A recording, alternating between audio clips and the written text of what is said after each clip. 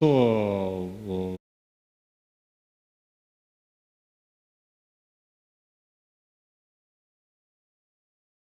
я не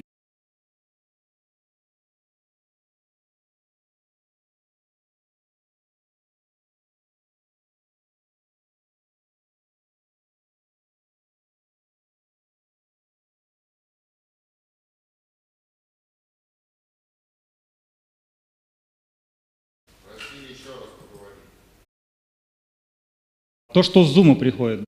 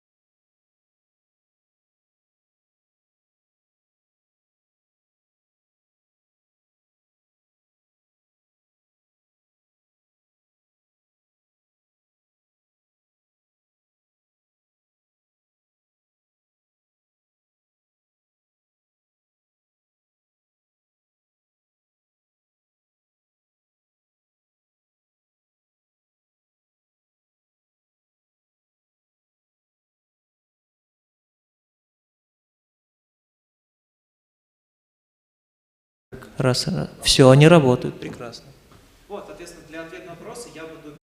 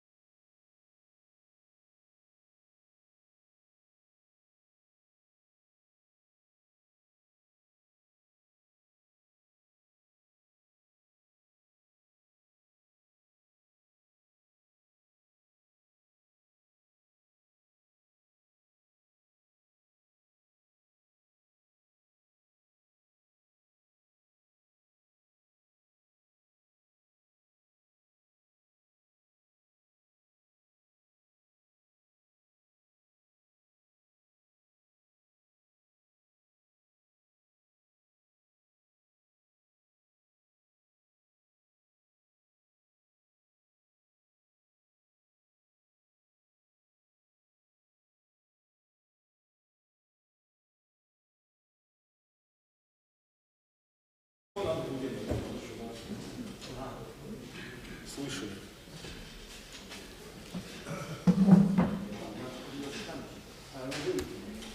Да здесь все так работает, все слышно, да? Вынуть можно, конечно. Да, Сергей Иванович. Ага. Да? Ношу, конечно.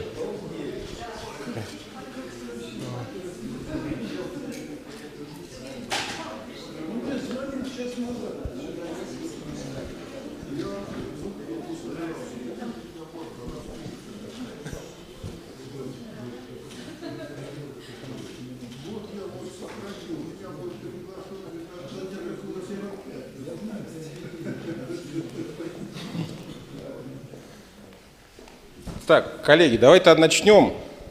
Мы с профессором Лукинчуком совместно ведем эту секцию. Вот. Так что я потом со сцены передвинусь в докладчики, потом мы с ним в очередной раз поменяемся. А так у нас вся аудитория, я так понимаю, в принципе, русскоговорящая.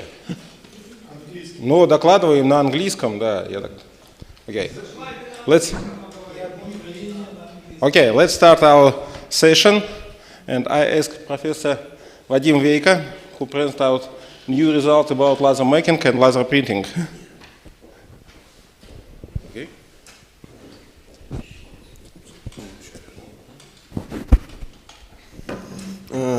Dear colleagues, ladies and gentlemen, let me first congratulate organizers with the reincarnation of LT and hope it was a last break. And okay, again, thanks for your kind invitation to open this session. So it's already announced that I'm from Institute of Laser Technology from Itmo University. My name is Vadim Veika, and my talk is devoted to the way from laser marking to laser pointing. And okay, I will begin from laser marking and after go to laser pointing. And what is laser marking? Everybody knows what it is, but let me remember you that laser marking occupies about 70% from world laser market and laser material processing. So it's a very serious field because a lot of companies produces the laser markers, and everywhere in industry people use laser marking. And even in our country, laser marking, it's a kind of state priority, and they have a problem of marking of every goods and to watch how the goods lives from fabrication to the date and so on. It's really important problem. And there is many different materials under the laser marking, but today I mostly will touch only the metals. Nevertheless, the laser marking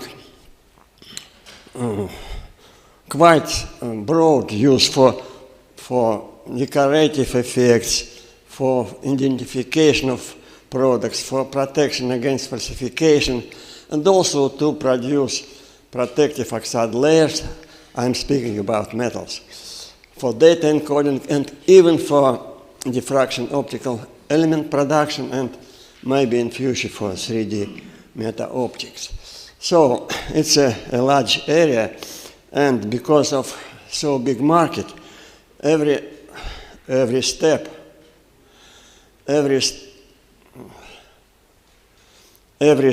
in this area is very important, and can be commercialized and takes the responsibility, so it's quite serious. I will begin from color laser marking. So color laser marking differs from monochromic black-white laser marking with colors, you know, and it brings decorative effects and so on, but unfortunately, not here. Unfortunately, the productivity, the speed of color laser marking is 10 to 15 times less than monochromic. And from other hand, it was until now, it's difficult to change the colors. And in many times, it's very important when people produce not only the code, but some picture, and picture needs some real colors, but not computer colors. So that's why this improving of color marking is important task. Let me remember you first principle for color laser marking of metals. It has 3 stages. First stage is heating of metal surface until the oxidation temperature. Right. Okay. Until oxidation temperature and atmosphere, and formation of thin oxide film inside laser spot.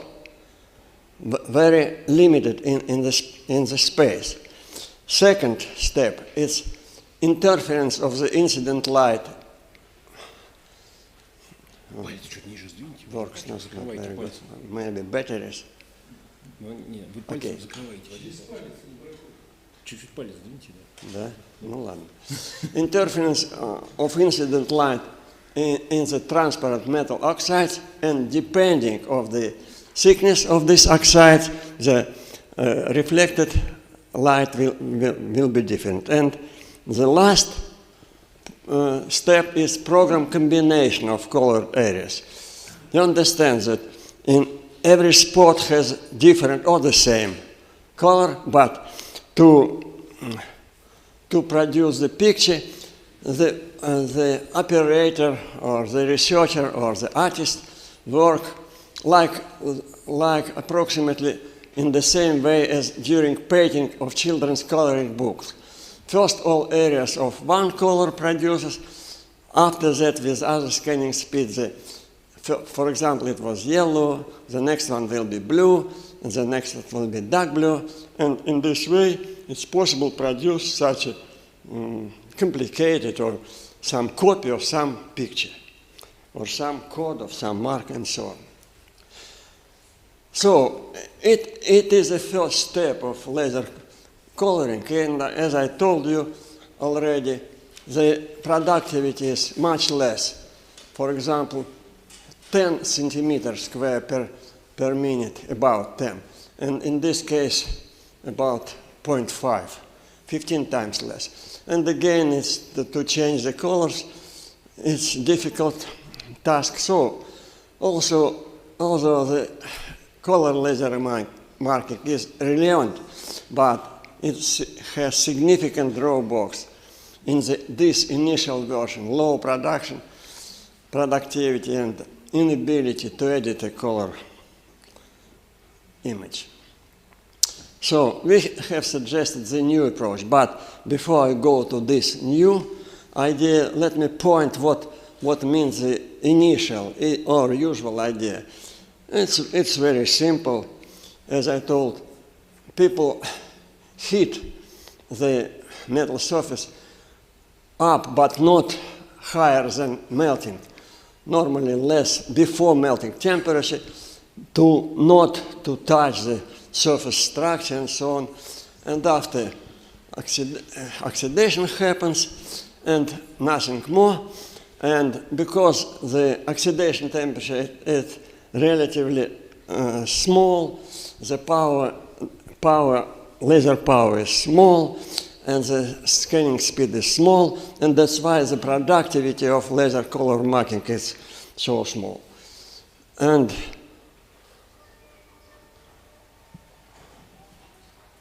something with batteries. But somehow, and people tried to increase the power density, but when they increase it only up to evaporation threshold, they remove the oxide layer and remove the surface. But what happens when we increase the power density in 10 times? To increase the productivity, we need high scanning speed, and that's why high power of laser. When we increase power in 10 times, then another phenomenon happens. First the surface is cleaned. It means everything, including oxide layers, is evaporates. And after we have the stage of cooling, and the oxidation happens at the stage of cooling. When it happens at the stage of cooling, we have much more possibility to control the time and finally the color. And how it happens, I will show you now. When you understand now the idea, after that we calculate the temperature changes and the oxide thickness and so on, and the final result looks like that. That we have the oxidation time, and any oxidation time corresponds with any definite thickness, with any definite color. So, for example, for 100 millimeter per second, the oxidation time is 0.2 millisecond, and this corresponds with blue color, and for example, 500 corresponds millimeter per second with yellow color. So it is absolutely definitely dependence between the scanning speed and between the colors. After that, we can go to three most important operations. First is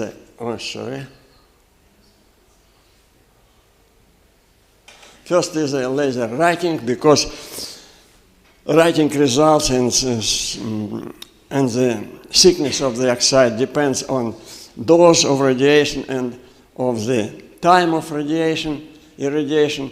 So we decided not to change the pulse power, pulse duration, pulse repetition, and so on, and power density finally, and only change the scanning speed. And with different scanning speed, we can write any colors which is available in the system of titanium with his oxide in interferation technique. And another regime is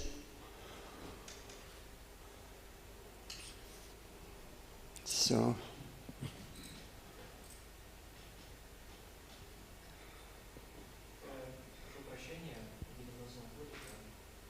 Так, ну что, мне продолжать? Да, я сейчас просто сделаю демонстрацию и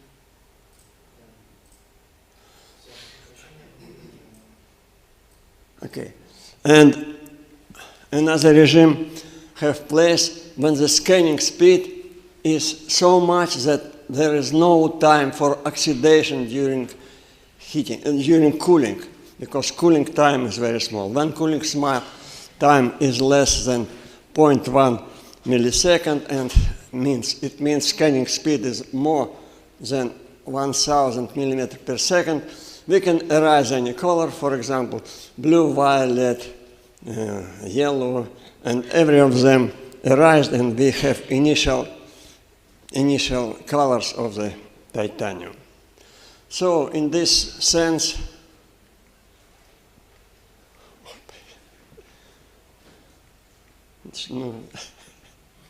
куда она? Вроде... Нет, ну я в перерыве тыкал, все было хорошо. Мне кажется, батарея. Ну переключите, короче говоря.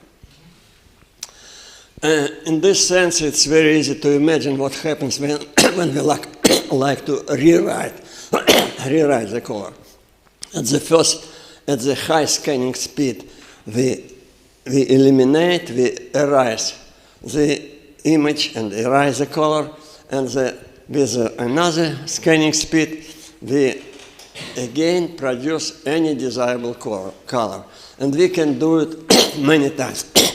For example, first we write, after that erase, after that we produce, for example, blue color, and we can make it 10 times, even more. It depends, of course, of the thickness, because a very small amount of this film evaporates, and depends on the thickness.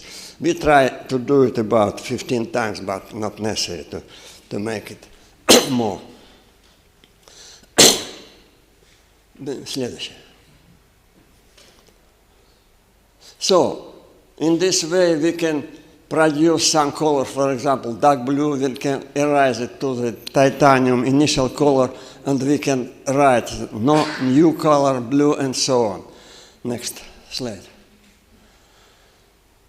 In this way, it has been produced and presented at the conference FLAM 2 months ago, the big panel, 1 meter to 2 meters, with color pictures from our institution. Next. Now I will go to the laser painting. Next.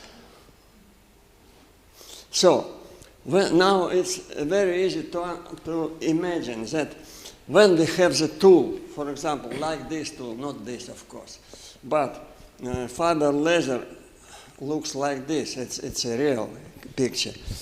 In this case, we can, instead the program, use our own brains, and instead of galvano scanning, use our own hand. In this case, we can imagine the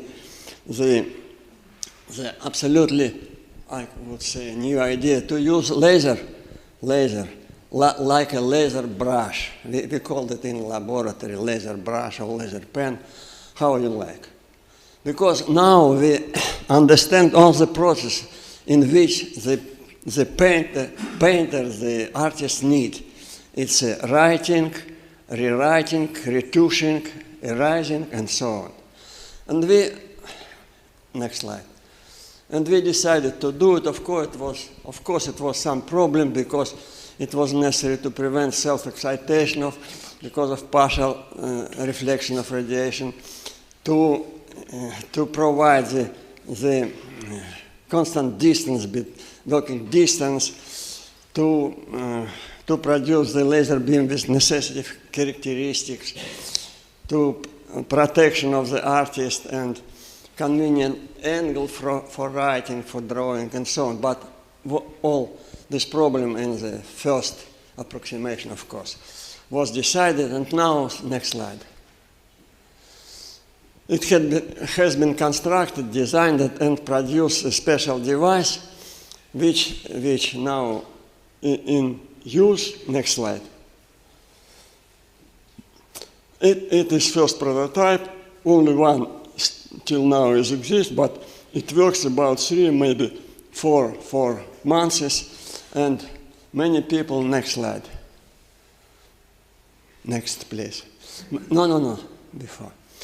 Many people, mostly our students and students of Stiglitz Academy of Applied Science, something like that, work, and it's one of the first pictures made by a laser brush. Next slide.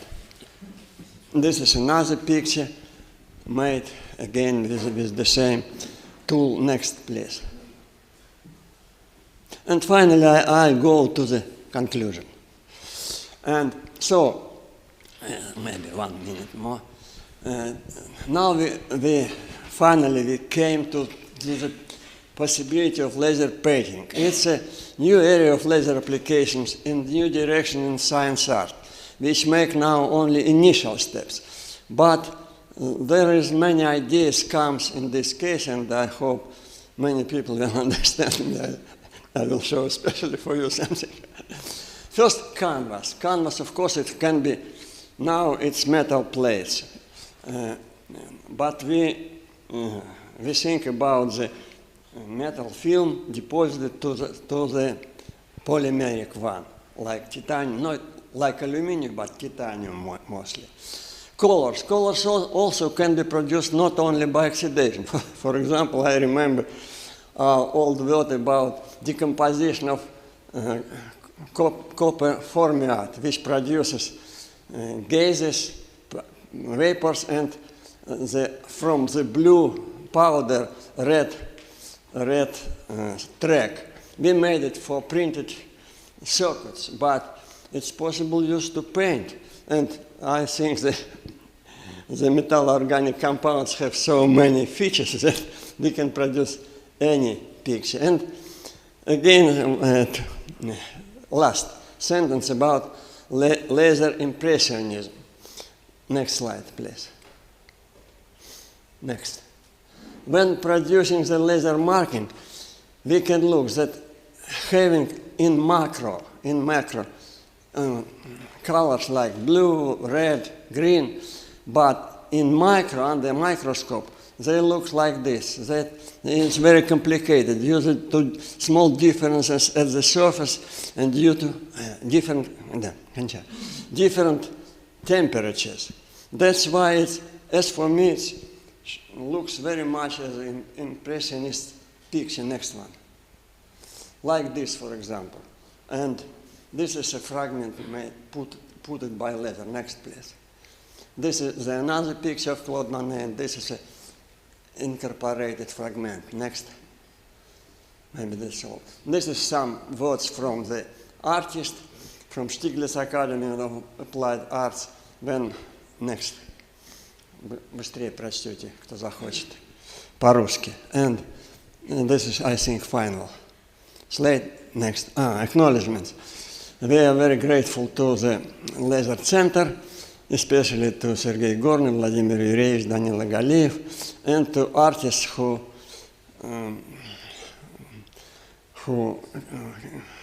work together with us, Anastasia Alexandrova and Bogodina. Thank you for your attention.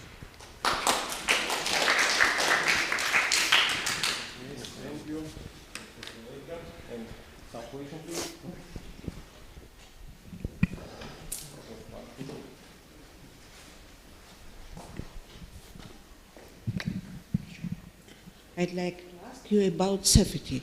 And please About, in sorry. Russian. Я по-русски. Safety, okay. Да. Насчет безопасности. Идея очень интересная с этой ручкой, кистью. Но... Нет, in Russian, please. I ask you. Can you translate? It's okay. Up to you. Ну, about safety.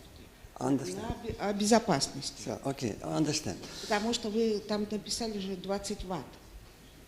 У вас исследования идут по поводу лазерного пучка мощностью 20 ватт. Да, совершенно верно.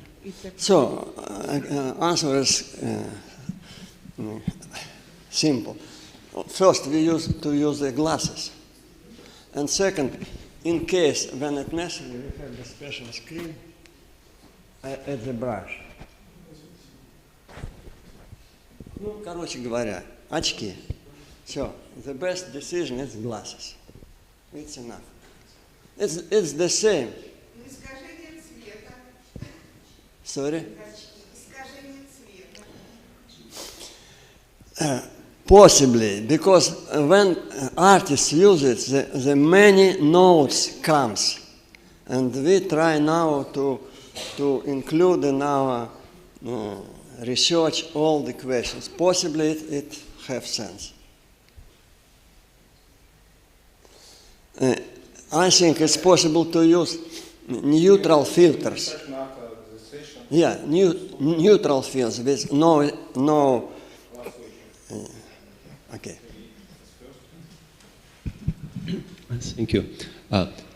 Say please, does it depend on very much on the ambient? If it is in air, are there any nitrite which appear, formation of nitrites? If you use, say, another oxidizing atmosphere like an oxygen, maybe you will have some other results. Okay. Do you see any dependencies? So you're right. Of course, the difference exists, but our idea to bring this to the artists. For example, now we in production artist workshop when we will have the fiber laser, the ultraviolet laser fiber, and different to produce, and this should be in normal atmosphere. It not should be the special atmosphere, not in vacuum, not in. You should use it like with a normal brush. It's a technological difficulty. You should avoid it as much as possible. But what I see is better for artists to provide some sketch. The sketch could be scanned and put in the machine, and the machine makes actually the picture. And from this point of view, we have much more freedom. It's not necessary to expose a painter to artist to radiation, indeed. I will answer, but artists, okay, Ruski, next. The artist thinks that the contact of artists with the brush is very important. It's different from the computer. That's not my opinion. Yeah, That's opinion of another sensation for sure. Yeah. It's possible, Yeah. and people use it. But for artists, it's interesting to improvise, not to sing, but improvise. This is that's not my thought. Goes to element of improvisation in the creative process. But of course, any approach can be useful. Yeah. Thank you very much. But in this case, idea to use the real instrument. Девочки не дали. Okay. Ask again. Thank you, Professor Vika.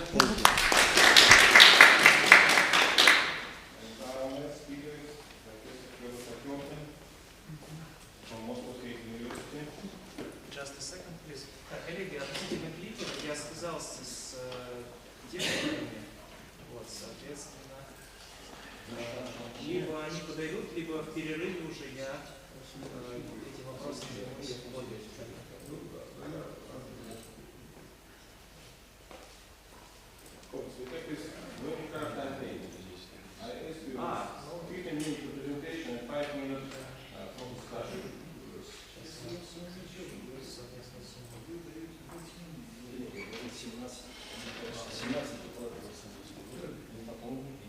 Нет, это для ответов на вопросы.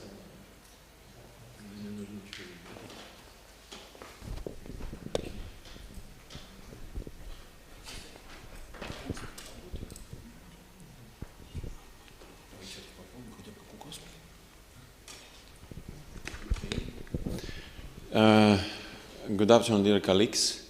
Thank you, Ms. Chairman, for this kind introduction. I want to thank Program and Organizing Committee, Vitaly Ivanovich Konov, personally Sergei Klementov, who just invited me to this conference. For me, it's a great honor to be here as an invited speaker. And my name is Ferry Potemkin. I'm the straight professor of Lomonosov Moscow State University.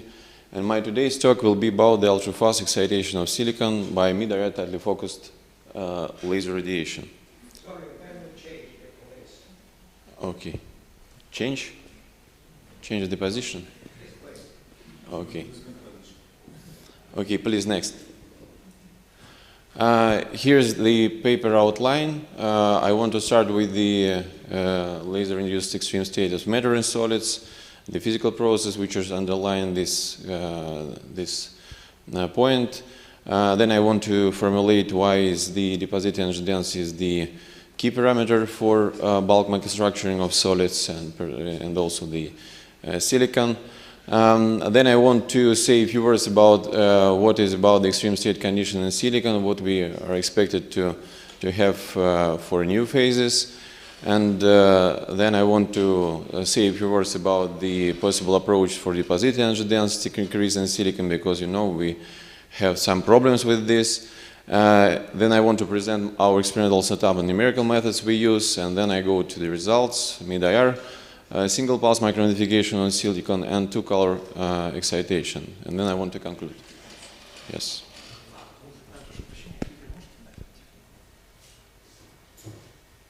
Laser pointer, please. How can I point? Ну, пока вот... Сейчас желательно заменить батарейки, но я прошу прощения, была такая ситуация. Not very good situation. Please, can you just... Okay.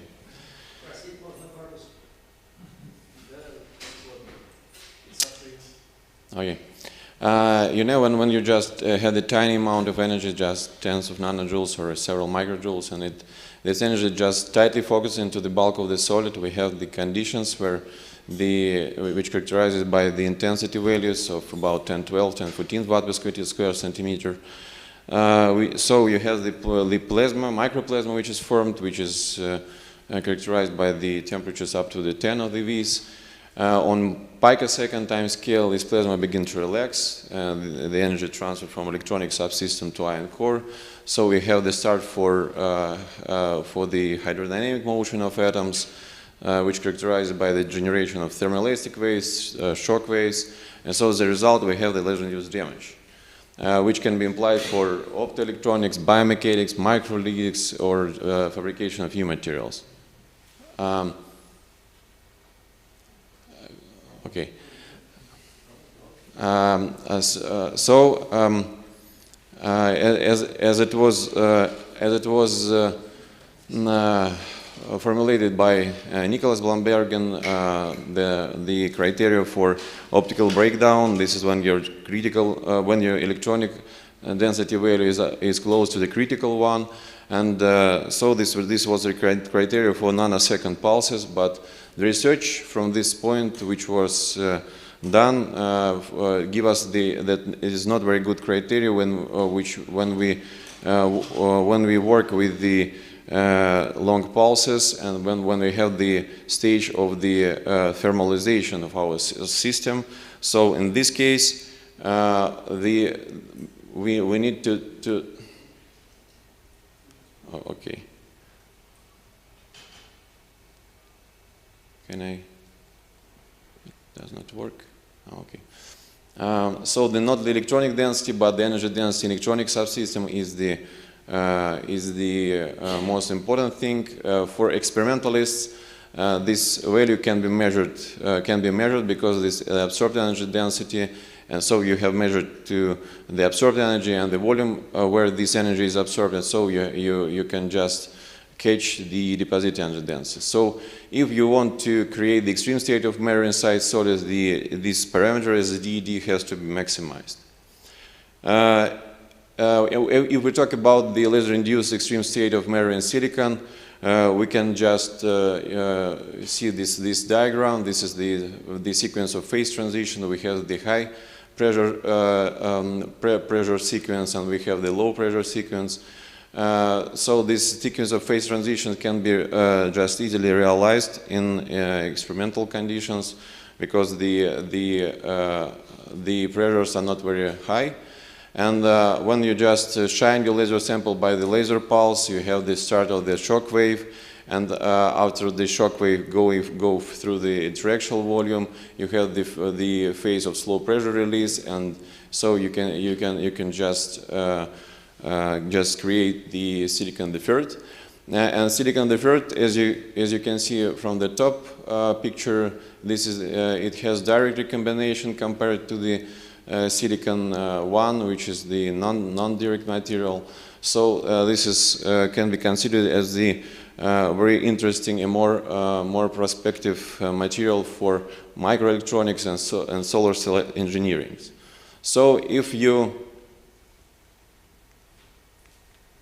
So let's reduce extreme state of matter in silicon is the way to achieve various pressures of silicon. Okay. As I say, in order to create this laser-reduced extreme state in silicon, you have to enhance this deposit energy density. In silicon, you have some problems with this, which was formulated in the not very long time ago by the group of the Vitaly Konov. This is the problems with the Snell's law, because the silicon refractive index is about the 3. So when you have the very highly divergent beam which passes through the plane surface, you have the start of aberrations, which also has a problem to the spreading your energy, because you have a various foci which is just formed along the optical axis. Now you have the problem with the 2-photon absorption when you're just using near-infrared excitation, so it gives you the plasma formation and the defocusing of your laser radiation, so you have the delocalization of your femtosecond laser pulse energy, and so it gives you the low DED value. So our goal to create laser-reduced extreme state of matter and bulk microintegration inside planar silicon. So we have some subtasks, these experimental tasks. We have to develop the experimental methods for DED measuring in semiconductors, and so we have to propose and implement the techniques to increase such DED. And also we are also thinking about the retrieving the dynamics of laser interaction in semiconductors. Okay, here I want to present some possible approach which was recently published for DED increase in silicon. Starting with the paper from 2017, the group of David Grajo just proposed a very good concept like hyperfocusing. They just increased the numerical aperture up to 3 using the special shapes of the silicon. They use the spheres, so it's quite a very interesting result, but cannot be implemented to the technological tasks. Then they go further to planar silicons, silicon samples. There they use picosecond pulses and 2 microns. As we know from the early works of the Vitaly Konov, that the 2 micron, this is the quite important wavelength, because for silicon we have the jump of the N2, so you have the favorable conditions for the self-focusing. But picosecond laser pulse give you some stochastic nature of your micronotification information, because you have the impact energization as the dominant process. And the another approach, this is the CD electrons, which can arise from the imperfections of your laser contrast when you work with the standard pulses, not OPCP or APA pulses, because in this case your intensity contrast is quite really high. Or you can make this to contrast bad just using the 2 pulses. You can just construct this artificially, and we made this for dielectrics, and it's very good working concept. And the point on which I was talking today, this is the 4 micron laser pulse excitation, and in this case we have the multi-photon absorption conditions, because the multi-photon number is close to 5, so we have high controllability, large penetration depths, and we expect higher DED. Okay. So the methods we use here you can see on the slide. These experimental methods, this is the numerical simulation methods. Experimental setup we use, you can see here, we use various sources. Chromostride laser as the pump for our mid-infrared OPA, so we can tune the wavelength in near-infrared and mid-infrared. So we have the pulses with tens of microjoules. Also, we have the possibility to tune the wavelength, to tune the pulse duration, and to have the much more powerful infrared laser pulses. It is quite the benchmark for CPA system in mid-IR. In our experimental setup, we use the laser excitation just tightly focusing to the bulk of the silicon. We use the highly resistant silicon with low level of impurities. Na varies from 0.5 to 0.85. Values we can just measure the incident energy, the transmitted energy. For characterization of the beam, we use the CCD. It can be replaced by the PMT when we just registering the ferrharmonic. For two-color excitation, we can add the additional channel. In this case, to avoid the chromatic aberration, we use the reflective object with numerical aperture of 0.5. Here is how it looks like in our lab now. As I said, the DD is the key parameter for us, so the goal is to measure it. So we just measure the absorption. The absorbance using the standard absorption technique. We measure the transmitted energy as a function of incident energy. We see how we can just estimate the absorbance. In order to obtain information about the localization of our energy, we use the ferrharmonic imaging and 3D propagation imaging. For 3D propagation imaging, you can see here how it looks like when we use the near-infrared excitation. We have the strong delocalization, as you can see when we just vary the energy from tens to hundreds of nanojoules. 3D harmonic imaging is a very well-known technique. It is based on the following physics, that when you just tightly focus your laser radiation to the homogeneous medium, you have the destructive interference of your signal, so you have the signal is close to zero. And any type of incontinuities like microplasma, phonons, or irreversible structural changes give you to the jump of the delta K or in K3, so it gives you the non-zero harmonic signal, and you see your structural changes. We just combine this with the scattering-based magnification analysis just to control in real time the macromodifications.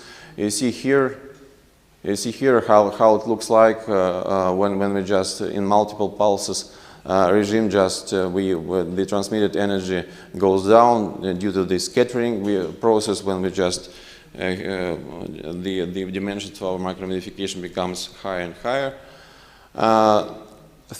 Using the mid-infrared wavelengths, we use the 4.6 microns, give us the possibility to make the third harmonic imaging, because this third harmonic is about 1.5 microns, and it is in transparency range for silicon. So we made this third harmonic imaging, and we see that we have the morphology of the void, we have the ring, we have the void in the center. We can see that the formation threshold is about 2 microjoules, optimum is 3 microjoules. The working distance is up to 300 micrometers with the numerical aperture of 0.85. And the really good result that we can control this micromodification process. And after under this control, we optimize this process, and we enhance the DED up to the value much higher than the DED formation threshold, which is about 5 kilojoule per cubic centimeter. So we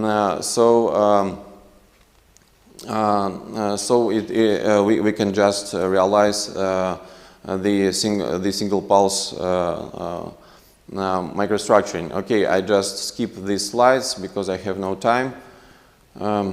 Sorry, how to skip. And the last slide, when I want to show you this, the two-color excitation. The concept is you have the two pulses. One is the near-infrared, another in the mid-IR. Near-infrared pulse gives you the seed, and mid-IR just increase the mean thermal energy of electrons and the concentration.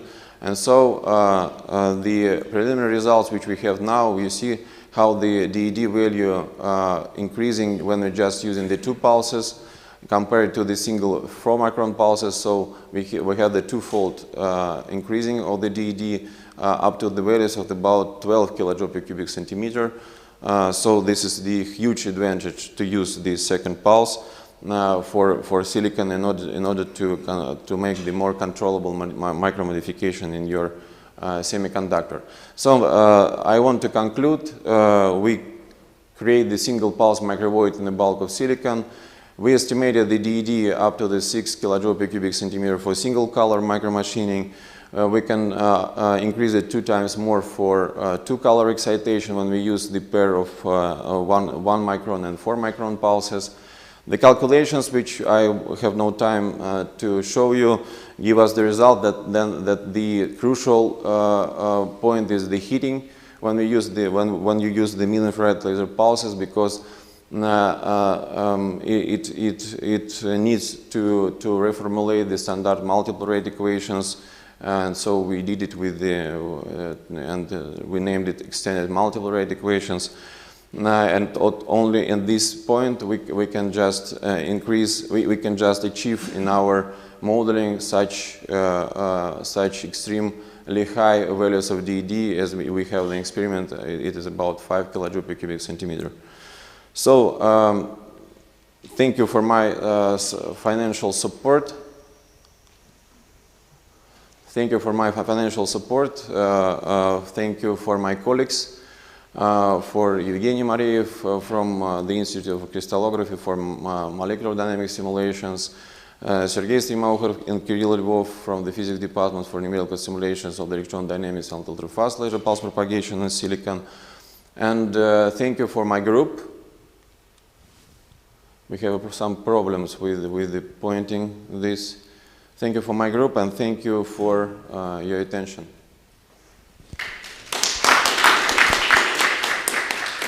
Thank you for very interesting questions. I didn't quite understand. Did you obtain irreversible changes in the structure? How did you observe them? What are the conditions? And thank you for your question. Yes, we have the irreversible changes in single pulse, optical changes in single pulse interaction regime. When we use the 4 micron pulses, which is tightly focused, about hundreds of microns inside the bulk of the silicon. This is the planar objects from the TDX company with the very good properties, and so we're single pulse regime of this micromodification.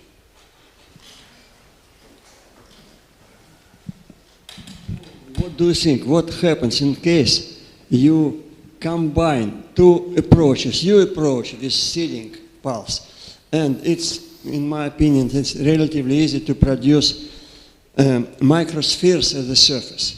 When you irradiate, or by laser even, or by lithography, when you irradiate with your approach the microsphere surface, maybe we will have some more enhancing of the DED. Thank you. I know about your works on this kind of maybe your works or close to about the microspheres, which is just can be homogeneously located on the surface, and so. But it is quite a very interesting point, because I don't know about the microspheres from the materials which is transparent for mid-IR. You know about this for some kind of the PMMA spheres or another. Silicon spheres also quite good for this, but our estimates, we also think about this, give us that the calcium fluoride spheres is the most interesting spheres for this case, because it's quite more broader in the spectrum, and it is the dielectric, so there are no electrons in the conduction band, so it's quite more controllable when we use these spheres. But okay, I think we can just discuss this. It can be useful just to increase the technologically applicable this concept. What information can be obtained in from after pulse relaxation about liquid silicon properties, in particular possible metal-non-metal transitions? As I catch your question right, what can we say about the metal-non-metal phase transitions? I know about there are a lot of works from all over the world about the liquid silicon, about the bond breaking, and so about the metallic surface, metallic properties. We see in our modeling that we can see in molecular dynamics modeling that we have in the periphery the silicon, the FERT, but not the liquid silicon, because we cannot analyze the liquid silicon now, because we use the central symmetry parameter as the parameter which gives us the information about the structure. So we see the only these phases like silicon 3, and I don't know. I think because this liquid silicon is the really important and we know about this. But my comment that we in our modeling we can see only the silicon, the FERT. Okay. Thank you. I changed my role. It does not work. It doesn't work. Okay, it's no problem. So we are continue our section, and next presentation is our chair. Yeah. Laser synthesis of linear carbon, new route of molecular optics. Okay, thank you, Boris. And a special thanks for previous authors, because now we have not some technical problems, and I need a special pause for that. And my talk about linear carbon, it is very interesting materials, and it's okay, it's work. Okay, and the outline of my talk about a short introduction about laser synthesis of laser materials, carbon materials, and some possible optical and electrical application. And well, now this carbon is very good materials for nanotechnology, because carbon has a different hybridization and different nanoforms. We know these two bulk materials, diamond and graphite. But if we use these two materials, we have different forms of the nanomaterials of carbon. This Lonsdale lead, fullerenes, carbon nanotubes, graphene. But what about its very specific carbon form? SP dimensional, that is SP. SP is this, some limited, is this absolutely theoretical materials, carbide. This is only linear carbon. But what about nanoforms of the carbine? And how you know this? It is very good materials for Nobel Prize. First one fullerenes, next one graphene. Maybe these next forms of the cumulant of polyenes, this ultimate forms of carbine. Maybe this next carbon prize, maybe another Nobel Prize.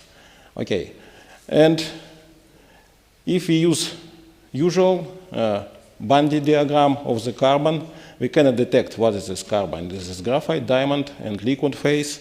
And typal point of the carbon is here, this area. But if we use it new version of the carbon diagram, we have this very small part of this created for the carbon, this linear materials of carbon. And if we use laser, we can structure it of our carbon materials with different way. This first one, if we use it femtosecond laser, it's very quickly heating. Or another one is slow heating if we use nanosecond or millisecond lasers. And what is interesting of linear carbon? First one, it is organic materials. It means we have the molecules of the carbon, and the optical properties and electrical properties is strongly correspond to the length of the linear carbons. And first one we have is this band gap. It's impossible for another form of carbon. And next one, okay, we have a special luminescence visible area. It is impossible for another carbon materials too. And in our experiment, we use this very cheaper methods. For first one, we irradiated carbon target in liquid. In the second step, we fragmentation these nanoparticles by nanosecond laser and formed some form of this bulk crystal, or this one is this carbide. But main problem for carbide is absolutely unstable materials, and we need some methods for stabilize these materials. And in our experiment, it is not needed. We use this strategy. We use a special gold or silver nanoparticles which use it like an anchor, and we stabilize our carbon chain in this form. And another one, if we have some change the condition, we have some complex, but it's not sufficient result for us.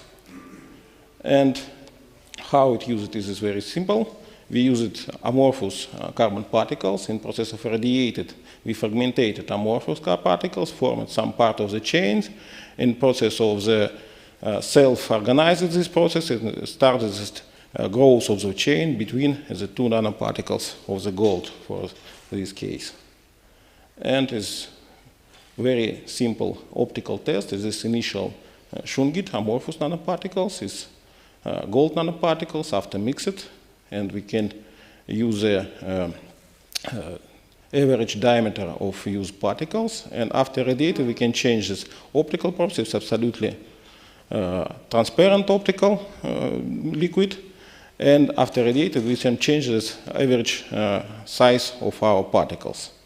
And by using transparent electron microscopy, and this our initial particles absolutely amorphous. It's without some ordering. It is amorphous materials, but after radiated, we have some metal organic complex. And if we detected this one is this parallel massive of carbon chain. And how we can test it? It is first one is by Raman spectroscopy, and initial materials is this one. It is absolutely amorphous. After radiated without gold particles, we have some part of the change, but it's very short. But if we used gold nanoparticles and laser radiated materials mixed of the Shungit particles and gold particle, and we have, excuse me, this one. This first is this usual C2C double bond, this one bond, and triple bond is this correspond to this. We can really synthesis of polyene type of carbine. And if we use it really some very long linear materials, we have two effects. First one is this, it is luminescence invisible area, and second one we can change of band gap of these materials, and we can test it. This first one is theoretical results, what is corresponds the band gap of the long linear by atoms, number of atoms, and tested this one. This first one is optical absorption, and it corresponds where we have this real carbon change from C10 to C26, or so. And using luminescence scheme is very simple. We have this real luminescence in this visible area to this. Its average size of our linear change is 10 atoms, but we have some part of the 16 on 24 atoms. And how we can use this? And first one, we need deposited ordered area of our linear carbon. And we use this very simple methods in deposited by electronic field. And we oriented of our this complex, because this complex is like a dipole. This is one particles, next particles, and we can orient it in electrical field, constant electrical field, this very big dipole, and deposited. And for oriented, we used particles with two diameter 10 nanometers and 100 nanometers. It means with 10 nanometers it has this positive charge, this one is this negative charge of the surface of particles, and we really deposited some oriented complex of our carbon chain. And after that, we tested it by electron diffraction of this structure, and we detected this very specific maxima of scattering, electron scattering. And next one we can using TEM microscopy. This one is one of the part of our deposited layer by oriented linear carbon chains. And first one is this changed the process of luminescence. We can detect this special maxima, and this maxima strongly correspond to the excitation wavelength. And next one, what is possible to change the behavior is a special transition in our massif of carbon chains. Is very principal feature. If we have only one chain, we have only one rules for transition in this chains. If we have parallel massif, we have these new rules for optical transition in our scheme. And it's possible, now it's only theoretical result, it's not only optical transition, but it's Terreger's transition from LUMO to HOMO. And we detected this change between these forms of deposit. This one is a cycle, and this one is deposited of the linear carbon between two gold particles. And first interesting result is the intensity of the metal carbon layer is more we use gold than we use only carbon. But if we using this very low intensity, we have this very interesting situation when the carbon have luminescence changes parabola feed, and this one if we have only linear feed of average intensity of luminescence. Why? Because if we use it only carbon, for the optical transition needed one pair, as one hole, and electron of this situation. We have this electron, dropped one, this is from LUMO to HOMO. But if we have, and it needs this one pair, it needed the parabolic feed of the intensity. And if we use it gold nanoparticles, we have this huge of electrons and huge of holes. And this feed this rule of transition only linear, because all electrons have its own holes. And very interesting result is this situation when we deposited of order part our massive of carbon linear chains, and we rotate of our deposited layer.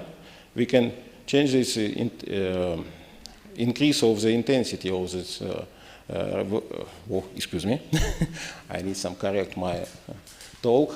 And if we use it polarized laser, we can test it. It's really we deposited of the oriented materials or not.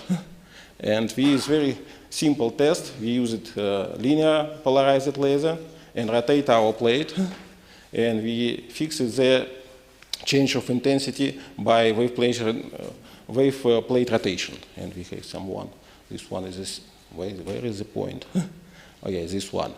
And we change this orient. We have the angle from the linear polarization and our structure, and we have the change of intensity of our luminescence. Why? Because we have some rule of absorption, and we have the angle between the linear polarization and our oriented materials. And in process of luminescence, we have this intensity of luminescence when we change the position of plate and laser radiation. And first, the last one is this optical properties. And if we use these very simple methods for detected of optical pumping of this layer, we buy laser and we measure the tunnel current This one is very simple. This one is this position when the type of the microscope under these gold particles is without laser radiation and after laser radiation. And this one when the position of tip near of the carbon chain. This one is absolutely strong semiconductor, and this one is we start of process of create of new electrons, and we increase our tunnel current, and we can change this. It is very simple photodetectors on another one, because we have changed the intensity of laser radiation and changed the current, photocurrent in our position. And okay, so what time? Oh, I'm finished, and I don't have a conclusion, but I would like to present our international team. All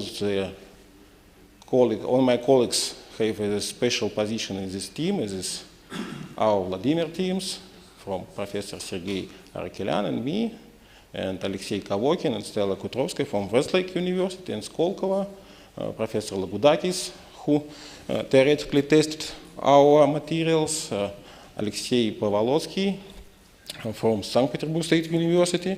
It's experiment for luminescence, photoluminescence is a result of Alexei group. Mikhail Portnoy, who calculated the possible of Terekins transition in our teams, and Olivia Pulci, who used a DFT calculation of our experimental results. Okay, thank you for your attention. Thank you. A few questions. Yeah.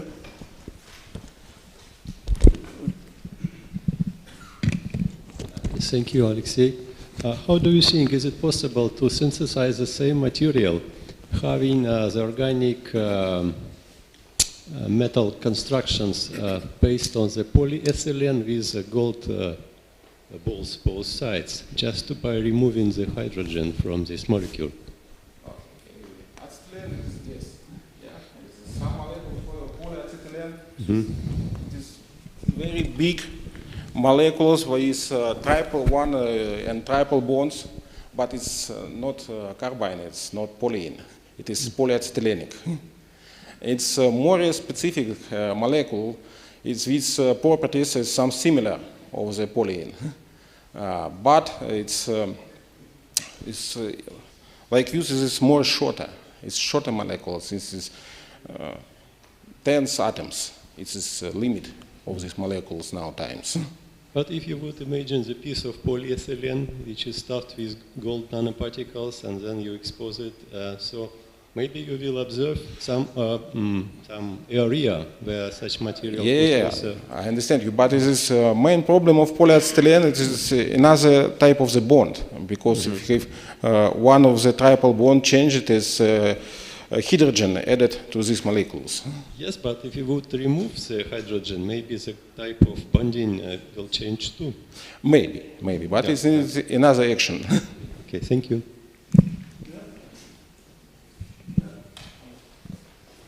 Thank you very much, Alexei, for nice talk. Okay, we see from Raman spectra that you have polyene structures, but what is about separation technique? How to make purification of your material?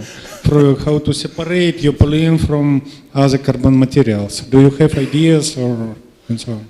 Oh yeah, thank you. And it is very good, but it's a very difficult question because in process of laser action is very simple, but it's very difficult for mass production. And one of the main problem, how we can start fragmentation all volume of liquid in process of laser fragmentation. We have now we use it as a difference of some tens, maybe 20. And now time we use it another one, and we use a method for mass production by electric arc and laser fragmentation in open scheme from the liquid. And I think it is more interesting, but process of the separate the result. It is open now. Now it's open. Because it is, if we created these polyene materials, we don't have a special chemical method for clear of our liquid, or separate this liquid only for the polyene and amorphous carbon. Now I don't know these methods. Okay, thank you.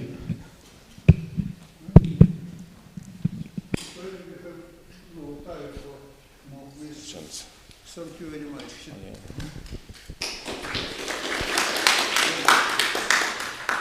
Now is the time of next presentation. А Грузию, Виталий? Нет. Кумленюк. Максим Кумленюк. Не, сейчас постоим у нас Кумленюк. Нет, я понимаю, он просто участник Zoom так отражается. Я открою презентацию.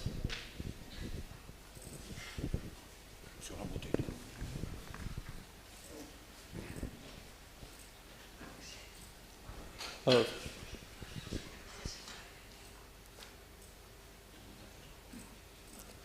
First of all, I would like to thank organizing committee for the invitation to talk today.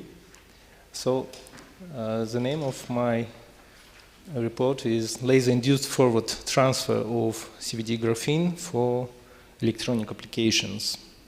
So, you know that graphene is still promising material with its superior properties, but it's still challenging task to transfer it on different substrates and to form different patterns on it. And the common method is lithography, and it includes multi-stage technical process. And our goal is to develop a simple method with minimum impact on graphene that would be cheaper and less harmful to initial graphene. So here you can see the typical multi-stage processing of graphene. So first graphene is grown on copper substrate, so it's usually copper foil. Then you use, then you cover it with PMMA, then put some in etchant and to remove the copper, and then you transfer it in liquid to the target substrate. So it's usually silicon substrate, and after that you make a patterning of graphene with photolithography, and finally you will obtain some structure on this on silicon substrate. And we propose to use two-stage model.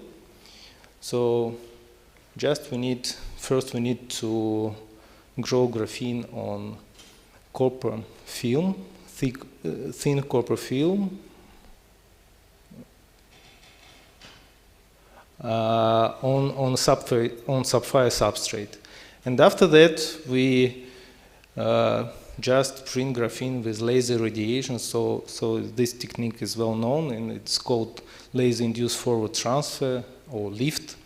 So in this case, the laser radiation is absorbing in thin metal layer, and after that it induced bubble formation, and this metal pushes the graphene on the target substrate, so-called acceptor, so it may be silicon or any other material.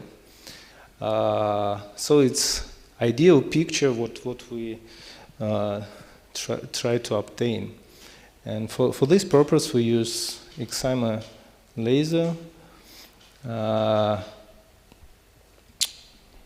and so we change two parameters in our experiments. We change the distance between donor and acceptor and laser fluence.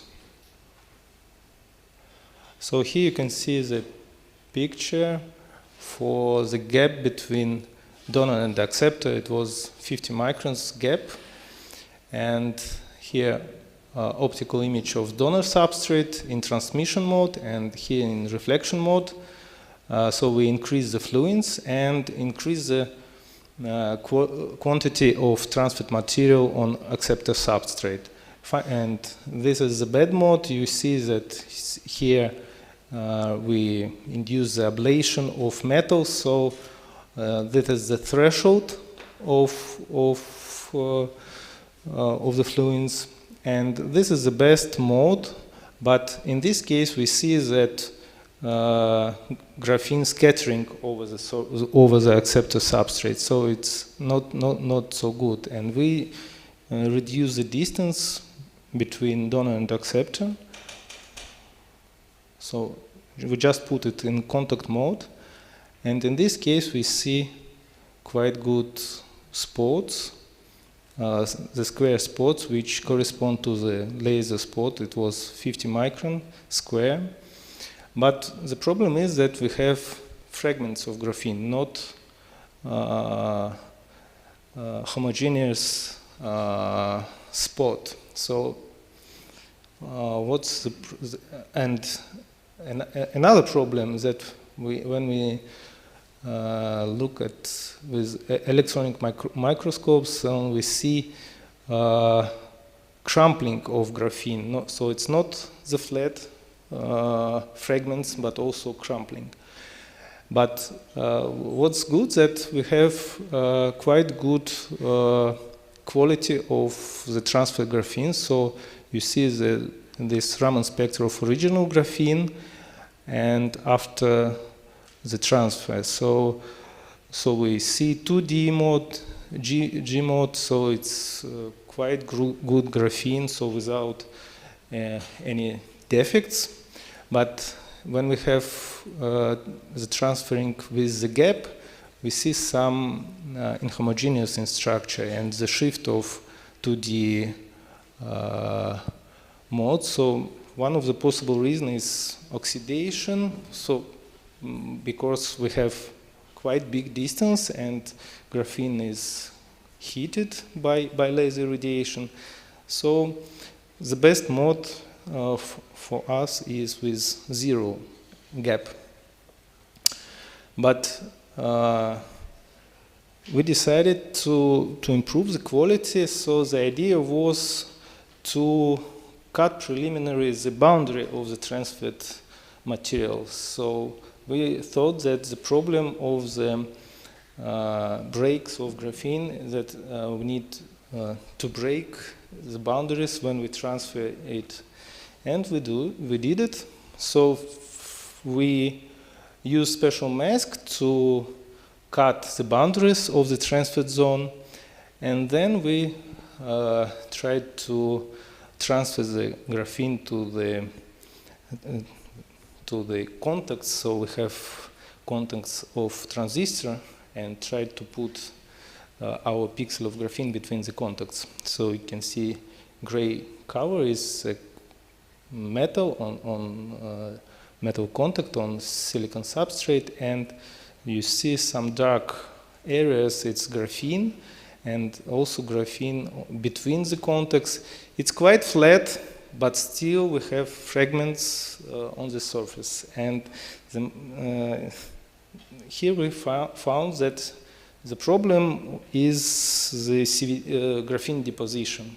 So when we have thin film of copper, we analyze the grains of copper using electron backscattering diffraction, and you can see on the left picture, so it consists of quite small grains of copper, and these grains correspond also to the grains of graphene. So we have polycrystalline graphene on our film.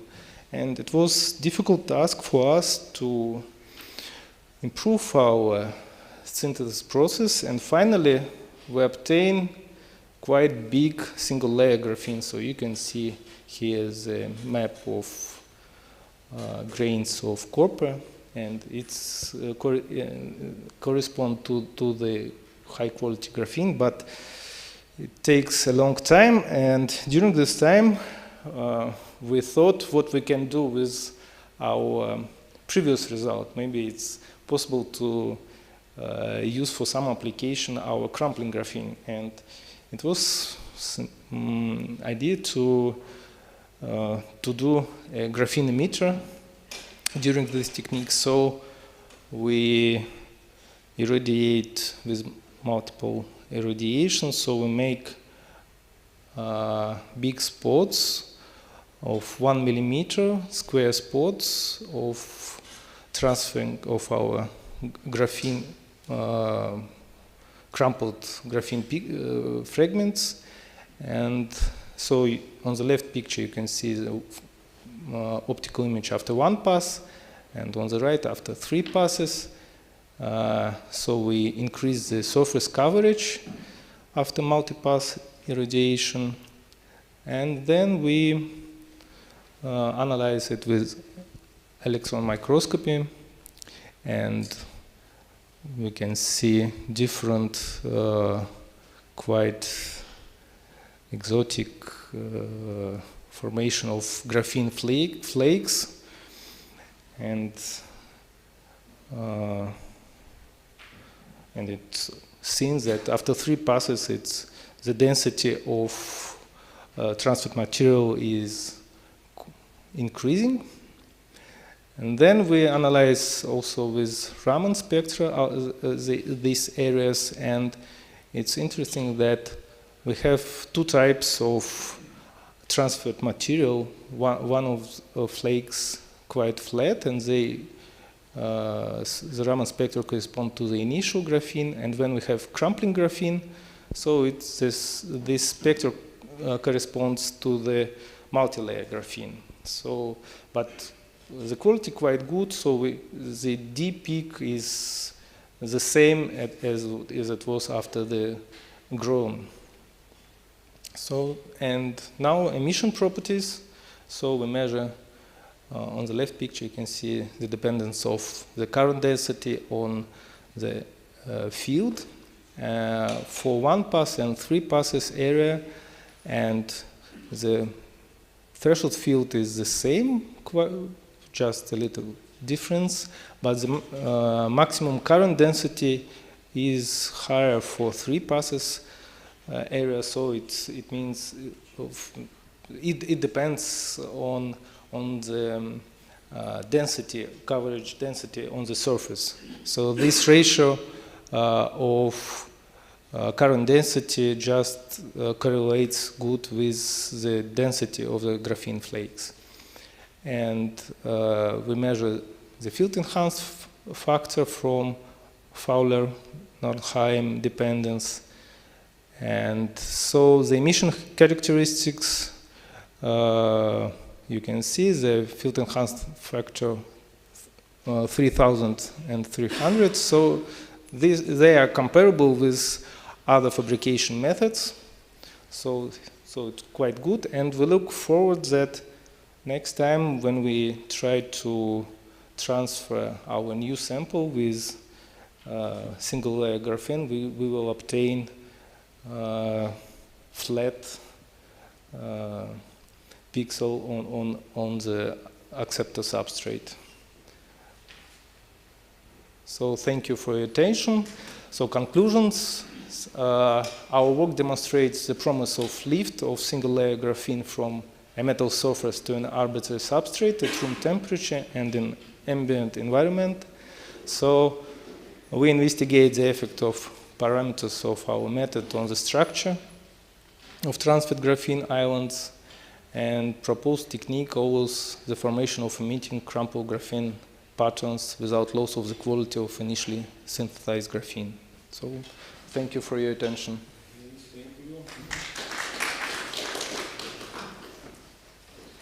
Yeah. Thank you. I have 2 questions. One, is the kappa transferred as well? Sorry? If the kappa is transferred as well? No.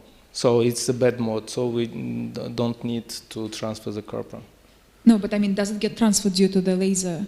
Now, you should find the optimal conditions when you induce bubble due to the evaporation of the metal film, but not it transferring on your target substrate. Okay. It's bad mode, so it will destroy all properties you want to obtain. Okay, and the second question, do you see a way to create a continuous film? So we try to do it, but not yet.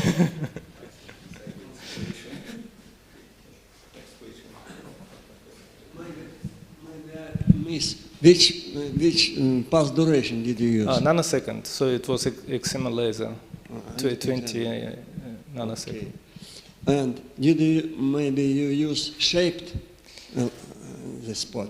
No? Yeah, we also thought about it, but we didn't try. So it may be in this case we can do it in one pulse when we have. Okay, I see two ways to improve your results. First is shaped spot, and second is much more scanning, much more scans. Not 3, but maybe 100. Yeah. If you like, we can such an experience. If you like, we can. Okay, thank you. Try something. Okay, thank you.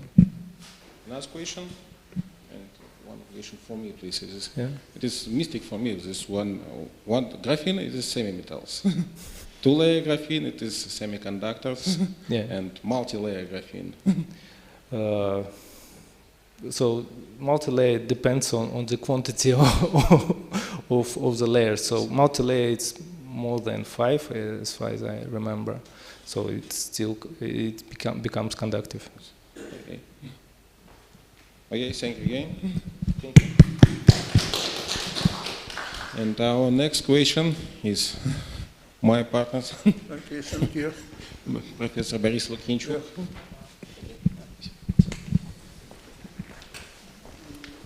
First of all, I am very thankful to the invitation to organizers to be invited to this conference. And no, not just a second, please.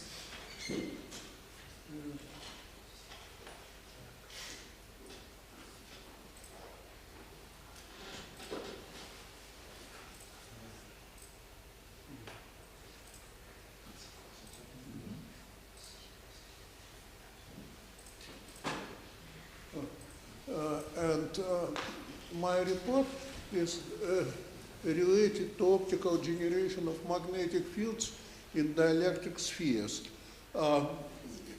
In next one, in the surrounding world, you can see huge variation of magnetic phenomena, 70 orders of magnitude, 7 zeros. Which is probably the weakest effect which was measured experimentally, that is so-called the frame dragging effect. In general theory of relativity, if you have rotated gravity field around Earth, for example, then if satellite will go from north to south, then it would be some additional force similar to Coriolis force during this motion. And it corresponds to some Lorentz force and magnetic field. And NASA mission Gravity Probe B did this measurement the whole year. They move around the Earth. Then a couple of years did calculations in supercomputer, and finally they found this force on the level of Atta Tesla, 10 to minus 18, which was with accuracy about 10%, correspond to theoretical estimations. Then another sensitive effect, that is the effect of magnetic resistance. Some birds can follow along the magnetic lines, and nobody knows how they do it, but taking into account the size of brain, scientists consider that sensitivity should be on the level of picotesla, 10 to minus 12. In the case of human, they consider that when we have some information, it needs fields about femtotesla. Then in our life we can see millitesla with toaster very easily, or even higher field with oven. And finally, this strength of Earth's magnetic field, that is 20 to 50 microtesla. That is weak fields. Next one. If we will see higher order fields, then record for static field magnet is 45 Tesla, and just 1 month ago it was paper from Chinese group when they told that they beat this record, and they have 45.2 Tesla magnet. That is 3 component alloy, so complicated field. Then more interesting to see high fields. High fields, well, high magnetic fields, it is interesting, for example, for 100 Tesla, that is magnetic field of typical white dwarf star. So when our sun would be cold, it would be this field. And human record is about 3,000 Tesla, and it was obtained in Russia and in Livermore group, absolutely the same. Different is 10 Tesla or something like this one on the level of this one. So it is not possible to produce high magnetic fields with stationary conditions. And Kapitsa analyzed this situation when he was working in Rutherford laboratory, and thought that it is impossible to obtain high magnetic fields with stationary conditions. We need pulse conditions. And in 1924, he received field 100 Tesla or 1 million Gauss in his laboratory. And about 30 years later, Sakharov suggests idea of magnetic flux compression in liner when you have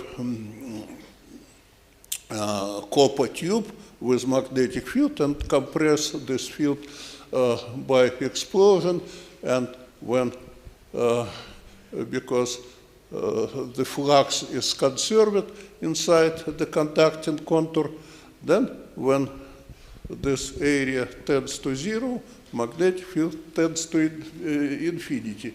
But unfortunately, it is not possible to obtain infinity because of instabilities and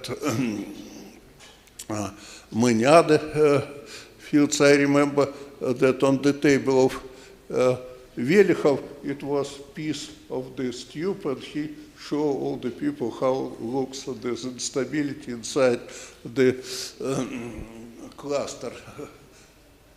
Next one. Now we can analyze magnetic fields in sphere with help of exact solution of Maxwell question, me theory. Me was not the first to find this solution, but he was a good physicist. So he showed that there are some resonances for the fields with complex refractive index materials. And in fact, he explained the existence of localized plasmons.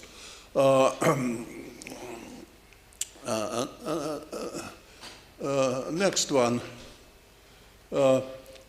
Me theory was not very popular about 150 years. It was some number of publications, but starting from 1991, it is average growth of publications.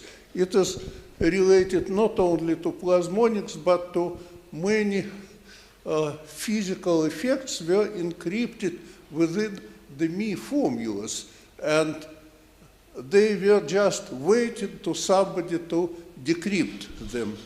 Next one. For the generation of big magnetic field, we need two effects. The first one, that is Fano resonances. Fano resonance, that is effect of interference of two beams with broad and narrow spectrum. For example, if you have plasmonic particle, then it is easy. You have broad spectrum from relay scattering and need some narrow spectrum, for example, from the quadrupole surface resonance mode. And this Fano resonance, they typically much narrow than normal usual resonance, and it have many applications. So, and when we published this book, we pay attention that high order resonances becomes narrow and narrow and narrow, and we have even idea to obtain extra narrow resonance with high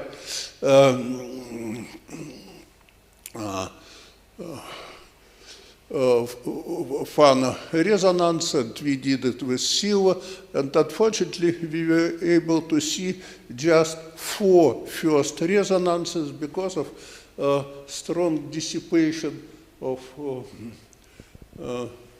in metal invisible range. Fortunately, it is possible to produce this next one, Fano resonances in dielectrics with weak dissipation. And here it is only important to see another effect, formation of vortices. Vortices, that is picture of Descartes, who suggested, yes, this universal picture of vortices, and it is possible to produce nanovortices during light scattering. Next one. Vortices create magnetic field inside. So with this vortices, you can create sufficiently high magnetic field inside the particle, not outside, but inside, or on the border of this particle here. And this magnetic field with each resonance increases approximately by the order of magnitude. So if you would be able to reach high order resonance, you can create high magnetic fields. Next one. So here, just example, even for the first resonances, you can see magnetic field inside the particle much stronger than electrical field. Electrical field is here 25, something like this one, and magnetic field intensity is 700. And this intensity increase with higher and higher order resonances. Next one. So you can see some resonances, first resonances which we found in dipole approximation that is useful for some applications with next one. So the idea of this huge resonances, in fact, very simple. It is related to Biot-Savart formula that magnetic field is proportional to intensity divided to radius of ring. And if it would be possible to create very small ring, you immediately will have huge fields. Unfortunately, it is not so simple to create very small circles because you have characteristic lengths, wavelengths. So to do ring much smaller than the wavelengths, it is not so simple. If you will consider, for example, for dipole resonance in some material, in glass, for example, that is value you can create radius about 100 nanometers. But we need even much less than this one. Fortunately, it is possible due to super oscillation effect, which is now very popular. It was suggested by mathematicians, by Michael Berry, and many people are working with this effect. So when you have a single point with pointing vector equal 0, around this point you have variation of phase 2 pi, 4 pi, or so on, and gradient of phase, that is local wave vector, can be very big. You can see it even with uncertainty principle that you can focus dark on the light in very small size of dark. No diffraction limit. Diffraction limit is for the light on the dark field, but not the opposite. So next one. So with this high order resonances, of course you can see it in far field scattering, but far field scattering produces just 10–20% change in amplitude, and these resonances are very narrow.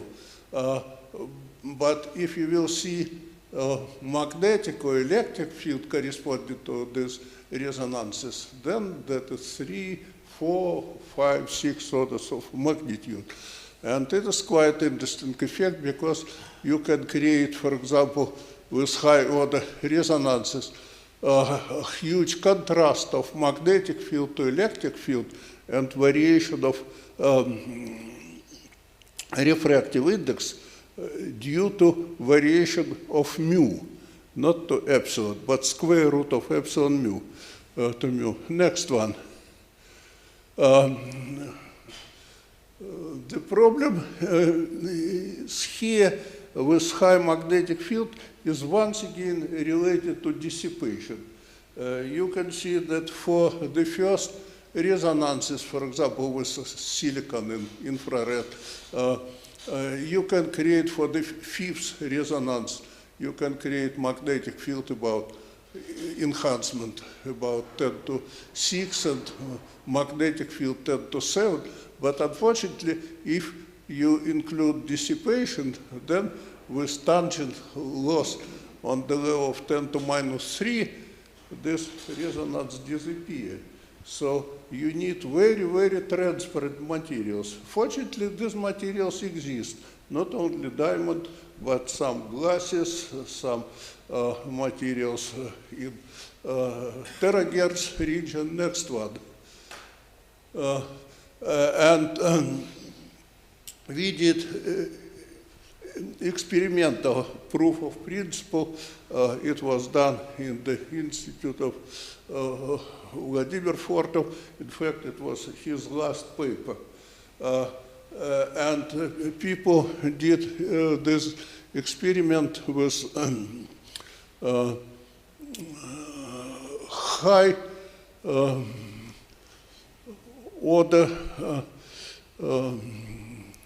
not high order, with high dielectric permittivity materials, that is ceramics, high voltage ceramics, with epsilon above 100, 150, and microwave, yes, and it is possible to see these resonances, and we found that it is possible to enhance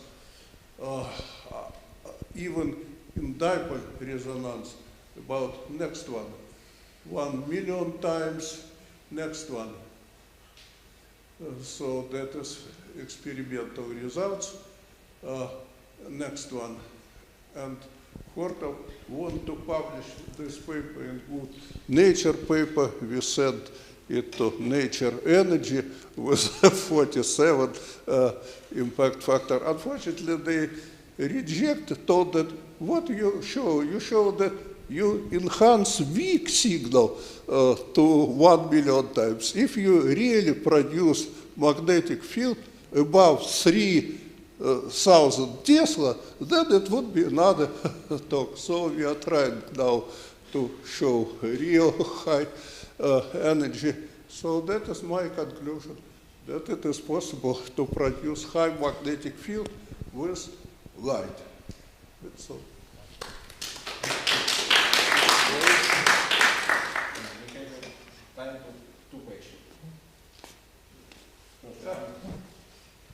Boris, could you finally conclude? What is the best dielectric material to watch, no, not to calculate, because in calculation we cannot. It's a non-trivial question to see what is the best for high order resonances to obtain highest magnetic field. The problem is that resonances are so narrow that to search all these resonances, it needs huge number for calculations. We did it, and what we can see that for each material, for each Fano resonance, you can reach some highest magnetic field. Then, if you will see from 2 less than 2, then this highest magnetic field tends to 0, when refractive index would be 1. Then if you will see more than 4, then it also tends to smaller value. So sometimes it is between 2 and 4. I cannot say more exactly. What we see in calculations, the highest field was field enhancement was 10 to 16. 10 to 16. So from plane wave. My question not about what you can show in calculations, but every time some problems arise. That's why my not opinion. What I conclude that there's no good material to watch it in reality, because in any case something interrupted. Am I right or not? What we need in any case, we need very weak dissipation for this effect in dielectrics. And I know some glasses exist with imaginary part of epsilon 10 to minus 8. So that is, in principle, it is possible to reach 20 high order resonances. So glass, good glass, very transparent glass.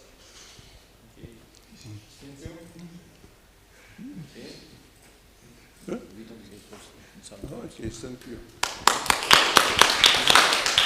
And our final authors is Professor Inagamov.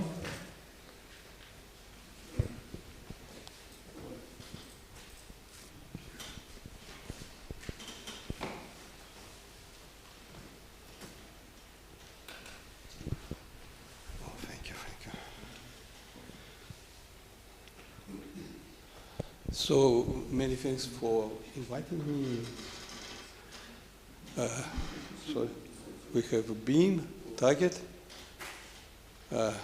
It produces ejector and some motion inside the target. And my report is about this motion inside. And this is done for this topic. And it is rather popular now, many countries, and also in our country, but use this modification of metals to improve their properties. And the physics is very simple. First, we illuminate the target, then shock modify plastically our metal target, and modified metal becomes better. And it is important threshold. It is called elastic limit. So material behave elastically up to some limit. Above this limit, it behaves plastically. And if we have this Hooke law, so we have this linear dependence of stress on deformation, but up to some threshold. Above this threshold, it behaves plastically. So, and this threshold is important because if we want to modify material inside it, we need, if we impose a stress of this order, then it will return back after action. So we need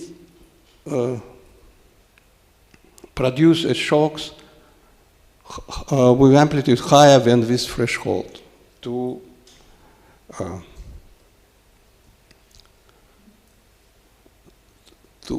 leave this deformation after finishing of the illumination. And it is important that this value is rather small. So if the bulk modulus for metal is typically 1 megabar value, it is typically few percent of this value. But if we use femtosecond, picosecond short pulses, then this threshold is much higher. And it may be even quarter of bulk modulus. So it will be something like 20 GPa, for example, for aluminum, or more for nickel and other hard metals. Okay, now we have a shock produced by laser, and if it is above this threshold, it modifies metal, and if it's below, no modification will exist, because it is this is just elastic wave and this is plastic wave. But with time, the amplitude of the laser shock decay with time. The pulse is finished, the shock goes deep inside a target, and its amplitude go down, down, down. So this question, how fast it decays, it is important for us. First of all, we need to eliminate significantly to produce shock above the threshold. And second, we will follow this decay up to hell.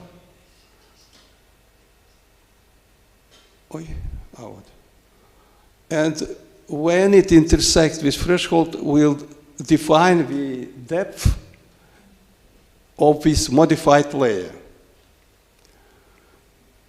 Okay, so, and the focal spot dimension is important because it produces flat shock, but if shock go far away, it became more rounded, and so let this will be distance passed by shock. So if it is small relative to this, we will have one-dimensional decay, slow decay, slow attenuation. But when it passes to this regime, the attenuation will be much faster, just due to geometrical reasons. And so this is simulation. So initially it is flat, but later in time it becomes more round and decay faster. And here this is amplitude, and so it decays slowly in one-dimensional regime, and after that, after somewhere between these two frames, begin to decay to attenuate much faster.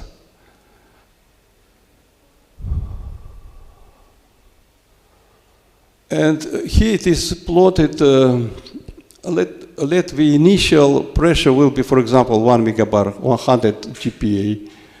And if it is large spot, millimeter size, this is in microns, so this is millimeter, so it will attenuate according to this one-dimensional law, so relatively slowly.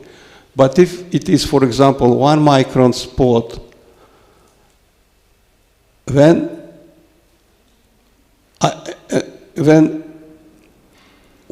the distance passed by the shock is larger than the size of the spot, it will decay much faster in 2-dimensional and 3-dimensional cases.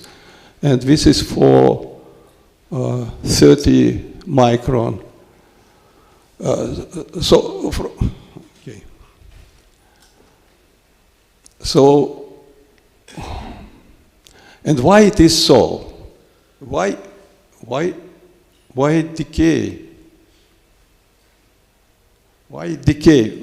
Here I just plot this simple picture. It decay due to nonlinear dispersion. So the sound speed depends on the pressure. So sound speed here is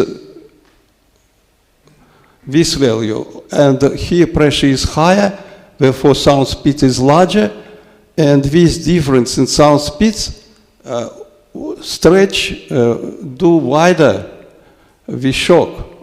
And the shock is triangular because the duration of the pulse is finite.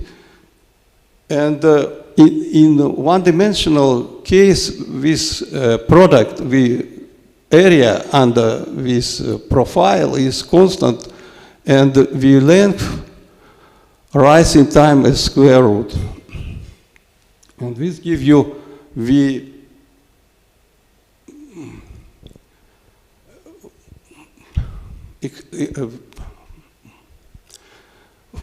slow decay, slow attenuation case. But if you come to 2D or 3D attenuation, then just due to geometrical stretching of the front, together with this stretching along the radius, it will decay much faster. Okay.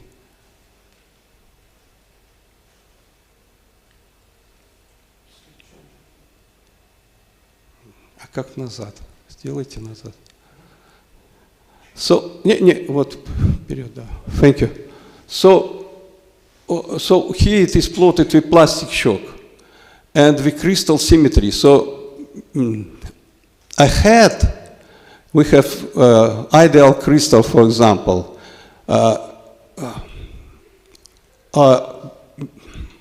After shock, the plasticity change structure of the crystal, and the symmetry drops down.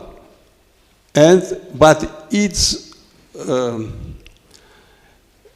takes place only when the shock is higher than this limit. When it drops down, after that it goes in elastic regime while the layer deformed. doesn't change its thickness. It is shown here. So the shock goes, so it was phase-centric cubic crystal with symmetry 6, and after shock this symmetry doesn't change, because now shock is an elastic limit and doesn't change up. But previously, when the shock was here, it was amplitude was higher, and it changed internal structure of the lattice.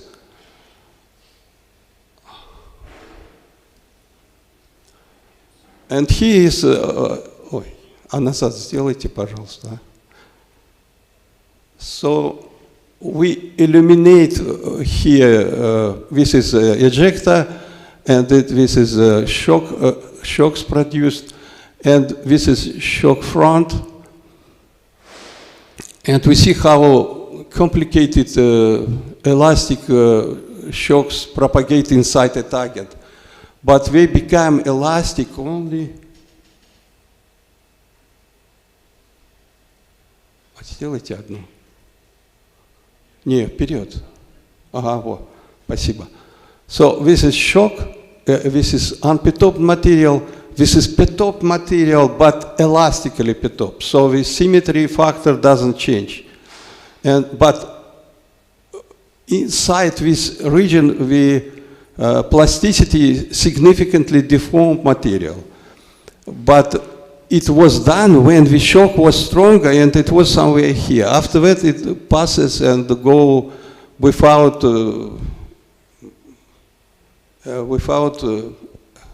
residual elastic deformation.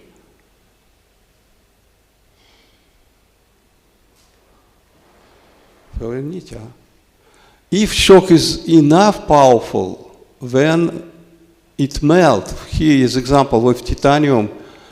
But again, early in time, molten titanium is behind the shock. But later in time, shock goes ahead while this modified layer remains at the back side. So this is the modified, you see? So at initial time, it follows shock front, but late in time, it delayed and stops while shock go further and further. And so this is experimental result. So we do so with transparent electron microscopy. So we take lamella and we see this layer which pass through strong shock where it was modified, and after that shock attenuate and become weak and doesn't change material.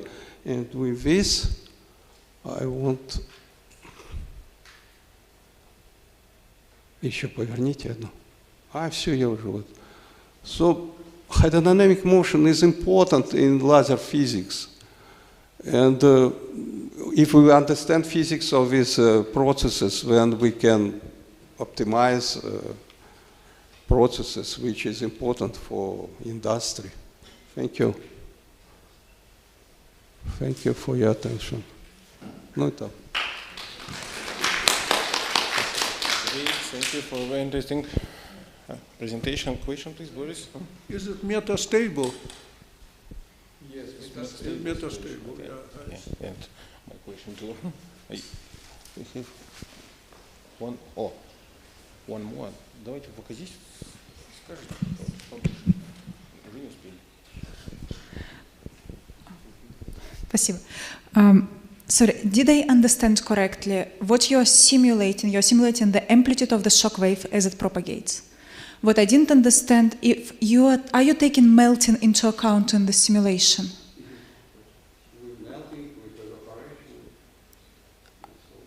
Maybe you should say that you use classical molecular dynamics in your simulations, right? It's not continuous. We use molecular dynamics and hydrodynamic simulation, both. So I can return and show where it was hydrodynamics where it was molecular dynamics, but usually we use both because both of them has some drawback, and when they use it together, it is much better. Nail, one more question, please. Did you account for electronic conductivity in your simulations? And if you did you find it strong or weak? For titanium, electronic conductivity is weak. But of course, we do it, as you know, in many papers, but especially in this one, we don't take electronic conductivity. How strong is the effect on the decay of the shock wave in the material? Our strategy was follows. We initially create the hot layer, which is of course created due to combined action of absorption in skin layer and heat conduction from skin layer into bulk.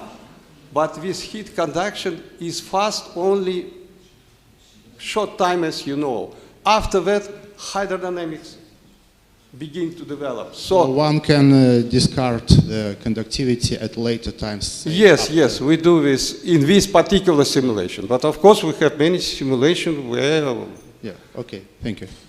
Thank you very much for your presentation. Thank you. Thank you, it was very interesting. Okay. Here we are, and our session is closed. And thank you for all speakers and all for you. And now we have time for lunch. And we will return after, what time? 2:20, yeah.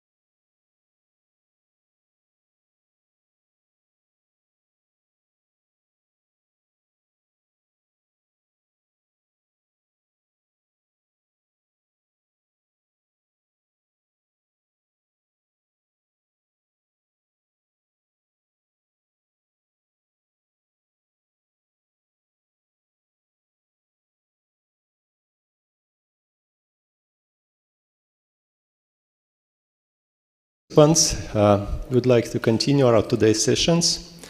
We are very much pleased to see you here and to start the next one, which is mostly devoted to femtosecond laser pulsed interaction with materials. And the first talk is given actually by me, which is entitled Mechanism of Femtosecond Ablation of Optical Crystals Depending on Free Electron Lifetime.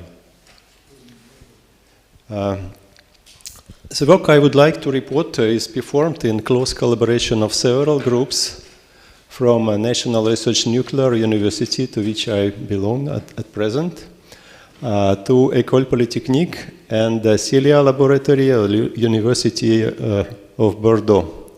And this work was partially supported by the Laser Lab Europe Foundation.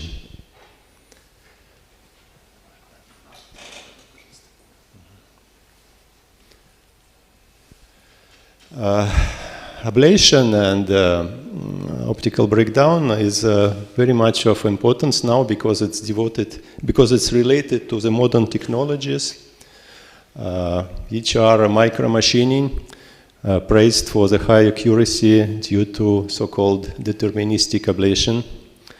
Laser modification, we see here very nice microfluidic structures which are reported in a book of our friends Professor Sujioka, and nanofabrication.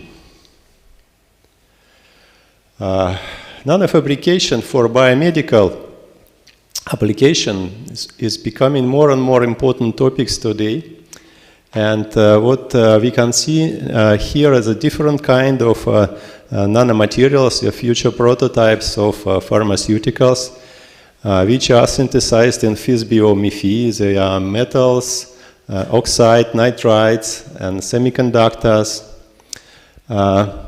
This process is fast and clean. How could we start the movie? Because it is not in need of any chemical agents for producing of nanoparticles, we see that solution is getting more and more colored because of ablation of titanium nitride target in water. We can stop it, it's too long. Please stop the movie. These materials can be used, for example, after some modifications for sure, can be used for bioimaging, like here. It's a kind of angiography, and the cancer is located on the haunch of the mouse. It can be used as a vehicle, a carrier of radiopharmaceuticals, or agent of binary therapies, photothermal, X-ray, neutron, proton. It will be much more information today in the talks of Irina Zavistovskaya and Anton Popov. It often happens that in spite some phenomena is already in use, the mechanism of which is still under discussion. This is completely the case of fast electron dynamics in optical materials. In the femtosecond pulse range, which results in ablation and damage. The diagram here represents the electron processes. In principle, ablation may happen either due to exceeding of critical electron concentration, maybe even because of multiphoton absorption directly. If ablation is related to electron concentration, which can also be obtained the necessary level by multiplication of electrons here, or it can also be caused by an excessive energy which is transmitted from electrons to the lattice via electron phonon coupling, which would result in thermodynamic cause the thermal instability of the lattice. Ablation mechanism in material with a long lifetime, like aluminum oxide and magnesium oxide, are mostly in the scope of this presentation. And to study it in more details, we developed a new technique which used two pumps to separate band-to-band processes and intra-band processes. So the first pump pulse aims at creating of free electrons in the conduction bands, while the second aims at heating them there. And variation of wavelengths of pulse widths and delay between pulses are available in these experiments. So we would like to embrace as many parameters as possible using interferometry, free electron absorption, photoelectron emission, and measuring two-pump ablation thresholds. Here is an installation which embraces three kinds of experiments which can be performed in the same conditions, which are to define electron concentrations,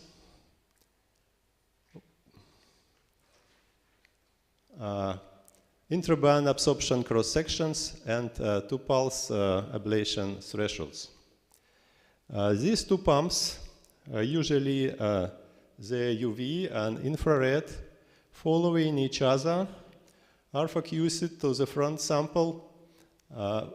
surface of the sample at the same spot, while the third pulse, which is ultra-short probe, is going in at the total reflection and total reflection angle inside the sample. It goes out and then split into two portions. One is coming to CCD to record the transient absorption pattern, and the second enters the Michelson, is split into two pulses, comes to a monochromator, is stretched there, and two pulses are finally meet to form the interferometry pattern on the CCD2. Ablation, if happens, is monitored on the surface by the long-distance microscope. So interferometry results in some fringes, and the bending of these fringes is a measure of electron concentration, which can be calculated using the Drude formula.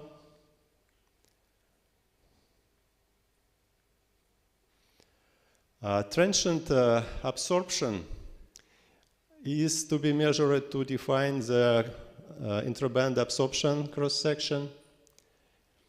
And the last question which is left is how big is the energy in the conduction band.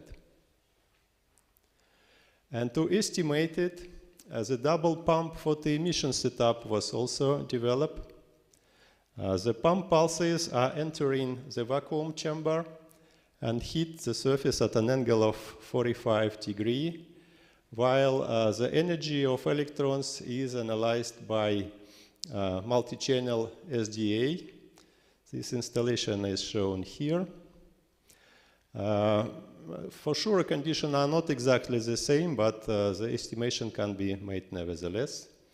And combination of two spots inside the vacuum chamber was a kind of challenge. Now we would like to come to the results of these measurements and to try to answer the following question. Is there the multiplication of electrons in the convection band? Is the first question. How big are the energies of free electrons? And is the ablation threshold correlates with electron concentration or with the energy? First, we will report the result of double pulse interferometry.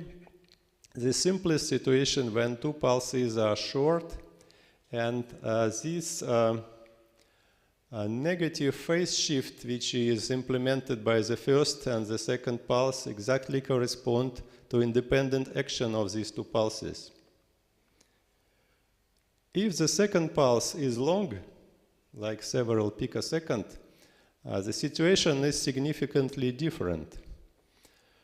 First, the infrared does not contribute to the number of electrons, neither alone, because the intensity is not sufficient to create electrons. nor together with the first UV. If we would increase the energy of infrared, we would reach the ablation threshold, and even above the ablation threshold, the number of free electrons is not increased by the relaxation go faster because of radiation defect, which are serving like traps. So the interesting fact that in spite of actually the ideal condition in such materials like aluminum oxide with a long electron lifetime, no impact ionization or avalanche is observed. So what is the ablation mechanism in this case? Double pump photoemission spectroscopy allow us to analyze the energy of the electrons in the case when two pulses are coming or one pulse only. And we see that the energy goes significantly up when UV is on. So some electrons, the energy of which is sufficient for single electron formation or even for double electrons formation is present. But the number of electrons does not depend on it, so it's still the constant. So again, we do not see any evidence of impact ionization in spite of sufficiency of energy in aluminum oxide and in magnesium oxide. Double pulse ablation. We see that the damage threshold, we let first the ultraviolet pulse and then we send the infrared, and we see that in presence of UV, the ablation threshold drops significantly down. It drops down when free electrons are generated, and then it slowly recovers with the relaxation time of electrons in the conduction band. So we see that damage is definitely attributed to the conduction band electrons, and it only happens when they are heated, because we've seen the energy is high. So the only conclusion can be made from this is that ablation is caused by intraband absorption. To confirm it, to obtain more evidences, we performed the double pulse ablation at variation of initial electron concentration. So the condition of the measurements is that the delay was fixed, and we set some different level of UV and measured the ablation threshold for infrared. If the thermodynamic mechanism, if actually melting is the case, the energy deposited in the electrons to reach ablation threshold should be constant, like heat of melting.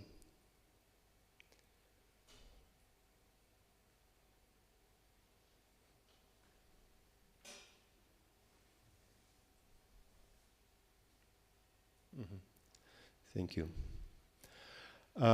We also developed a simplified model of intraband energy deposition for these materials. The model is similar to that which was developed by Redfield in 2004, but the difference is that this model doesn't aim at the energy distribution, only at the total amount of energy obtained by electrons. It allows to include one and multi-photon transitions, and some assumptions are listed below. I would not like to go deeper in the formalism and solution, just say that analyzing the situation with two pumps is much easier, and even allows the system of equation even allows the analytical solution. The only thing which is left is to find the terms in these equations. And most of them can be found from the results of the experiments we performed. And after making the corresponding calculation, the plot like this appear. We still keep the damage threshold initial curve, just for reference. The blue dashed line corresponds to concentration of free electrons, which are born by 3-photon UV absorption across the band gap. And the solid squares are the energy which is deposited to the free electrons in the conduction band. What is most interesting on the curve, that the most of it is a kind of plateau, which means that the deposited energy deposited to free electrons in the conduction band, is constant. It is about 3 kilojoules per centimeter cube, which is even close to the melting heat, which is a strong evidence that in spite of short pulse lengths, in this case, the thermal mechanism is still exists, it still dominates.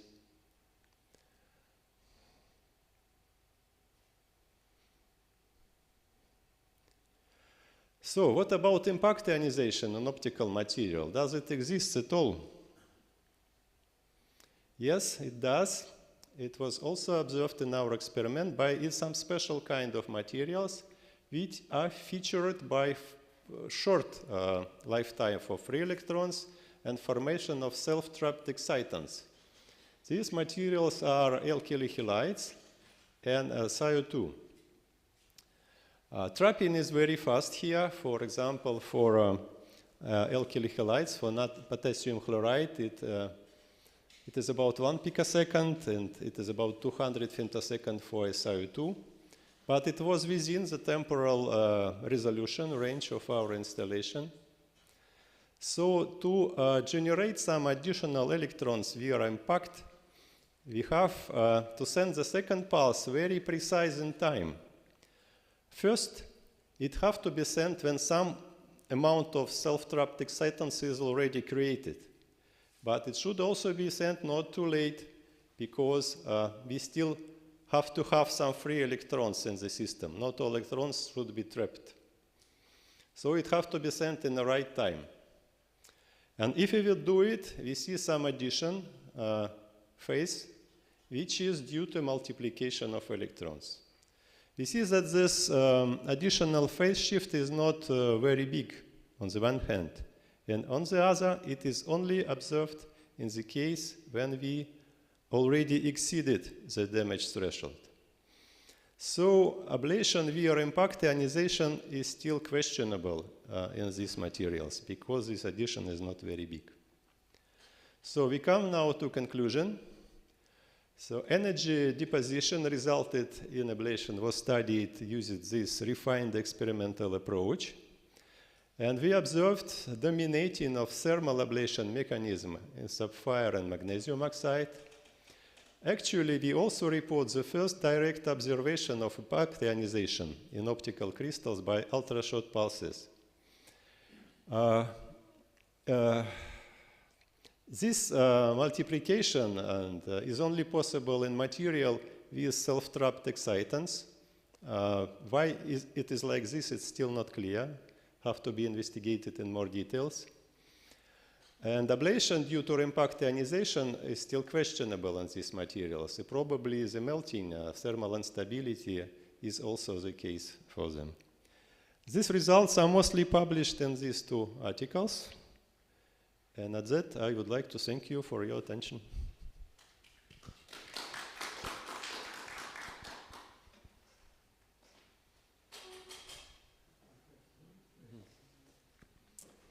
Vadim Pavlovich.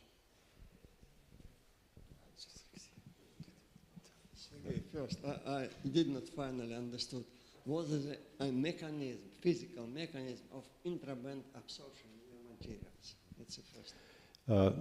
The conduction band, it includes very energy levels.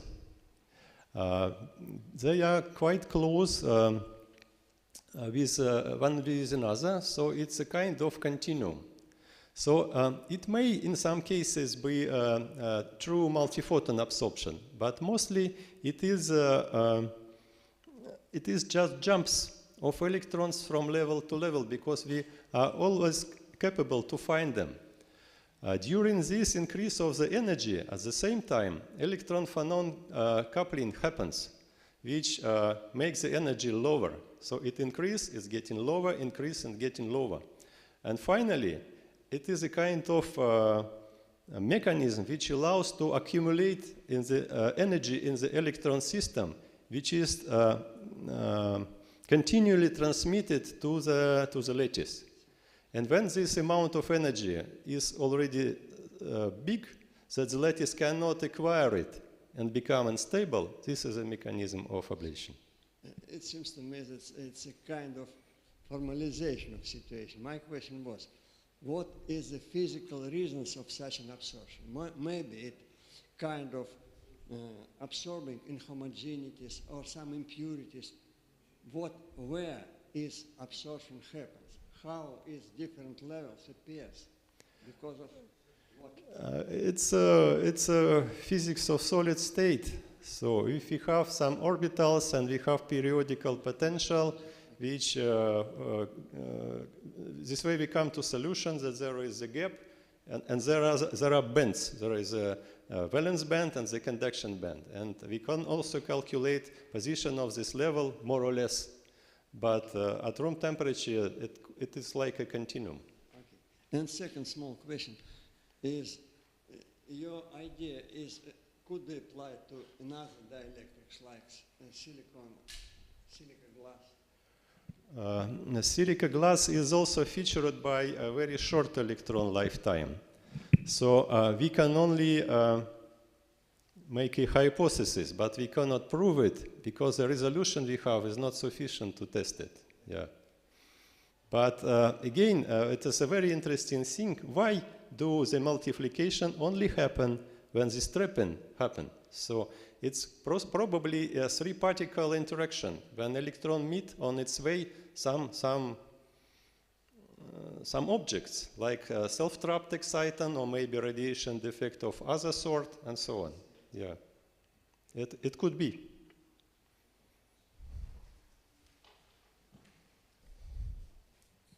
Thank you for a very interesting presentation, but my question is absolutely experimental. And which regime is better, for micromachining or for ablation? No, definitely short pulses are better for micromachining because, especially in transparent dielectrics, because it's always a problem to create these initial electrons. And here we get them automatically by very effective multi-photon transitions across the conduction band. This is also good because if we use single pulse ablation, due to non-linear absorption nature, we reduce the area of interaction. So the spot can be several times less compared to the focused spot, which creates the basis for actually nearly nano ablation, a sub-micron at least ablation. And if we have a large number of free electrons, we come to so-called deterministic ablation, when the results is not an arbitrary, it is very much determined by the amount of electrons and by the energy which they acquire. So we will not see any cracks, and the process is very fast, and it does not induce any heat. Yeah, yes. So it is very well localized. It's the best from this point of view. Okay, thank you.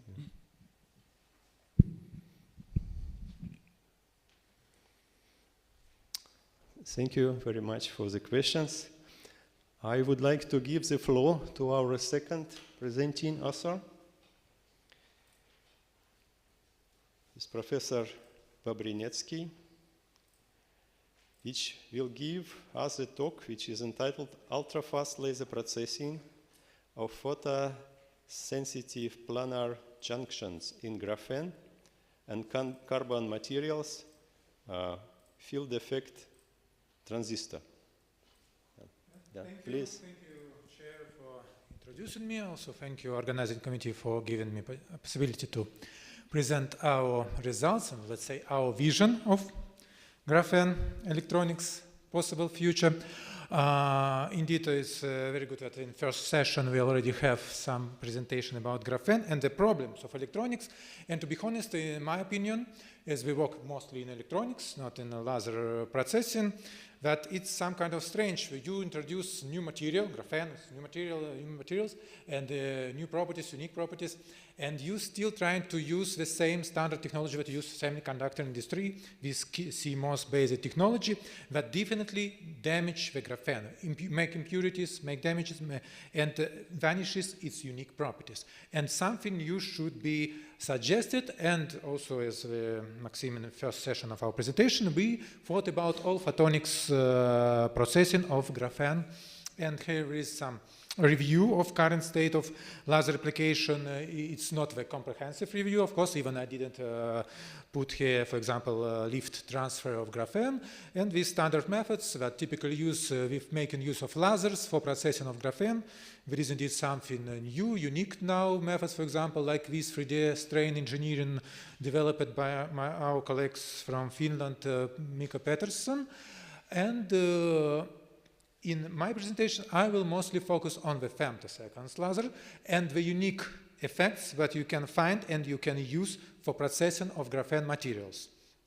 And, but we'll start from the, let's say, basics that we, let's say, discovered in this technology.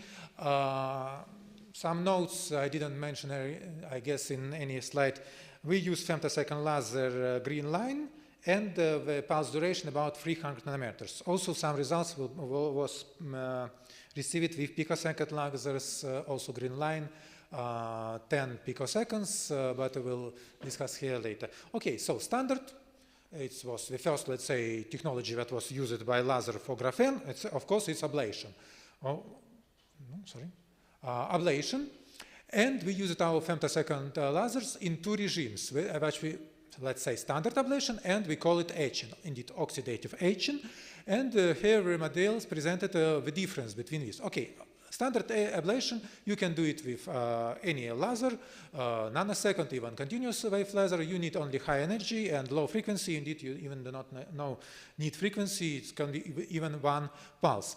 When you do laser ablation with graphene, mostly the effect is based on thermoelastic repulsion from the substrate of graphene, and the, for example, typical sign of this ablation, this is the some kind of leaves that explosive turns the graphene open like a flower because graphene, as again was mentioned first session, consists of the grains. And if the grain Rava strain and Rava stable with no defects, the grain will not delete, but it will be just wrap it on the surface. And you can see it here. This is, let's say, standard process of ablation with, and you can see also some kind not very good results, what gives this ablation, even not strain lines. And another approach, we use it low energy. When we talk about etching, we talk about an energy of lasers that was below the ablation threshold of graphene. It's a must. So we use low energy, but we use it high frequency of this femtosecond laser, and you can see the same isolation layer. Yes, they are not conductive, but they consist totally on different nanoparticles materials, and the process that we suggest that happens here, we call it, is based on two-photon oxidation. Again, indeed, this was discovered 5 years ago, also by our colleague from Finland. And we actually now using this technology.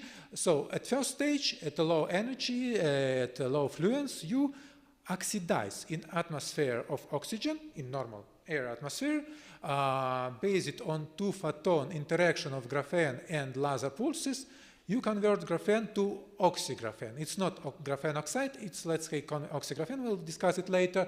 And if you finally have multiple pulses on the same pot, you finally convert all the graphene to nanodots, okay, quantum dots or oxidative particles, and you receive the residuals, but finally you receive the isolated lines. This is not very interested for our topics. We will work in future slides only on the oxidative part, when it's still conductive, but it's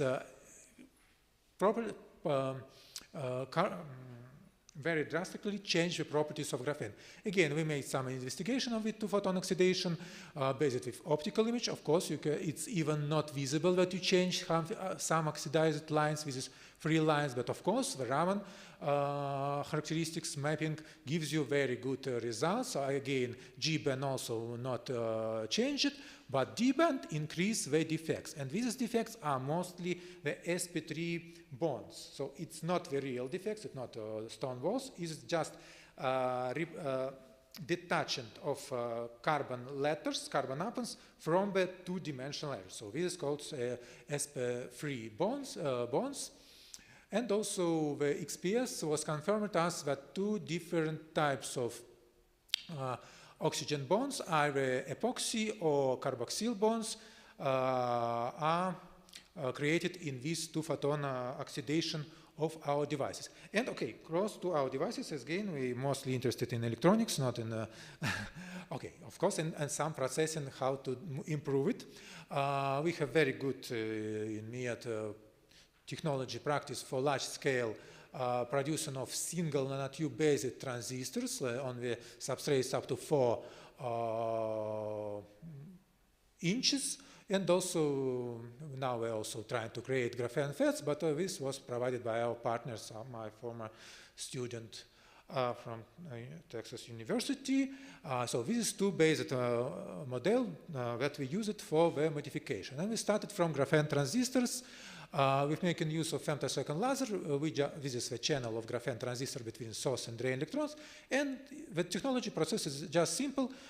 We've making use of galvo scanner at the speed about 1 meter per second. We scan with dedicated laser pulse and frequency line, producing oxidation. Oxidation now you can see it. So also Raman band is even more pronounced, D band increasing, and we observed also in addition to optical change, we also see the change in the Dirac point, so current voltage characteristics, so this resistance versus the gate voltage applied to the substrate, and we observed that in graphene you can observe the shift of Dirac point that is dealt, of course, with the doping, of the graphene. This is the ultimate stage when you observe the double Dirac point, when you already overdope the graphene and you produce some kind of PN junction, or let's say Getter junction. Here we presented the research of the defect generation and Dirac point shift depending on the increasing on photon flux of our laser. And you can see the two different laws, of course. First of all, power law, that is again convinced that this is two-photon oxidation. In this scheme, we assume that we produce only the oxygen, very weak oxygen bonds based on epoxy and hydroxy groups.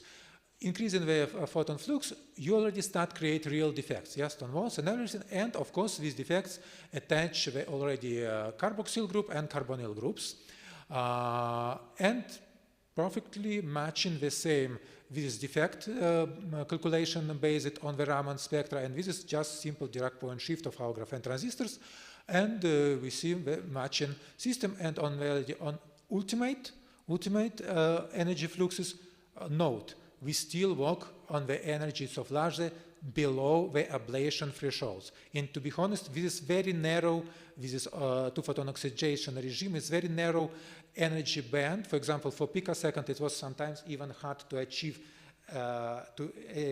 adjust this system, laser system. It should be very thermally stabilized in time. So it's very narrow regime, but it's still all these measures was below the ablation threshold, and on the almost top, when already you create some nano mesh in graphene, you can observe even shift in Dirac point, double Dirac point, as I told, because of PN junction formation. And this was research of this, let's say, in plane junction created in graphene as photodetectors. Of course, it's not very reliable photodetector, but for example, can we use it? And there is very interesting presented photon scanning across the channel. So in a not modified channel, you don't have any recognizable signal of photocurrent, but when the channel is modified, you can observe very high increase of the photocurrent in this channel. And we mostly assume that the effect in the created devices is mostly based on thermoelectronic response because of different ZB coefficients of the modified and non-modified transistor. But the most interesting for us, of course, as my basic background goes from the nanotubes. It was tried to modify isolated nanotube in channel. Of course, it's very tricky, especially that you cannot see it normally in optics, and even Raman do not give good signal because, again, nanotube you have diameter about 2 nanometers. The focused beam of femtosecond laser is about, even it works in 2-photon regime, it's about 500 nanometers.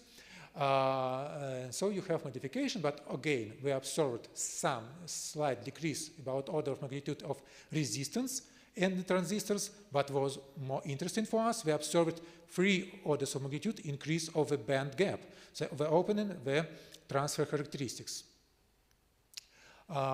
This is okay. We didn't use any tip enhanced Raman spectroscopy. This is just standard Raman, this is atomic force microscopy, and this is Raman combined. And we, okay, of course, we can see increase of some height on the nanotubes. It's about a very small increase. It's about 3 angstroms that connected to the oxygen group grafted on the nanotube in this laser processing area. Phase contrast is more reliable, and of course G band. In D band, G band decreased, and D band is very highly increased, but again, this is not a real image you can understand, yes, because this nanotube is only 2 nanometers here, and this is just the problem of Raman, that it has laser pulse about 1 micron in diameter. We suggest that we again tune the band gap, but oxidative groups that just relax the carbon bonds, increasing the sp3 defects number that open the band gap. That is our aim. We try to estimate from temperature measurement the height of the energy barrier using, of course, ideal Schottky barrier that is not very reliable, but we estimated with 60 millielectron volts, but it's enough to work even in room temperature. Of course, we tried these devices in different temperatures, even low to in vacuum in nitrogen temperatures too. And we observed that these photonic devices is broadband. It can be sensitive to different wavelengths depending on the absorption of this new created junction. But still it's sensitive, very sensitive in room temperatures. That is good, not in low temperatures. And here we assume that the main model of the photonic response is based on the photovoltaic effects in this junction created in a modified and not modified group. So this is briefly our results that we received. Of course, some of these devices maybe can be used, for example, as integrated photodetectors to the waveguides.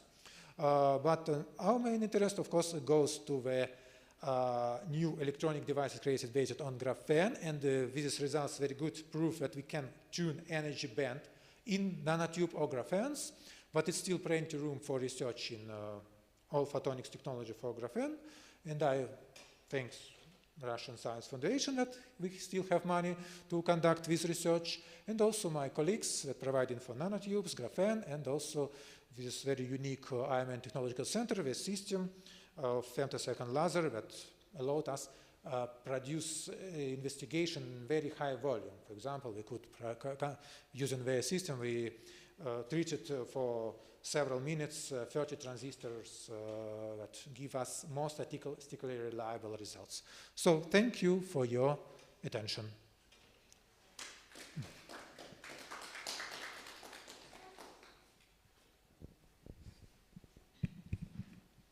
Thank you for interesting talk. I have a question one. So you told us that you need 2 photons for oxidation of graphene, but the question is, as far as I know, that graphene has 0 band gap. So why do you need 2 photons? What do you excite?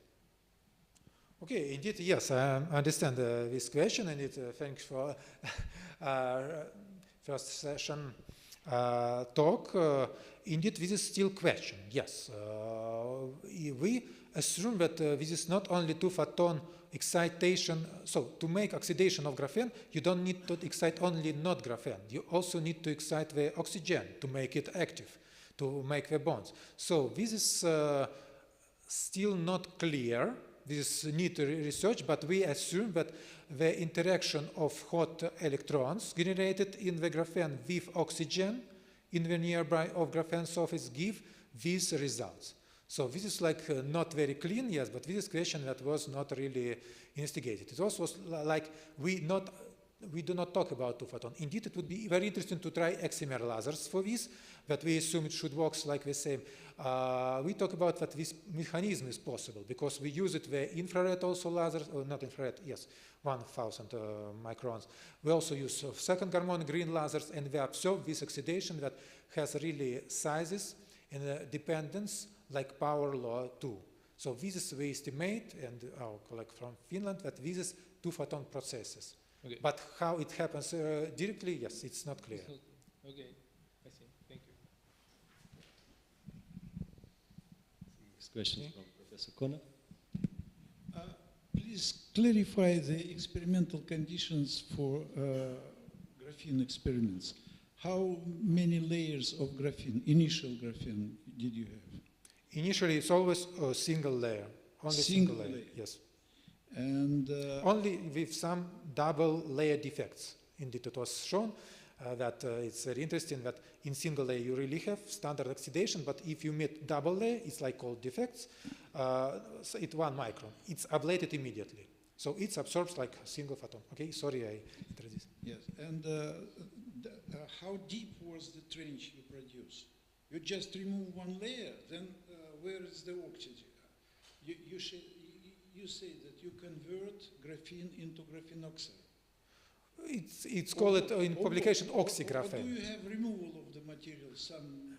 No, there is no removal. This is the idea. We only just connect oxygen to graphene. And how do you detect it? By conductivity? Do you measure local conductivity or what's Yes.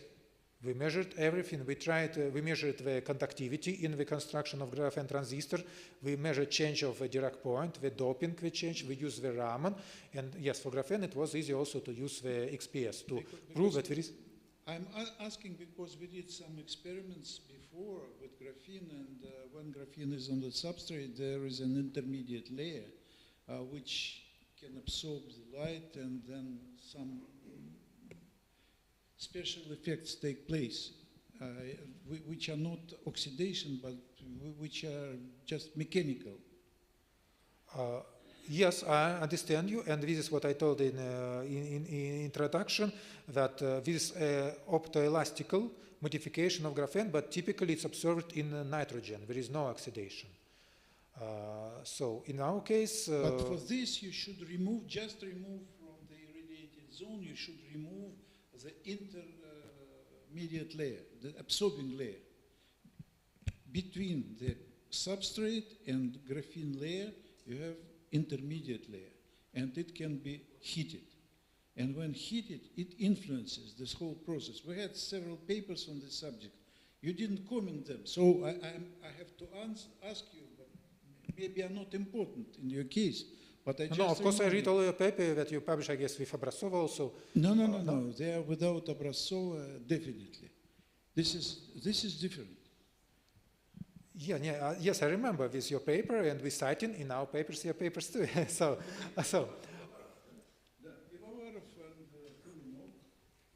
Yes, but this is, I guess, these results was for energies a bit on the edge. It is for low energy. Initially, we also tried to interpret them by oxidation, but then we... Okay, finally, as I told, this is really still question. The result what we see that it's good for us, that we change the electrical properties. Of course, it's still plenty of room for research. Yeah. Water have to play some role. Are there any more questions? Maybe I will ask one. The device which you have shown us, which is related to single nanotubes, it looks more not like a transistor, but photoresistor, right? Finally, we receive photoresistor, yes. Photoresistor, yeah. So the question is, some plots contain some scales, and I've noticed the number of several tens of nanoamperes. Is it the maximum current which is possible to transmit through the nanotube? Answering the question, yes. Is 100 nanometers with maximum current that we can transmit through the contact between nanotube and gold. This is most critical. The contact is yes, critical. Yes, and we'll ablate immediately, yes. And should it be protected by some special atmosphere or put in a vacuum to avoid contact with the oxygen? Because if it is heated by the current, it can also be evaporated, oxidized. No? Of course, for future application, of course, we didn't interest it. For example, of course, all the transistors that you see today was dead, finally, yes. Of course, for a real application, you need to cover it at least oxygen, silicon oxide, or something else to protect it from the environment. Yes, this is a must. And what is the temporal resolution you expect from such a device? How fast is it? Again, this is, I didn't specially put this slide. Now we only worked on the micro seconds response, but this is again mostly because of the system of electrodes, that the capacity is very huge of all electrodes. We have huge electrodes, we have huge feed lines, so this restricts the frequency. The ultimate frequency, so of course, should be go to the gigahertz and higher. So it is limited by the capacitance of the lines. Yes. Okay. Thank you. Okay, thank you. Let's thank the author again. And the next talk is given by Professor Gruzdiev from Albuquerque University, which is entitled Specific Mechanism of Nonlinear Absorption of Intense Ultra-Short Mid-Infrared Laser Pulses in Transparent Semiconductors. And this talk is given online. Yeah, Professor Gruzdiev. We see the speaker. Hello. So we give you okay, good afternoon, everyone. Can you see my slides?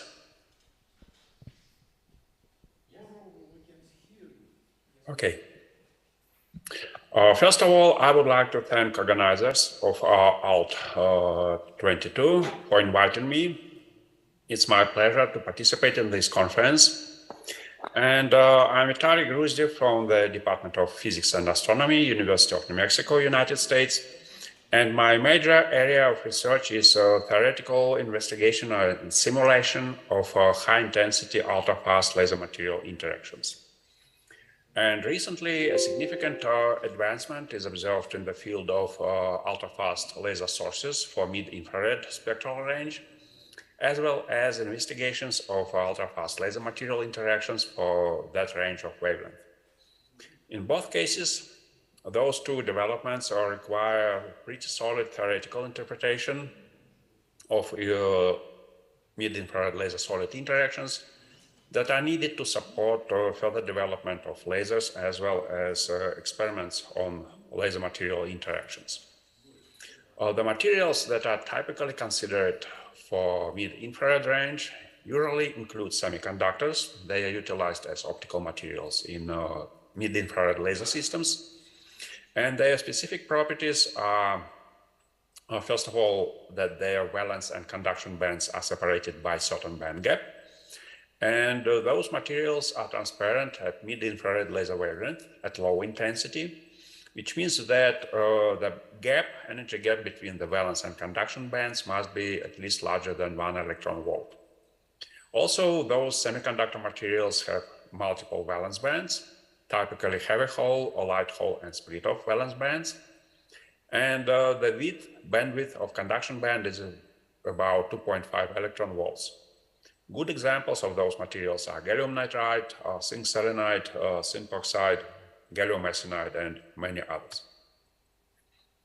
So in this talk, I will pay major attention to several features that are specific of mid-infrared wavelength range. First of all, low photon energy supports generation of low kinetic energy free carriers in the conduction band. And those free carriers can result in quasi-non-collision carrier dynamic. Second, longer wavelength provides higher photomotive energy that can significantly modify energy bands of semiconductor crystals. And this feature gives opportunity to observe very strong distortion of band structure under perturbative regime of laser material interactions. And finally, large magnitude of electron accelerations provided at mid-infrared wavelength involves many states of the brilliance zone, which means that there is a need to depart from the traditional approximation of effective mass and replace parabolic band approximation with something that is more realistic. We will also touch a little bit non-monochromatic effects in this talk.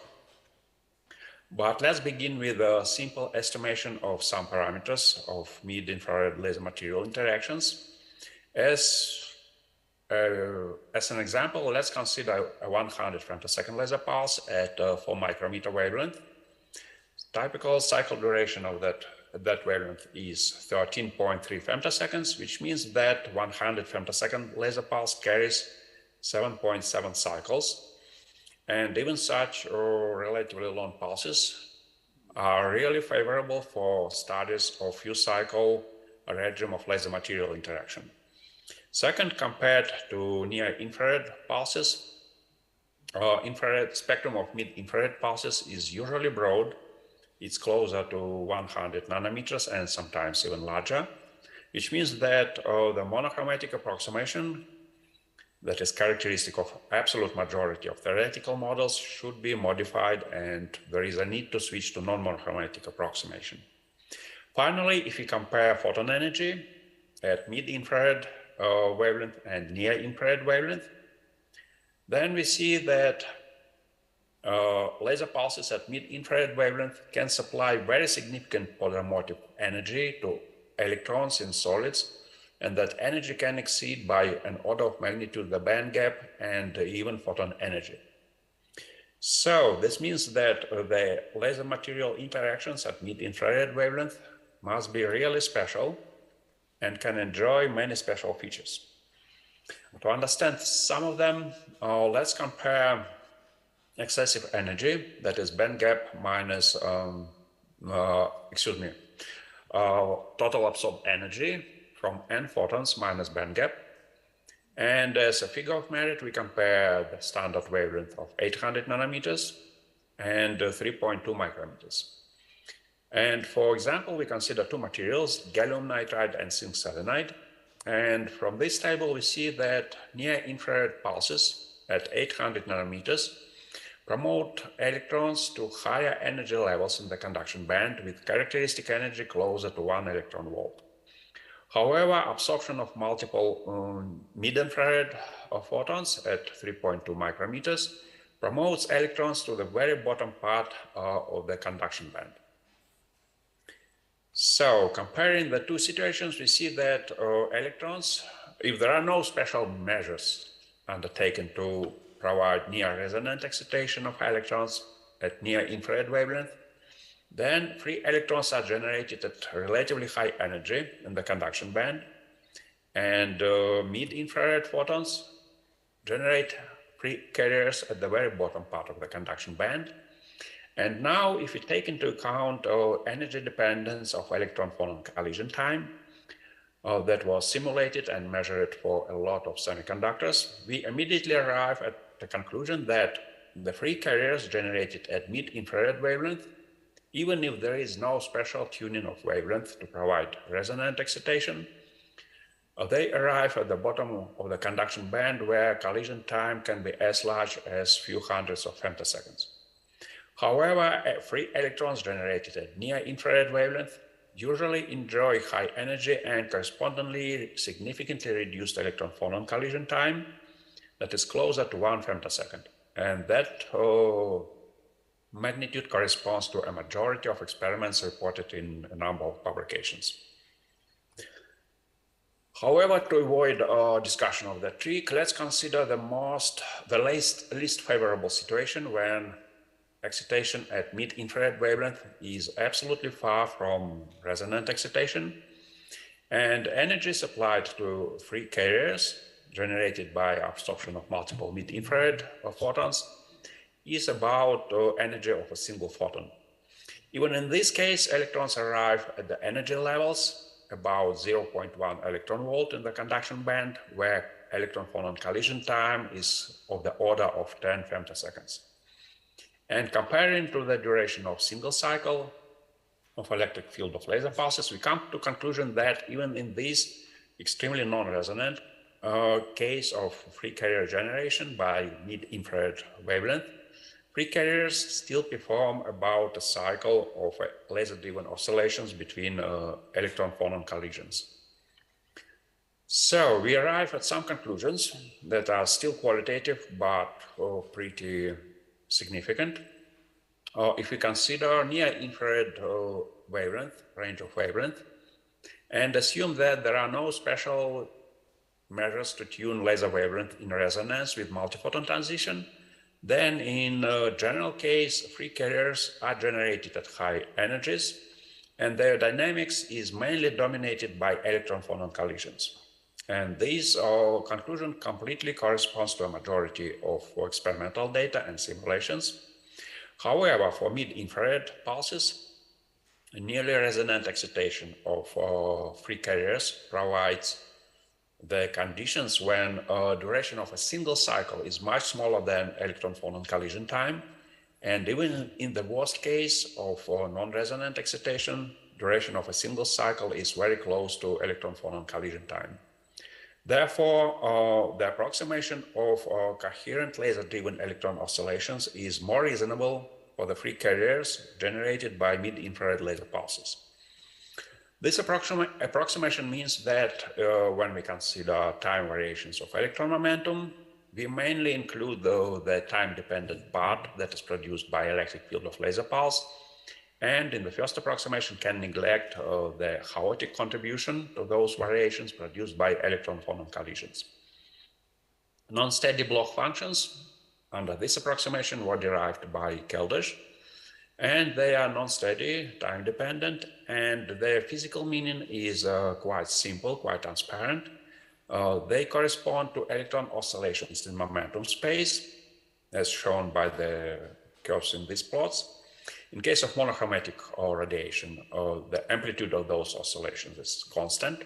In case of ultra-short laser pulses, it varies in time.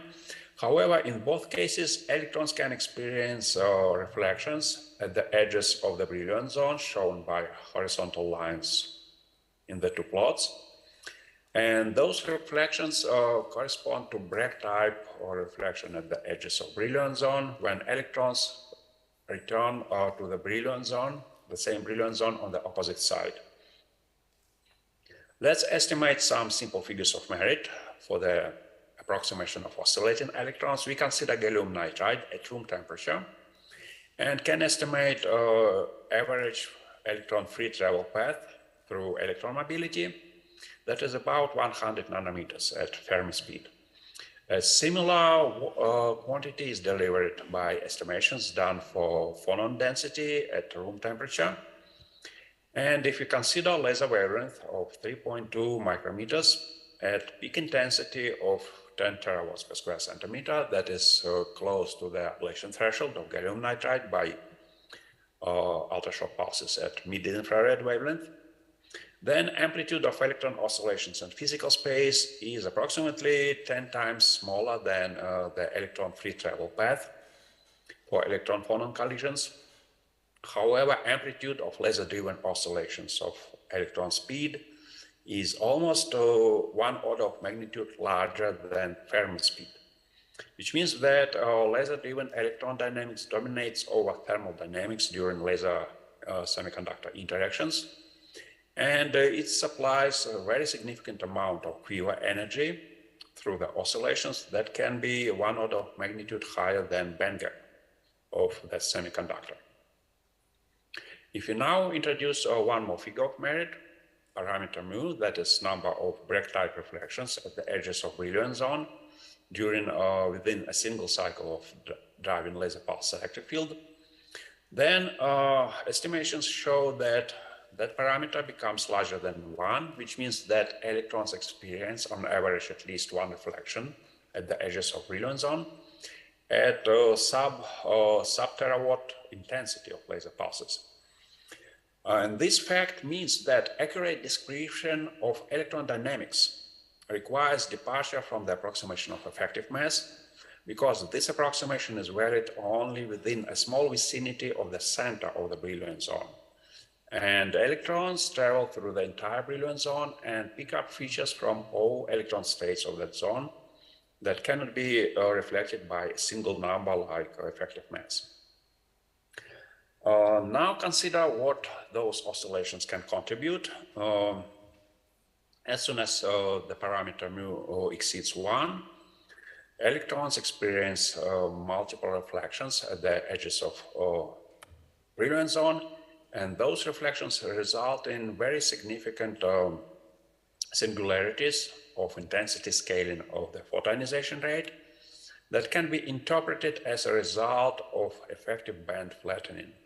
Here, the black curve on the left side of the slide corresponds to the initial energy momentum for electrons at 0 intensity, and with the increase of intensity, it transfers to the curve depicted by the red line, and at certain intensity, the effective band becomes flat, which means that the lowest conduction band and the highest valence band become equidistant.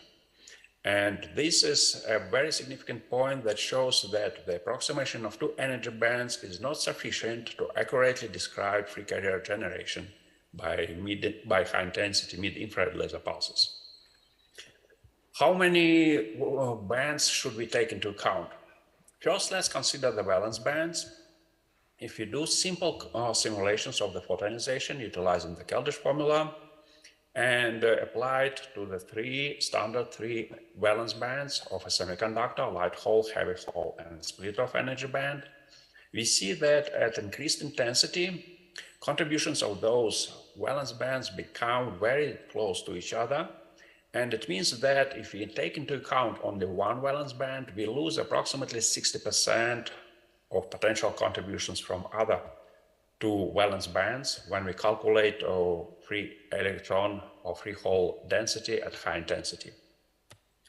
However, we should also incorporate at least one more conduction band. There are two fundamental reasons for that. The typical bandwidth of the lowest conduction band of semiconductors varies between 2 and 2.5 electron volts. Here is an example of band structure of zinc selenide for reference. And therefore, it means that if free carriers experience excitation above that bandwidth level, then they are potentially promoted to higher conduction bands. And also recently, there was reported an anomalously high free carrier absorption cross-section for free electrons generated by mid-infrared laser pulses in gallium phosphide and other semiconductor materials. And that increase of the cross-section can be interpreted in terms of nearly resonant excitation of electrons between two conduction bands. A few words about the potential non-monochromatic effects. If we consider a single frequency laser spectrum, then everything becomes completely certain, and we evaluate the Pondar motive energy, parameter mu, and the photoionization rate at the same frequency. However, if a laser spectrum has non-zero bandwidth, then simple estimations show that frequency that provides the highest rate of absorption of multiple photons departs from the frequency that provides maximum Pondar motive energy and maximum value of parameter mu, which means that when we estimate the number of Bragg-type refractions of electrons and contribution of Pondar motive energy to modification of energy bands, we should pick up the frequency that differs from the frequency that provides a majority of free carrier population in the conduction band. What new effects can result if you switch from the collision-dominated dynamics to oscillation-dominated dynamics? As an example, I would mention the Brunel mechanism of absorption. And with increase of intensity, it becomes significantly stronger than the traditional Drude model absorption by free carriers. And another example is the Marcuse effect that is associated with the stimulated inverse Bremsstrahlung process produced by column-type interaction of free electrons oscillating or near positively charged ions in crystals. And that effect can contribute to stimulated emission that can result in production of high-order harmonics from solids and from semiconductor crystals. To summarize our considerations, we arrive at the conclusion that the special features of mid-infrared ultrashort laser pulses suggest a need to significantly modify the traditional models of laser semiconductor interactions that were developed for much shorter wavelength range. And of specific importance are the following modifications. First of all, a proper incorporation of non-parabolic models of energy bands that describe energy momentum relation over entire Brillouin zone, rather than the parabolic approximation for the central part of the zone. Second, it is required to add a few more energy bands and to switch from two-band model to multiple conduction bands. And also accurate incorporation of the oscillatory electron-driven dynamics of free carriers can deliver some really special excitation effects. Finally, it is a need to incorporate non-monochromatic effects, so that is a challenge, and currently it is attacked mainly by numerical methods. However, if those improvements are done, payment from those improvements is possibility to discover new effects of the ultra-fast mid-infrared laser material interactions, and also possibility to obtain improved parametric scaling and to improve predictive capabilities of theoretical models. Finally, I would like to acknowledge the support from three sources, and thank you for your attention. I'm ready to answer your questions. Thank you very much, Professor Gruzdi, for your very profound consideration. We are running a little bit out of time, but I think there is a possibility for 1 or 2 short questions.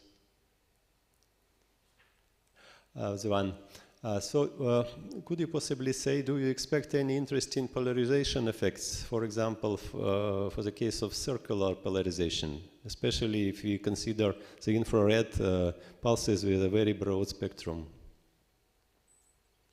Yes, and I would say there are 2 types of polarization effects. The first one is related to alignment of polarization, of linear polarization with respect to different crystal directions in crystals. And it must result in different values of nonlinear and free carrier absorption in different directions.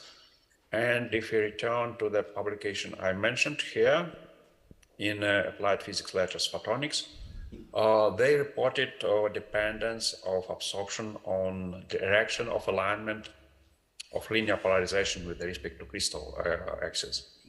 Another point is that switching from linear to circular polarization can significantly change selection rules and can potentially exclude or enhance certain absorption mechanisms.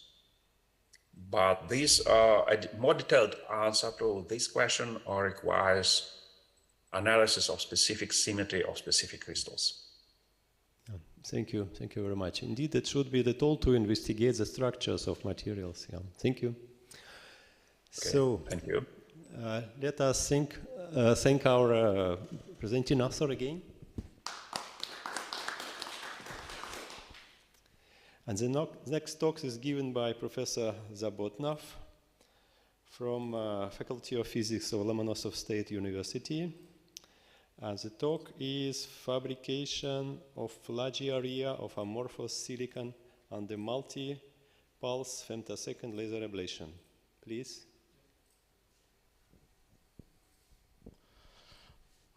Good day, dear colleagues. Unfortunately, Stanislav Zavodnov is a bit sick, so he cannot be here today. So I will present his work today instead of him. Can I have Shuleiko? Yes, my name is Dmitry Shuleiko. Here I'm the second author here.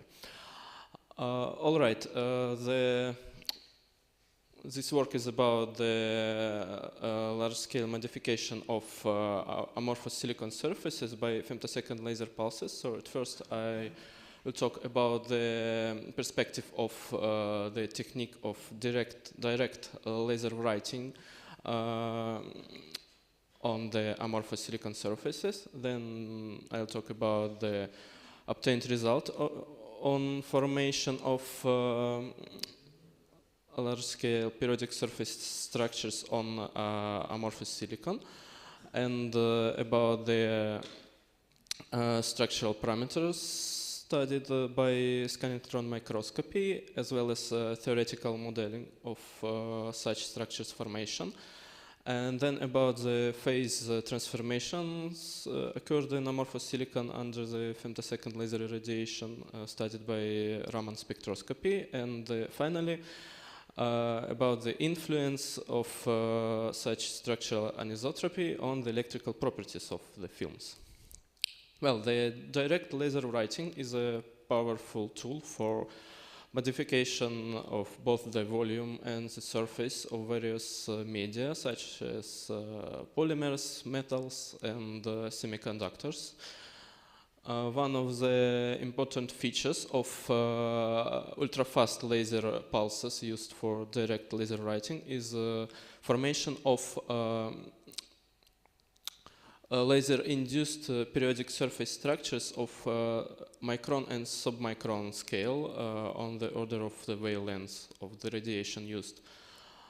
And the periods and orientation of such structures, as well as their depth, depend on the wavelengths of laser radiation, the pulse energy, the repetition, the number of pulses, and the repetition rate.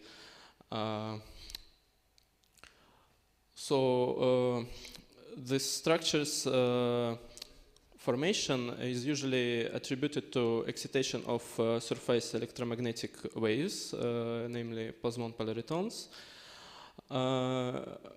and the interference of the excited surface electromagnetic wave with the incident radiation, and the formation of the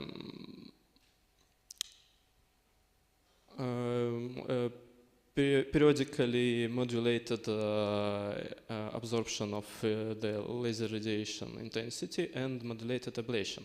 And in case of semiconductor surfaces, the excitation of plasmon polaritons is possible to intense photoexcitation of the media by high-power femtosecond laser pulses.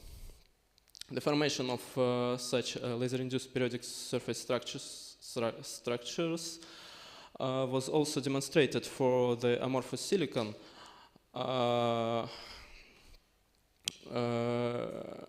along with the periodic surface structures. The femtosecond laser irradiation of amorphous silicon also allows to improve the efficiency of solar cells based on this material due to its uniform nanocrystallization and the surface structuring, which improves its absorption, and also reduction of Stabler-Wronski effect, the effect of photodegradation of photoelectric properties of the material. Combined with the formation of laser-induced periodic structures, combined with the nanocrystallization of the amorphous silicon, leads to anisotropy of electrical and optical properties of this material. But for application of this feature in, for example, some polarization sensitive optics, we need to work out the conditions of large-scale fabrication of such structures on the amorphous silicon surfaces. Thus, the aims of our study is to achieve simultaneous nanocrystallization and surface periodic structures formation on amorphous silicon films by femtosecond laser pulses, and to study the structural and electrical properties of irradiated surfaces, as well as explain the formation of surface periodic structures and in plane conductivity anisotropy of these structures. Initially, the films were processed by the femtosecond laser irradiation in scanning mode by using the setup that allows moving the sample continuously in one direction and discretely in the orthogonal direction. As a result, the structure consisting of scan lines is formed on the surface of the sample. The scan lines overlap a bit to provide the fully modified square sample. The initial films of various thickness were used, and the scanning speed varied, which allowed to change the number of femtosecond laser pulses that act on each point of the modified surface. However, for large-scale fabrication, such setup is not very good because we can move the sample only with relatively low speed. And for fast fabrication of large areas of periodic surface structures, the setup given here was used, which uses the Galvano scanner, which allows for fast film modification. And in case of Galvano scanner application, we can achieve the large areas, which are uniformly structured. Unfortunately, here on this slide, we cannot properly see the periodic surface structures. But the obtained samples are covered with such uniform structures with a period close to the laser wavelengths.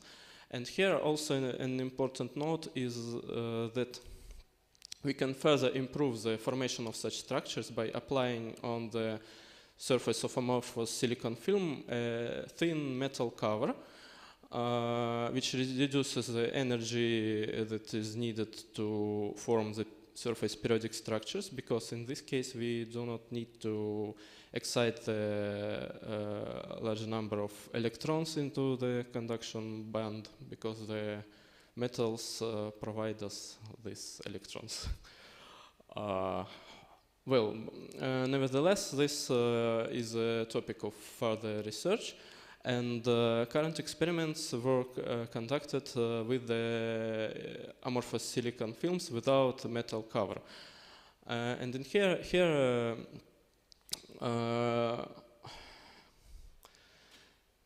we can see the formation of one-dimensional gratings, which have orientation perpendicular to laser polarization. Such structures are formed in a vast variety of laser irradiation parameters, namely the number of laser pulses up to 100, and the range of laser fluence from about the ablation threshold for amorphous silicon and up to 0.5 joules per square centimeter.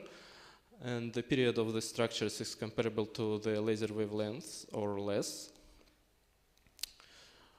But a more interesting effect was observed with increasing the number of laser pulses more than to the numbers of more than 100. It's about 1,000 of laser pulses.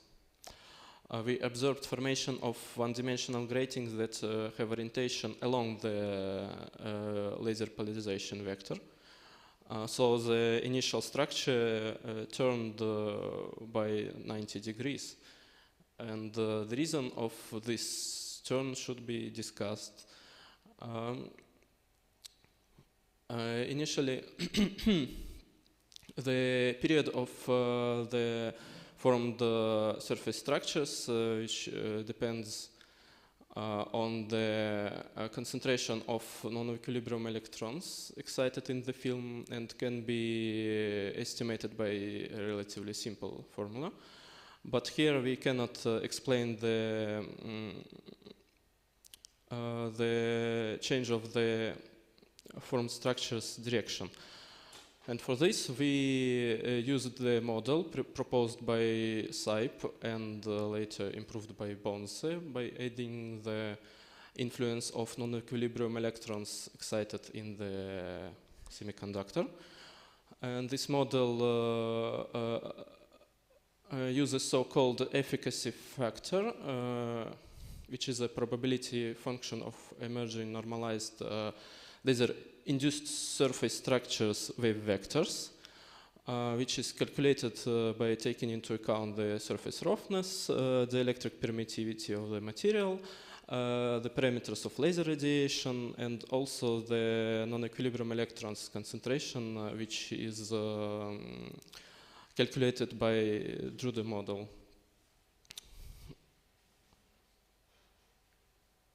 Hey. Oops. Так.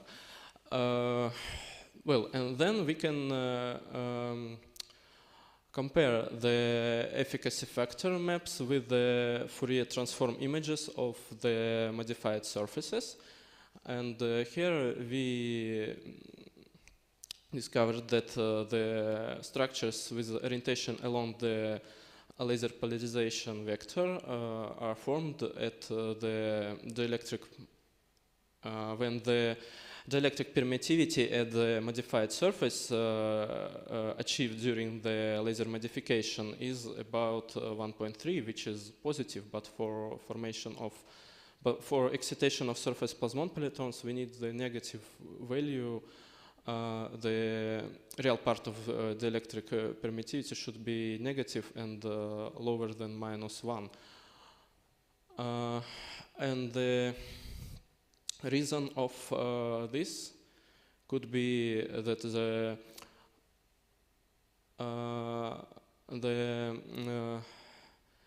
thermal emission of electrons is emerging at the surface of modified sample with increasing the number of laser pulses, and this can be due to increased optical absorption of the modified film.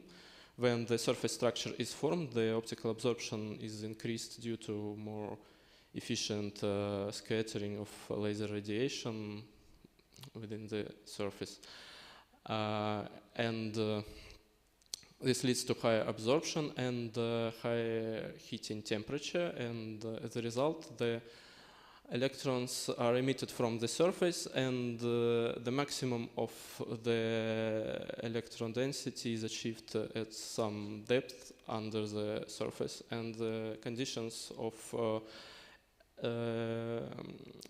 the waveguide mode of surface electromagnetic waves is achieved.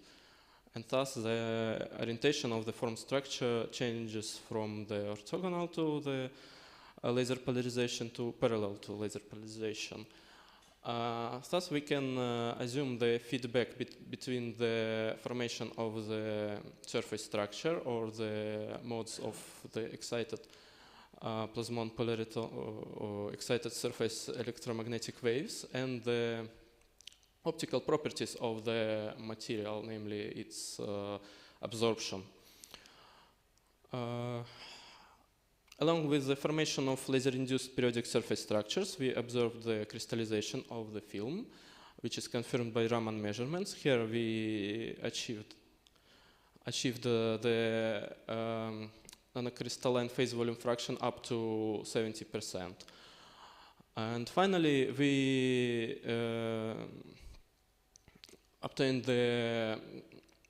observed the conductivity anisotropy of the modified samples. The conductivity not only increased by about 3 orders of magnitude due to nanocrystallization of the film, but also its value was about 3-fold greater in the direction parallel to the ellipse ridges. This can be attributed to the formation of laser-induced periodic surface structures with the non-uniformly distributed crystalline phase within them when the silicon nanocrystals are contained mainly at the ridges of the relief, and thus they form anisotropic structure which can be modeled by the effective medium theory in using Brueggemann model, which allowed to obtain the nanocrystalline phase volume fraction from the electrical measurements, which is consistent with the Raman measurements. Here are the conclusions of our work. I think I don't have much time to read them, right? Well, thank you for your attention. Thank you very much. The talk is now open for discussion, for questions.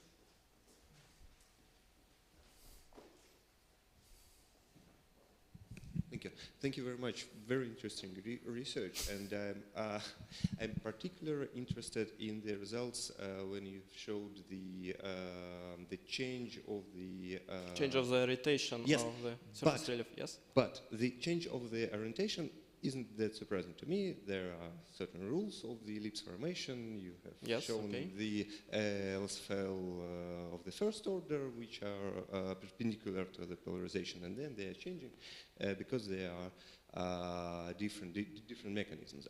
But the thing that fascinates me that the period of the structures stays close to the wavelengths, but not exactly the same. And I was wondering, when you have change of the rotation of the ellipse formation, in this case, usually you have HSFL, so you have lower high special period. frequency ellipse, which are formed in with the ridges parallel to the polarization, and we but actually that is not the case. We actually observed the resembling structures at about 200 pulses per square area. But the structures are like cluster-like structures, which are only elongated along the polarization. But here, my assumption is that it may have some connection to the film thickness. All right. Have you tried varying the film thickness? Varying the film thickness, unfortunately, we tried with thinner films, but they are ablated to the substrate with such amount of pulses, unfortunately. And the experiments with thick films also resulted in a failure because the film was separating from the substrate. Yes, well, so this is unfortunate result. All right, thank you. Very interesting. Thank you.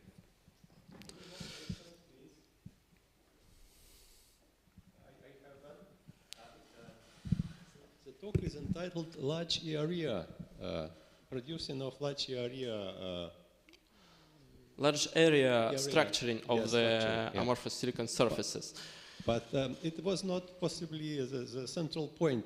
How large is it? So, yeah, what do you call by large? The large area, in our opinion, is more than 5 by 5 millimeters, because if we use the convenient setup which uses the mechanical translators, it's about the limit which we can have with the pulse repetition rate, which was about 10 pulses per second. And it would take a large amount of time to process larger areas. So one of the... We can stay more in the lab, but it's not very productive approach. So a more productive approach is to use the setup like this. Yeah. Okay, so you can translate it to large area in principle. Yeah. And the related question is, so you are using the overlapping spot, yeah?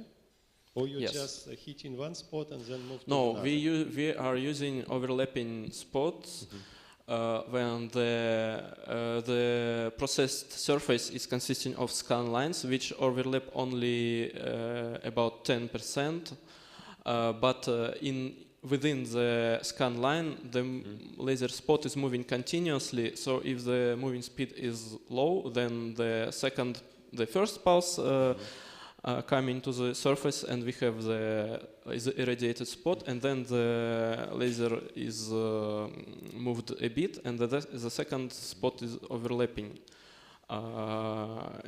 like in okay. very strongly. That's clear, yeah. But it was, I think, some thousands of pulses per spot in case of second orientation of these ripples, which means that your movement was less than 1%. Was very, very slow. It's about 2 micrometers per second. Okay, thank you.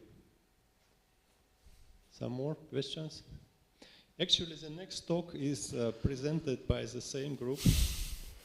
And so we give the floor to Professor Shuleiko again with the talk. Anisotropic femtosecond laser-induced modification of doped amorphous silicon films. Please. Well, yes, this is a direct continuation of the previous talk.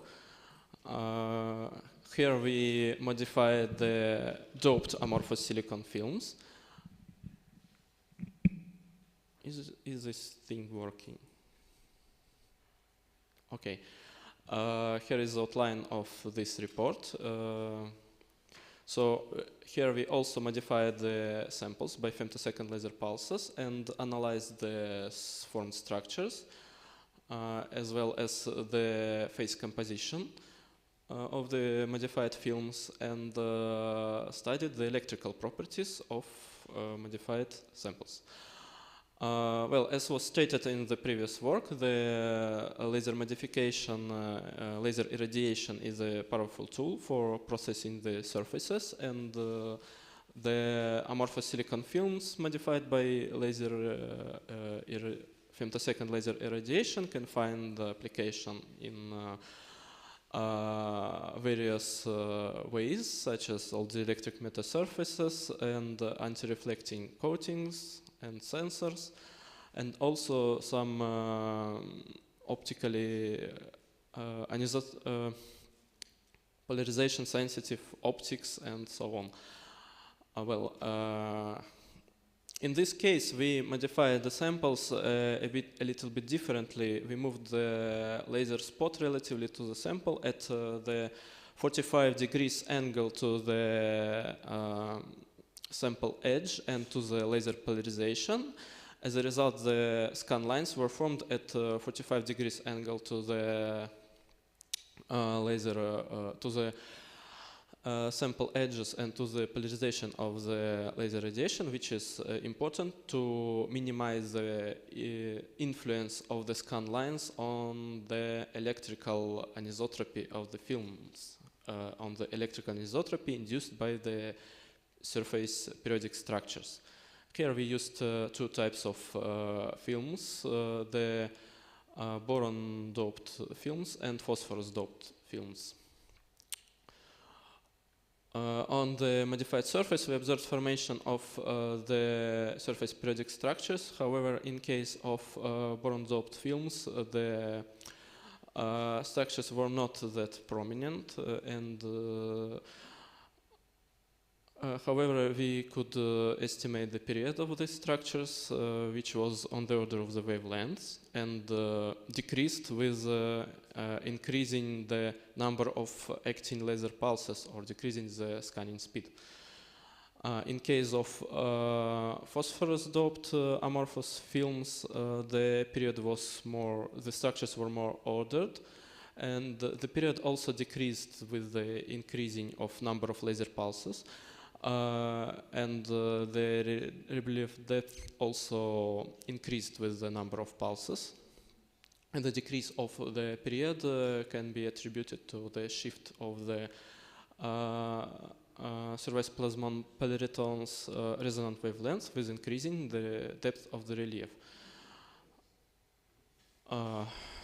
The formation of the structures was discussed in the previous work. It is connected to the excitation of plasmon polaritons and their interference with incident laser radiation, which leads to non-uniform or modulated ablation of the surface.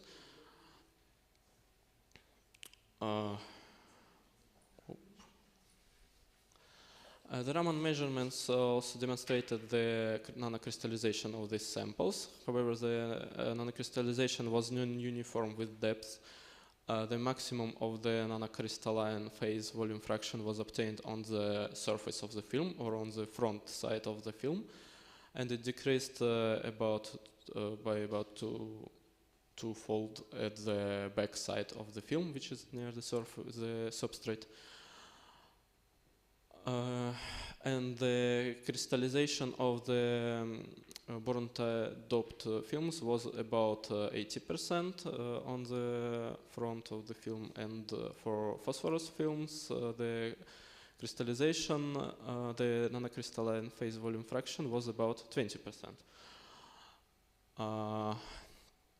Then we investigated the electrical properties of these films, the volt-ampere characteristics measured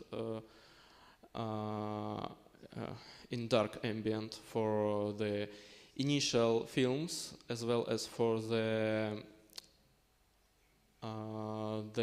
phosphorus doped films were linear. However, the samples of boron-doped films irradiated with femtosecond laser pulses demonstrated non-linearity of the volt-ampere characteristics. This can be due to non-uniform distribution of the nanocrystalline phase volume fraction, because it is known that the band gap of amorphous silicon and crystalline silicon differ, and the band edges do not coincide, so we have a composite structure with smoothly varying zone structure with depth, and thus as the electric contacts were deposited on the surface of the film, there can be potential barriers for the electrons on the way to the bulk of the film. However, in case of thinner phosphorus doped films, which also, as can be seen here, in some cases were ablated to the full depth of the film. In this case, we do not observe such non-linearity, because in this case the contacts were effectively deposited and were in contact with all layers of the film, including the more crystallized top layer and the less crystallized bottom layer.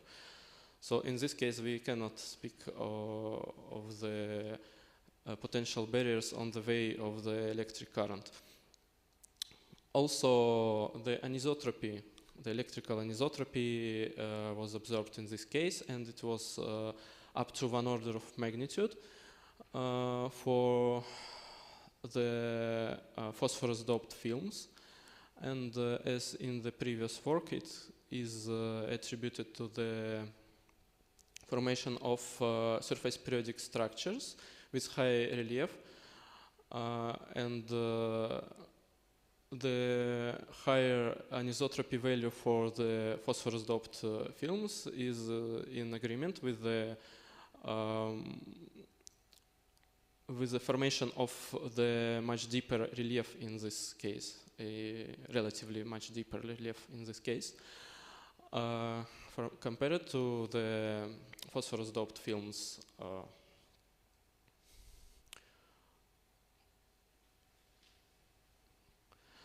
However, in the later case, the phosphorus doped films, as was previously shown, the laser-induced periodic structures are not that prominent, and the film thickness is relatively large compared to the relief depth. And in this case, the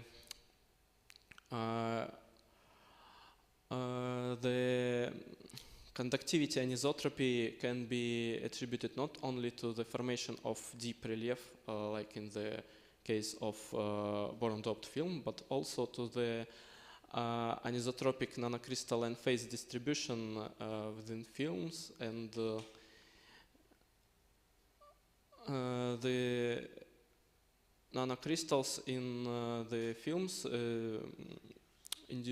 formed by laser irradiation can have an elongated shape in like an elongated ellipses, and they may be preferentially directed along the relatively to the laser polarization, and thus we can have anisotropic nanocrystalline C phase distribution within the film.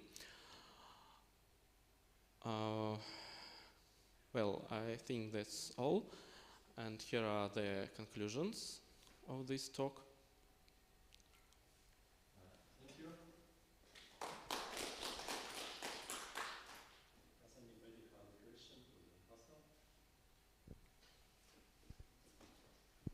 Sorry, maybe I didn't get the main idea of research. Okay, as I understand, silicon amorphous is mainly material for solar cells.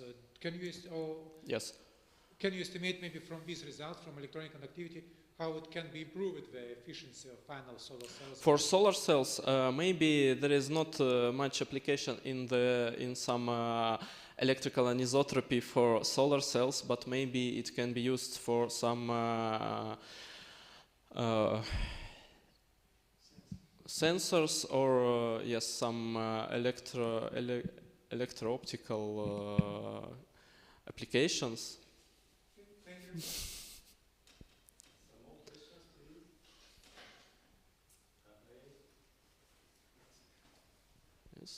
As far as I understood, you did not observe any difference at the stage of ablation. Just volt-ampere characteristics were different in the structures which were doped, right? Well, in case of doped structures, we observed more prominent conductivity anisotropy, but it can also be due to the higher surface periodic relief, not the higher in the absolute value, but compared to the film thickness. But also maybe not very like prominent feature, but we didn't observe the change of the orientation of the structures, but we could achieve only about 200 pulses per spot. So maybe if we could achieve more pulses per spot, we also would observe the change of the orientation of the structures. So it was a difference. You didn't compare them directly. I mean, undoped materials and doped materials in terms of ablation, or formation of ripples. Well, we compared, but there was not a large difference. There wasn't. So, yeah, okay. Thank you very much. So I would like to announce that the next session will take place in the same hall here, and it will start at 4:30.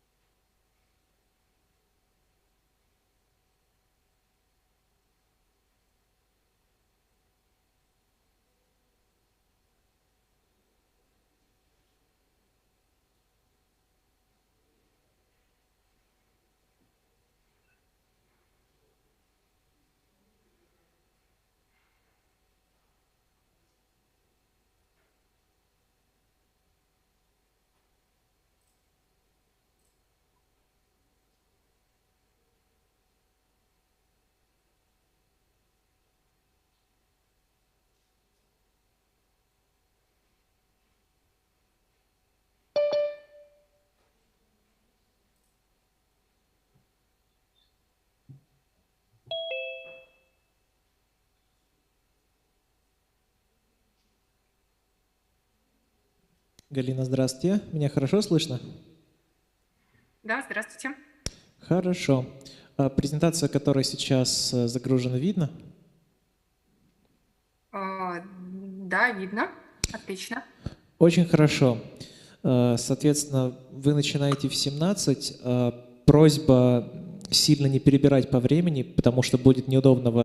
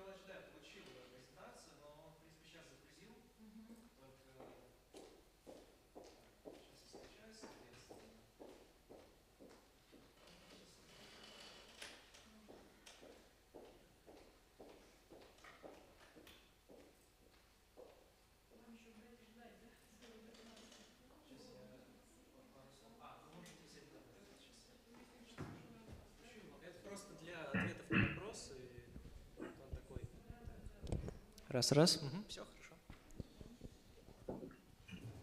Dear colleagues, let me start our last section for today. And me and Dr. Popov will be a chair of this section.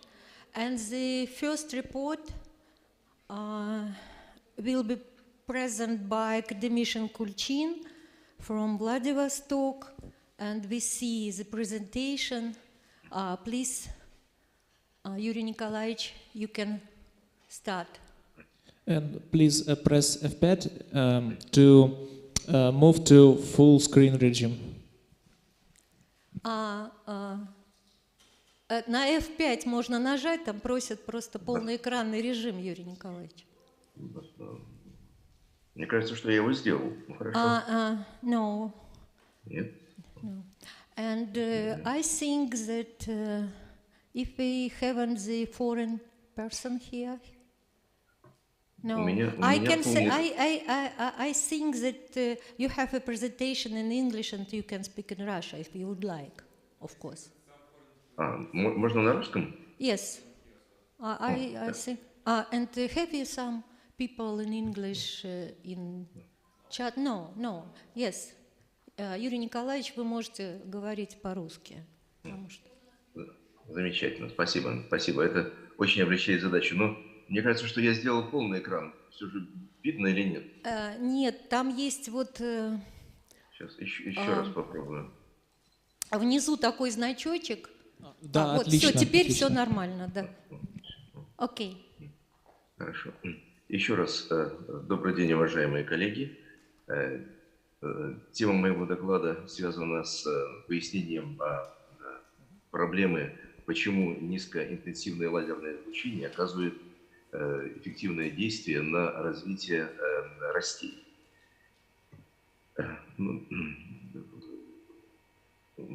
Я представляю Институт автоматики и процесса управления Дальневосточного отделения Российской академии наук, которое находится в городе Владивостоке, на берегу прекрасного Амурского залива. Вот, но это делает некоторые неудобства для меня, потому что мы имеем 7 часов разницы поясного времени между Владивостоком и Москвой.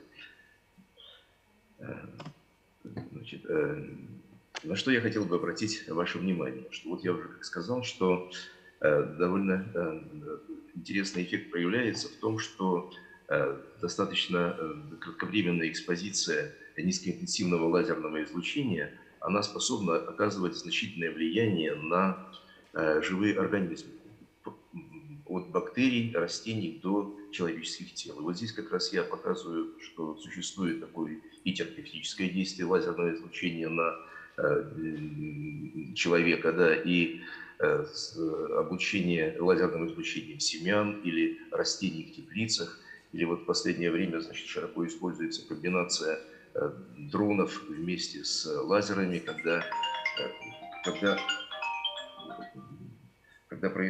происходит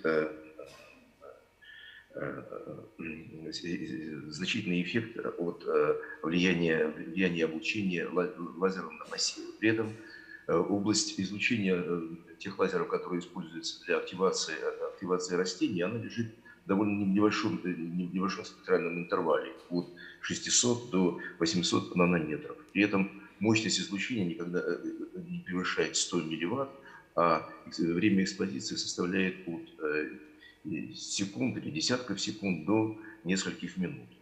Вот. И в то же самое время при вот таких вот достаточно, казалось бы, кратковременных и низкоинтенсивных воздействиях происходит очень эффективное действие на живые объекты, в том числе и на растения.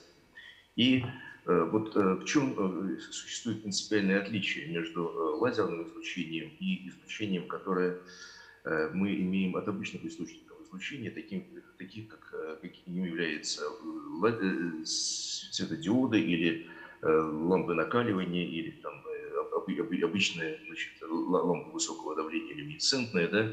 То есть оказывается, что в этом случае вот разница в эффекте, которая, по-видимому, обусловлена когерентностью излучения, составляет от 10 до 60%. Ну вот что еще характерно, наверное, для лазерного излучения, отличающего от остальных источников излучения, что, как правило, лазерное излучение, оно является поляризованным. То есть мы имеем как бы два отличительных параметра от остальных источников излучения. Это регенентность и поляризация излучения. Вот, поэтому целью, вот, как я говорил уже, моей работы является понимание, почему низкоинтенсивное поляризованное лазерное излучение оказывает больший эффект на биологические объекты, нежели обычное освещение неполяризованным, неприятным светом. Ну вот если посмотреть на действие солнечного излучения на растения, которые живут на поверхности планеты, то в данном случае, конечно, существует несколько эффектов, которые свет оказывает на растения. Во-первых, это эффект, связанный с фотосинтетическим действием. В этом случае требуется достаточно большая интенсивность излучения. Второе действие – это регуляторное или фотоморфогеническое действие на растения.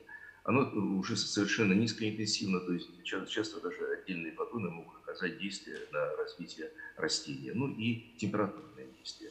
Вот как мы видим, когда свет попадает на лист растения, то в этом случае существует несколько эффектов. То есть свет отражается от поверхности листа растения, он может проникать внутрь, рассеиваться, поглощаться и в то же самое время проходить сквозь листву растений. В нашем случае мы будем рассматривать только некоторый небольшой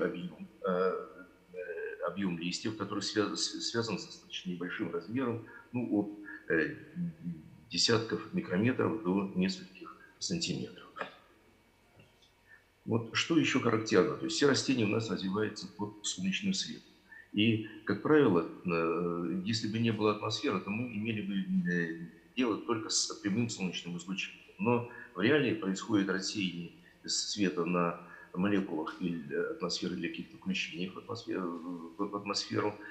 И это в результате растение освещается как прямым солнечным излучением, так и рассеянным. И вот здесь приведена диаграмма, которая показывает соотношение между рассеянным, это коричневые такие сегменты диаграммы, значит, и прямым солнечным излучением, красные сегменты диаграммы. Как видно, что в общем соотношение практически 50 на 50 в зависимости от времени года.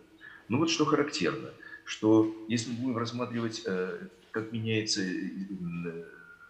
качество излучения при изменении времени суток, то вот как показано на вот этой диаграмме, то есть в утренние часы наблюдается максимальное влияние рассеянного солнечного излучения, а в дневные часы наблюдается максимальное действие прямого солнечного излучения. То же самое, собственно говоря, и в вечерние часы. Преобладает рассеянное излучение, а прямое излучение оказывается менее интенсивным. Таким образом, получается, что у нас растения в различные часы дня подвергается либо преимущественно рассеянному, либо преимущественно прямому солнечному излучению. Но вот что происходит при рассеянии излучения в атмосфере? То есть, как видно, если мы имеем неполяризованное солнечное излучение, то в результате молекулярного рассеяния в атмосфере прямое солнечное излучение оно будет не будет иметь поляризацию, а вот рассеянное излучение, которое отражается в общем-то, по нормали или под углом направления распространения солнечного луча, оно оказывается поляризованным. Таким образом, что у нас получается? Что в утренние и вечерние часы растения находятся преимущественно под действием поляризованного солнечного излучения, которое является рассеянным излучением солнечного света в атмосфере. Ну и, конечно, если посмотреть, какие действующие факторы есть со стороны света на растения, то вот в электромагнитной волне мы имеем что? То есть мы имеем частоту, имеем спектральную линию излучения, имеем время экспозиции, имеем интенсивность, дозу облучения и тип облучения. То есть это либо импульсное, либо, значит, непрерывное облучение. Как правило, вот все эти факторы используются при освещении растений искусственным светом. Вот. Но почему, казалось бы, значит, вот, свет не использует, почему растение не использует поляризацию излучения? Ведь на самом деле очень большое количество животных на Земле, они активно используют поляризованное излучение. Вот я привел здесь фотографии некоторых таких животных, да, но на самом деле их гораздо больше. Поэтому возникает вопрос, значит, действительно ли, значит, растения не хотят использовать поляризованное излучение, либо мы просто об этом ничего не знаем. Вот на этот вопрос, собственно говоря, нам и надо ответить. Ну вот, если мы, хорошо известно, что если мы освещаем растения неполяризованным солнечным излучением, то отраженный от поверхности листвы свет, он оказывается поляризованным. Таким образом, и излучение, которое проникает внутрь листьев, оно тоже должно претерпевать какие-то изменения. Ну, что еще очень важно? Еще важно следующее, что хорошо известно, что все биологические молекулы, они могут существовать в виде двух таких зеркально-симметричных конфигураций, которые называются квантомерами. Да? То есть они могут быть как бы по-разному, по различному образу закончены. И это в природе обуславливает так называемое явление, связанное с поляризационным дихроизмом, поглощение излучения в биологических объектах. Таким образом, что если у нас есть поляризованный свет, этот поляризованный свет попадает на растение, то в зависимости от того, каким образом, значит, какие молекулы преобладают в составе растения, это могут быть аминокислоты или другие типы белков, то взаимодействие излучения вот с этими молекулами может быть различным. Ну и вот что еще очень важно, что регулирующими свойствами растений управляют такие 6 основных классов фоторецепторных белков. Это белки, значит, это так называемые лавы-белки, это ксанотропины, значит, это фитохромы, это белки ограничения голубого излучения, значит, это крипохромы и родопсины. Вот эти белки, они включаются в состав вот этих так называемых фоторецепторных белков. И в случае, если такой фоторецептор поглощает квант света, то в результате этого возникает экситон. Этот экситон неравномерно распределяется по молекуле, значит, фотохромного белка, и взаимодействие приводит к изменению структуры белка. В результате этого изменяется активность как раз вот этих фотохромных белков. Но что характерно, что все эти фотохромные белки, они имеют так называемую хиральную структуру, то есть они являются свернутыми. Это значит, что свет линейно поляризованный будет менее эффективно взаимодействовать с такого рода белками, нежели свет циркулярно поляризованный. Да? Поэтому, по-видимому, в листьях растений должен существовать некоторый такой поляризационный дихроизм по отношению к взаимодействию солнечного излучения или поляризованного излучения с фотохромными белками. Ну вот, казалось бы, если такое должно быть, то таким образом в растениях должна наблюдаться какая-то анизотропия оптических свойств. И действительно, если посмотреть на структуру, в общем, листа растения, то оно такое многослойное. То есть верхний слой и нижний слой – это так называемый верхний и нижний эпидермис, который состоит из одного слоя клеток. Ниже размещается столбчатая паренхима, которая содержит хлорофилл, и еще ниже находится, значит, губчатая паренхима. И вот такая как бы четырехслойная структура у листьев существует. Но еще существует одна проблема, которую биологи стараются, в общем-то, решить. А почему, собственно говоря, мы имеем определенную форму листьев? Почему листья не являются бесконечно большими, да? Почему они имеют вот такую форму?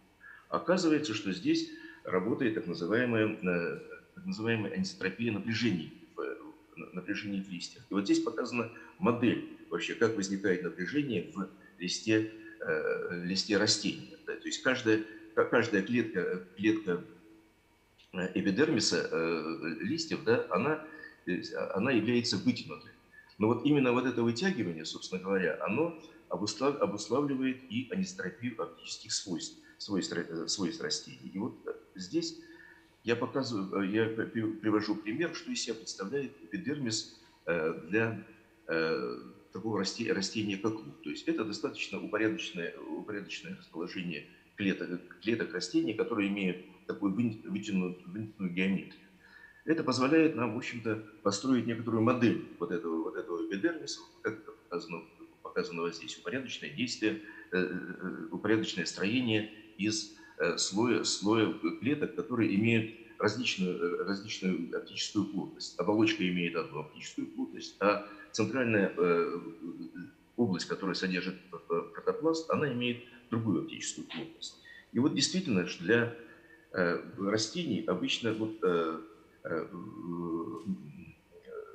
протопласт имеет показатель преломления где-то от 1,3 до 1,4, а для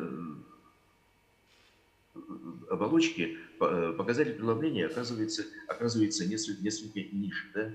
В результате вот от того, что клетки оказываются вытянутыми, еще более того, они имеют такую сложную структуру, это приводит к тому, что возникает анизотропия оптических свойств по разным направлениям. То есть это значит, говорит о чем? Что свет с различной поляризацией будет по-разному, в общем-то, реагировать на прохождение через такой слой. То есть если мы имеем с вами поляризованный свет, то в результате этого он должен изменить свое состояние поляризации. То есть превратиться из линейного поляризованного в эллиптически поляризованный свет. Ну и для того, чтобы понять, действительно ли это происходит, мы провели вот такой вот эксперимент, который связан с тем, что мы пропускали лазерное излучение через слой эпидермиса растений. В частности, здесь показано, что происходит при пропускании света через слой эпидермиса лука. И действительно оказывается, что если мы изменяем состояние анализатора, то это приводит к тому, что изменяется состояние света, интенсивности света, проходящего через такой слой. И вот здесь показана зависимость, как меняется угол эллиптичности в зависимости от поворота образца при прохождении лазерного излучения, что однозначно подтверждает, что у нас действительно происходит трансформация линейно-поляризованного лазерного излучения в эллиптически поляризованный свет. Таким образом, получается, что действительно главное отличие лазерного излучения от всех других типов излучения заключается в том, что мы трансформируем один тип излучения в другой тип излучения, которое более предпочтительно для взаимодействия с молекулами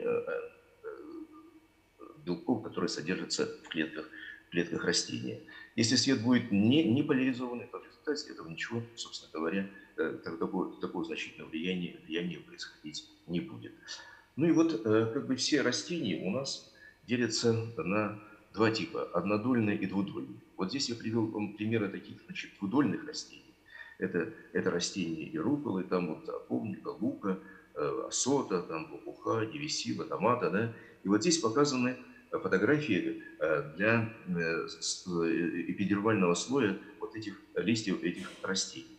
Вот видно, что вот здесь для руколы приведены фотографии для слоя эпидермиса, которые верхний слой и нижний слой. Вот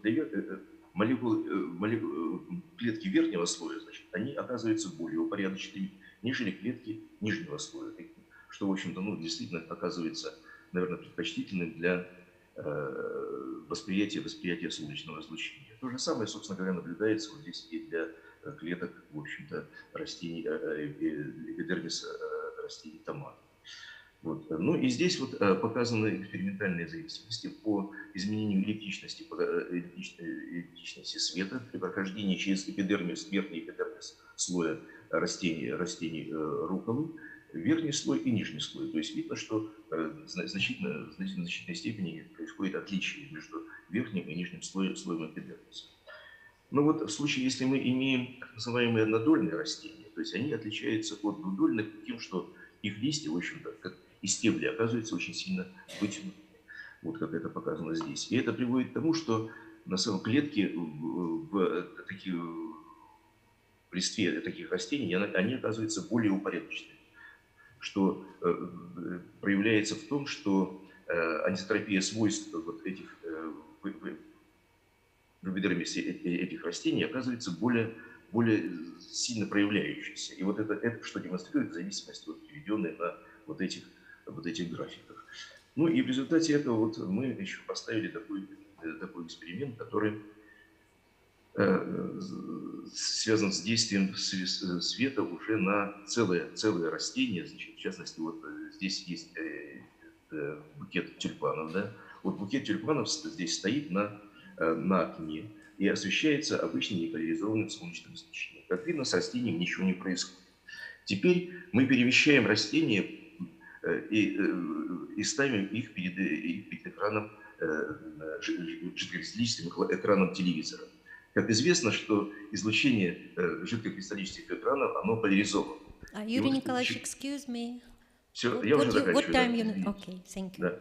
Вот, поляризовано. И вот что произошло с растениями? Видите, то есть растения изогнулись в сторону противоположную экрану. Если теперь мы меняем положение растений, да, то через некоторое время они снова выравниваются, да? То есть это говорит о том, что поляризованное излучение оказывает действие и на стебли, и на сами цветки растений, и на их листья. Таким образом, значит, заканчивая свое выступление, я хочу сказать, что действительно эпидермис растений обладает анизотропией оптических свойств, и проявление этой анизотропии заключается в том, что свет поляризованный трансформируется в свет оптически поляризованный, оказывается более комплементарным взаимодействию с клетками растения, и что, по-видимому, более важным в действии лазерного излучения на растения, что именно поляризация оказывает более важный эффект, нежели когерентность. Все, спасибо. Thank you so much. And maybe we have time for one question, please. So.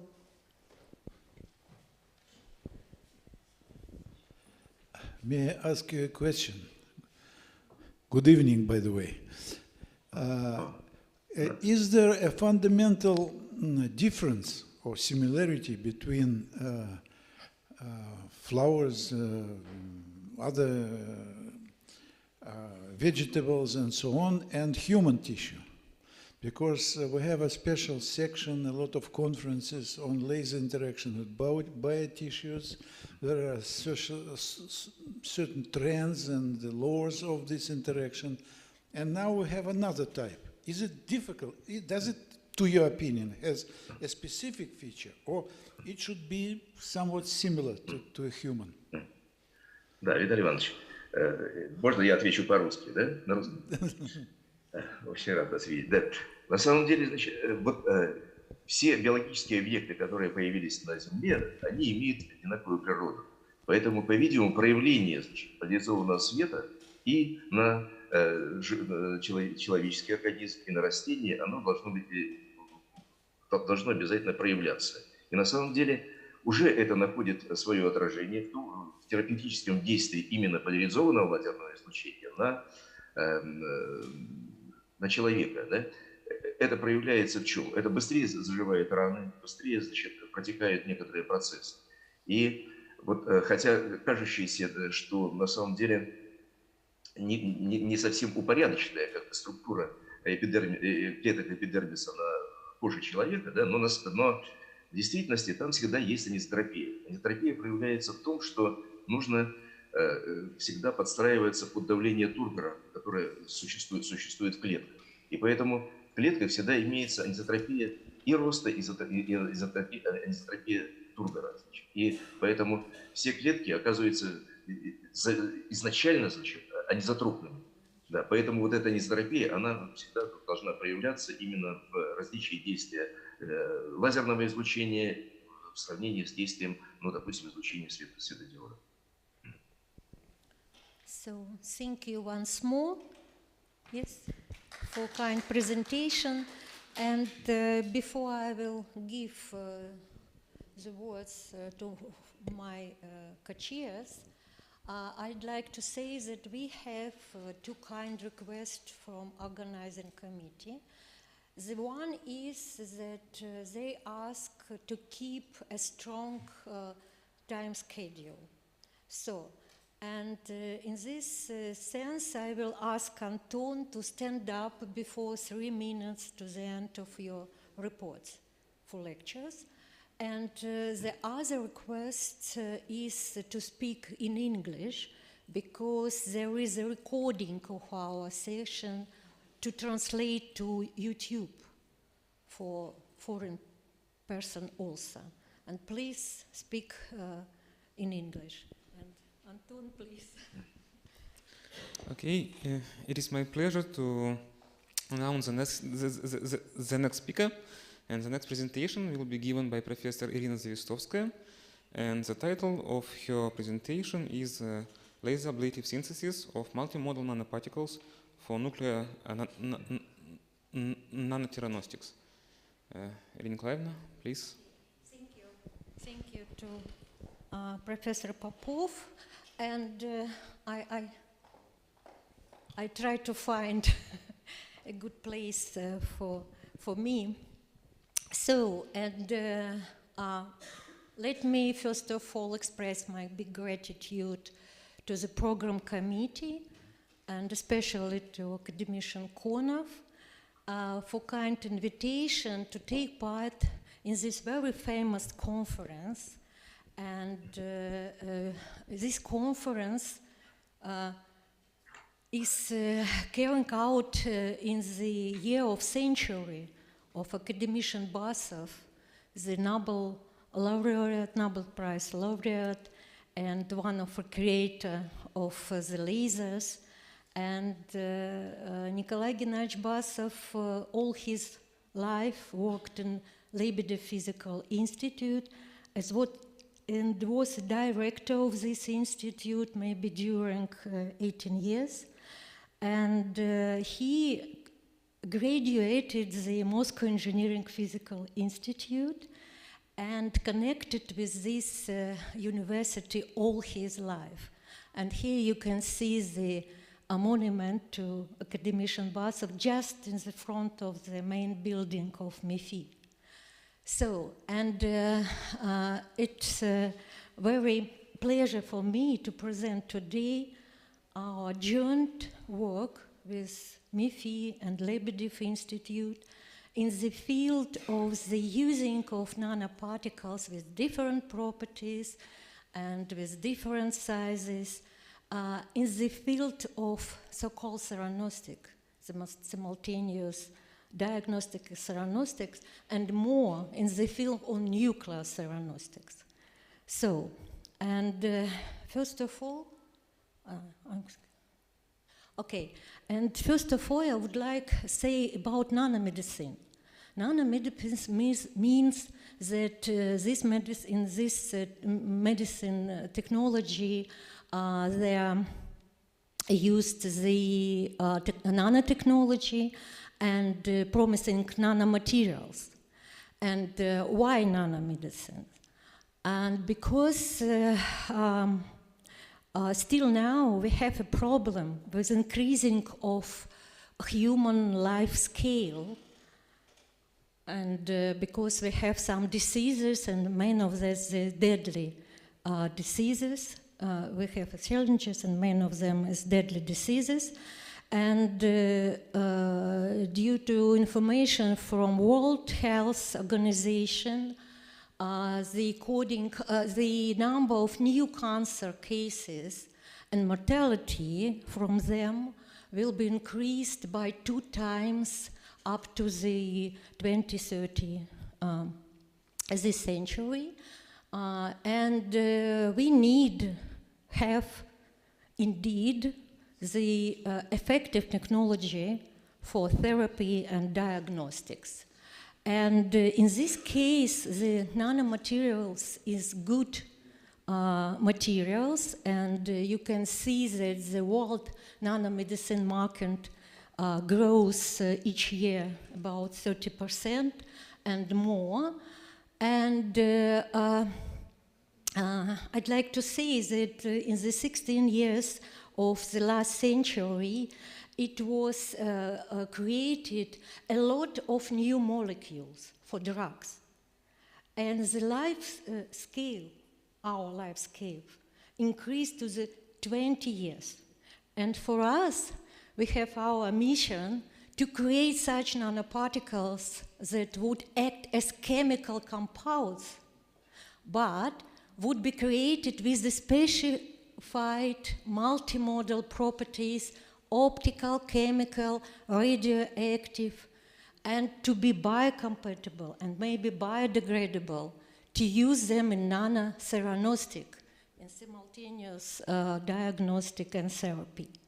So, and of course, to realize this project, we have a big international team, and here you can see the leading person of our team in the field of medicine, laser physics, biochemistry, medical accelerator, biophotonics, hadron therapy, and radiopharmaceutical. And Professor Popov is the leading specialist in laser ablation, and also Anton Leonidovich Popov, our biology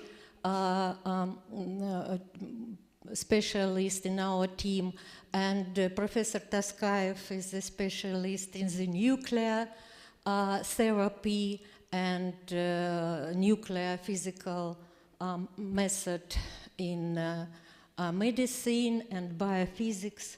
This is the main persons.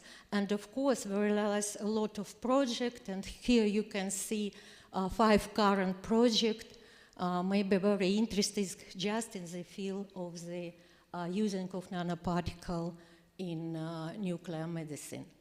So here you can see the so-called platform of nanotheranostics, and this is the real field in which our leading expert work, and this is the plan of my report also.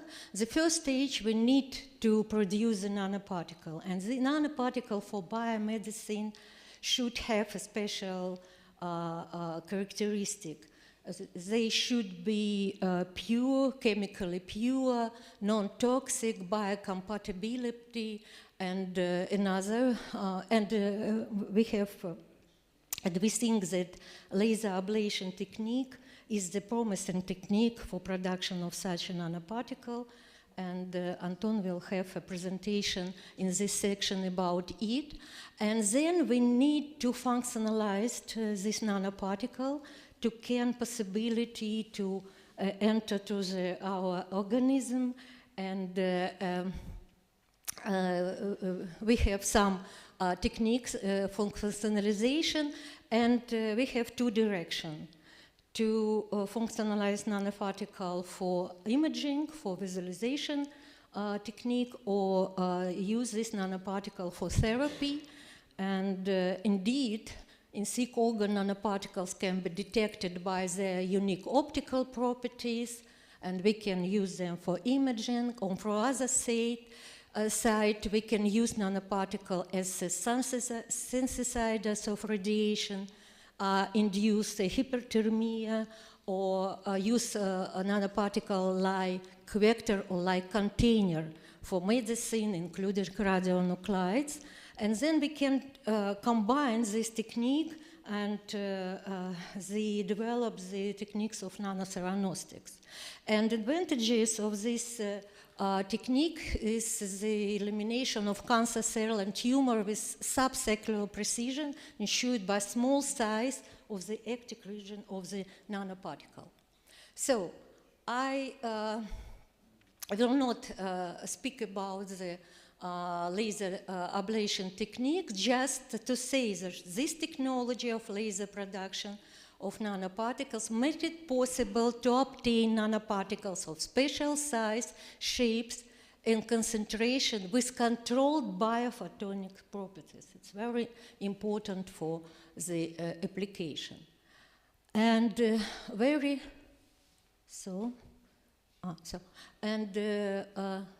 another, excuse me, I need to,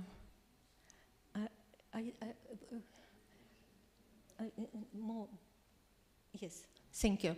And another very important properties of the nanoparticle is the compatibility with the biological system. And so you have the result of investigation for silicon and gold nanoparticle here. And intravenous in vivo administration of nanoparticle did not reveal any toxicity effect, which was confirmed by behavior of mice, stability of blood, content and other biochemical parameters, creating, and as well as the histological analysis of all organs of biodistribution nanoparticle in tissue.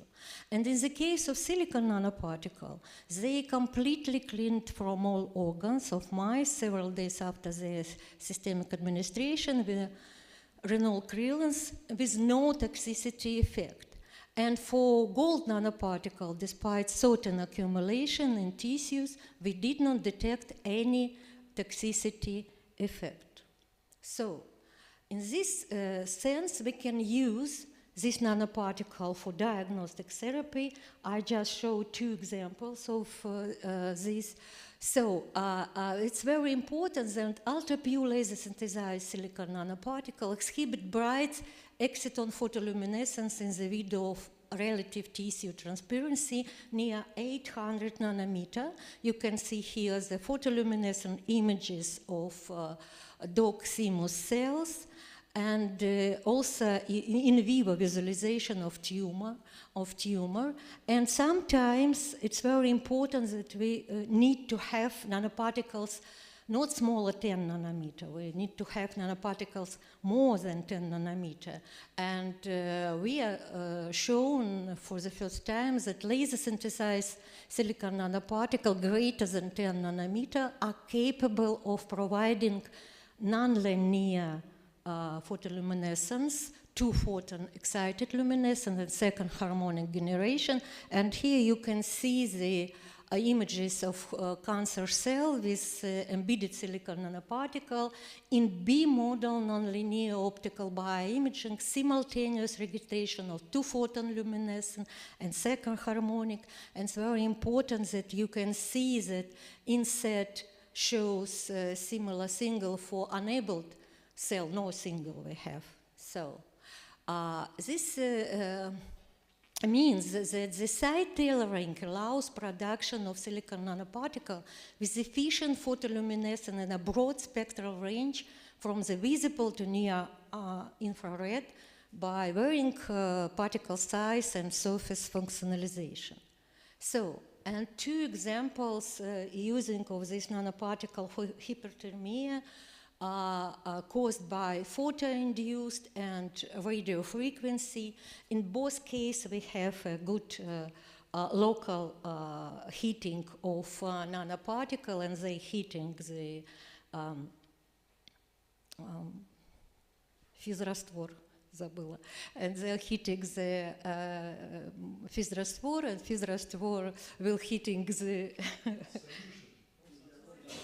solution, physical solution. Okay, excuse me. I think that it's more better if I will start explain our result in the nuclear theranostics, and somewhat about in our laser meeting. I'd like to say some words about what means when we say nuclear medicine or radiation therapy. Traditional nuclear medicine is a field of medicine that uses radiation of radionuclides injected into the blood and localized in the tumor for diagnosis and therapy. And radiation causes selective destruction of cancer cells due to cytotoxic DNA damage through the different mechanism. The problem is that the radionuclide circulating in the blood settle in all organs, not only in tumor tissue. So, and in tumor, no more than 13%. So this is a big problem. And traditional radiation therapy means that we use the external source of radiation, X-rays or proton or ions and so on. And this radiation is focusing directly on the tumor to cause the death of the cancer cell. And the problem, when external radiation, when we use external radiation, the healthy tissues are also irradiated. And to reduce the normal tissue damage, the total dose is divided into the small fraction, usually not more 2 grays in 1 times. And to kill the tissue, we need to use no smaller than 30 grays. So we have 15 times, and it means that 2 or 3 weeks for this irradiation, not good. And in both cases, we can use nanoparticle. We can use nanoparticle like vector or transport to tumor in nuclear medicine. And from the other side, we can use nanoparticle like a synthesizer to give more the radiation just in the cells of tumor. And in this case, we have 2 directions. We need to produce the nanoradiopharmaceutical, 2 types, radionuclides plus nanoparticle, or we can produce nanoparticle and then activate them. We can produce radioactive nanoparticle. And from other side, we can put to the cell non-radioactive nanoparticle from boron or element with atomic number more than 52 and activated this nanoparticle in situ, just using the, okay. So, and so here you can see the result of our radiopharmaceutical medicine using silicon nanoparticle and rhenium. And it's very important that we have a strong therapeutic effect. It was demonstrated a 72 survival rate of V-star rats with implanted liver helangioma compared to 0 from the control group. So, radiopharmaceutical provides stability, retention in tumor, and high therapeutic effect. And this is another technology with production non-radioactive nanoparticle and activated by neutron flux, in our case in reactor in Obninsk, in Karpov Institute. And we find the optimal condition for irradiation of yttrium oxide and samarium oxide nanoparticle, and so on. So, and I'd like to say, excuse me, some words. Please, next slide. Okay. And I like for using nanoparticle in binary technology or external beam radiation therapy, when we use the elements with atomic number more than 52, and when we use the boron nanoparticles, the boron 10 with neutron capture therapy, and boron 11 with the proton capture therapy. So, and here you can see our experiment in Novosibirsk, in Butker Institute, with using our nanoparticle and tumor cell lines of glioblastoma at colorectal adenocarcinoma, and you can see the parameter of the experiment, and we have, you can see, a very good result for destroy the tumor cell. And experiment shows that when we use our laser-ablated boron nanoparticle, we have a strong increased cell culture death. So, and also we have the same experiment in our Lebedev Institute in proton cyclotron in Lebedev branch in Protvino, and we have so, because Anton stay, I will. So, and we produced 2 types of nanoparticles, the bismuth and boron 11, and it's very important that in both cases, for bismuth and boron, we have more than synthesizer, we have multimodal properties. For bismuth, this is the photohyperthermia and some types of morphology, and for boron also hyperthermia and good optical properties.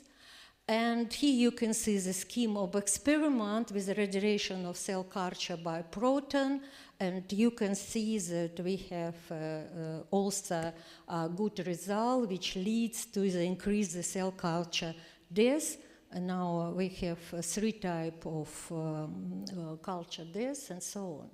So, and as a conclusion, I'd like to say it only that laser synthesized nanomaterial can be effectively used as a vector or synthesizer for nuclear medicine and for external radiation, for radiology. So, and let me please, next please. And let me please invite you to our conference, and it should be in October, in Lebedev Institute and Second International Young School. And we carried out school in May, and you can see near Obninsk, and you can see the photo from the school, good time and good school. So, and last slide, please. I'd like to say a lot of thanks for our team and for supporting of Ministry of Science and Education and Russian Fund for Basic Research. Thank you.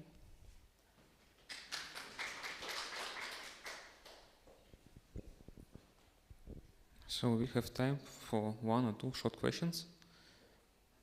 Are there any? Okay, probably I will ask a short one. So, Irina Nikolaevna, what do you think, how far is this technology with the radionuclides from clinical applications, let's say? It's a very interesting question because you know that this work is supported by Rosatom, but this is the stage of our investigation now, biological investigation. And then we need to have preclinical investigation and clinical investigation. And for preclinical investigation, it's clear for us now that we need to use the vectors, ligands. Yes, this is a problem for us because not more as a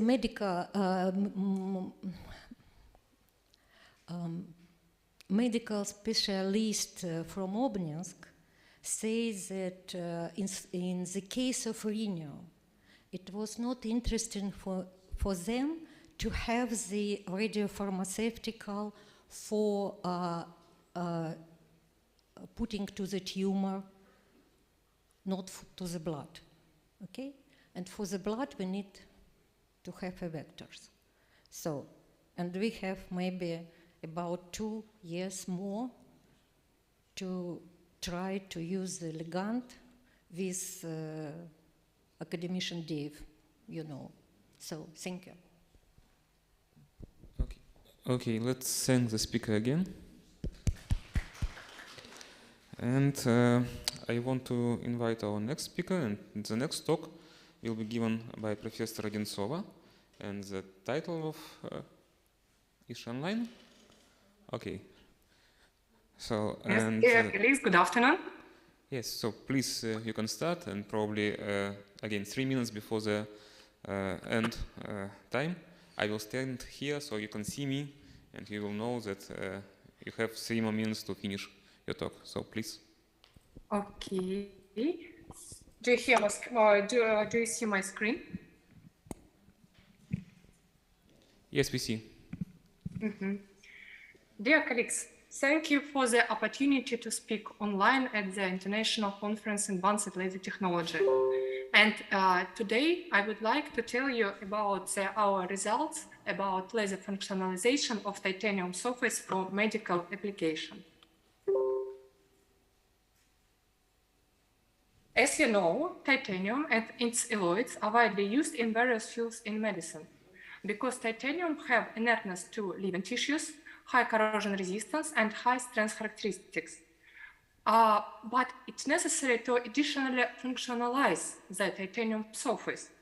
For example, implants must be biocompatible and have good integration in the body. The surface of surgery instruments and implants must be antibacterial. And also color identification is necessary to fast find instrument on the surgical table. And today, I propose to consider the above functioning using the example of dental implants. The dental implants consist of 4 functional areas. The first is implant screw in contact with trabecular bone. The second is implant collar, contact with compact bone, and abutment, contact with epithelium tissue, and crown. And crown does not consist of titanium, and I will not consider in this report. About 540,000 implants are installed per year. However, not all of the installed implants take root, and only 95 successfully function in the body. And why? The main factor determining the success of the functioning of the implant are the quality of the implantation performed, oral hygiene during the operation of the implant, and the characteristics of the implant itself, material, shape, structure of its surface. And if the first 2 factors are determined by doctors and patient responsibility, we can influence on the 3rd factor, namely the structure and chemical composition of the surface, which can improve the properties we need. For example, we need to improve biocompatibility, we need to improve antibacterial surface, and other. Now, the most popular methods of processing implant are sandblasting, anodizing process, and companies using laser process also began to appear.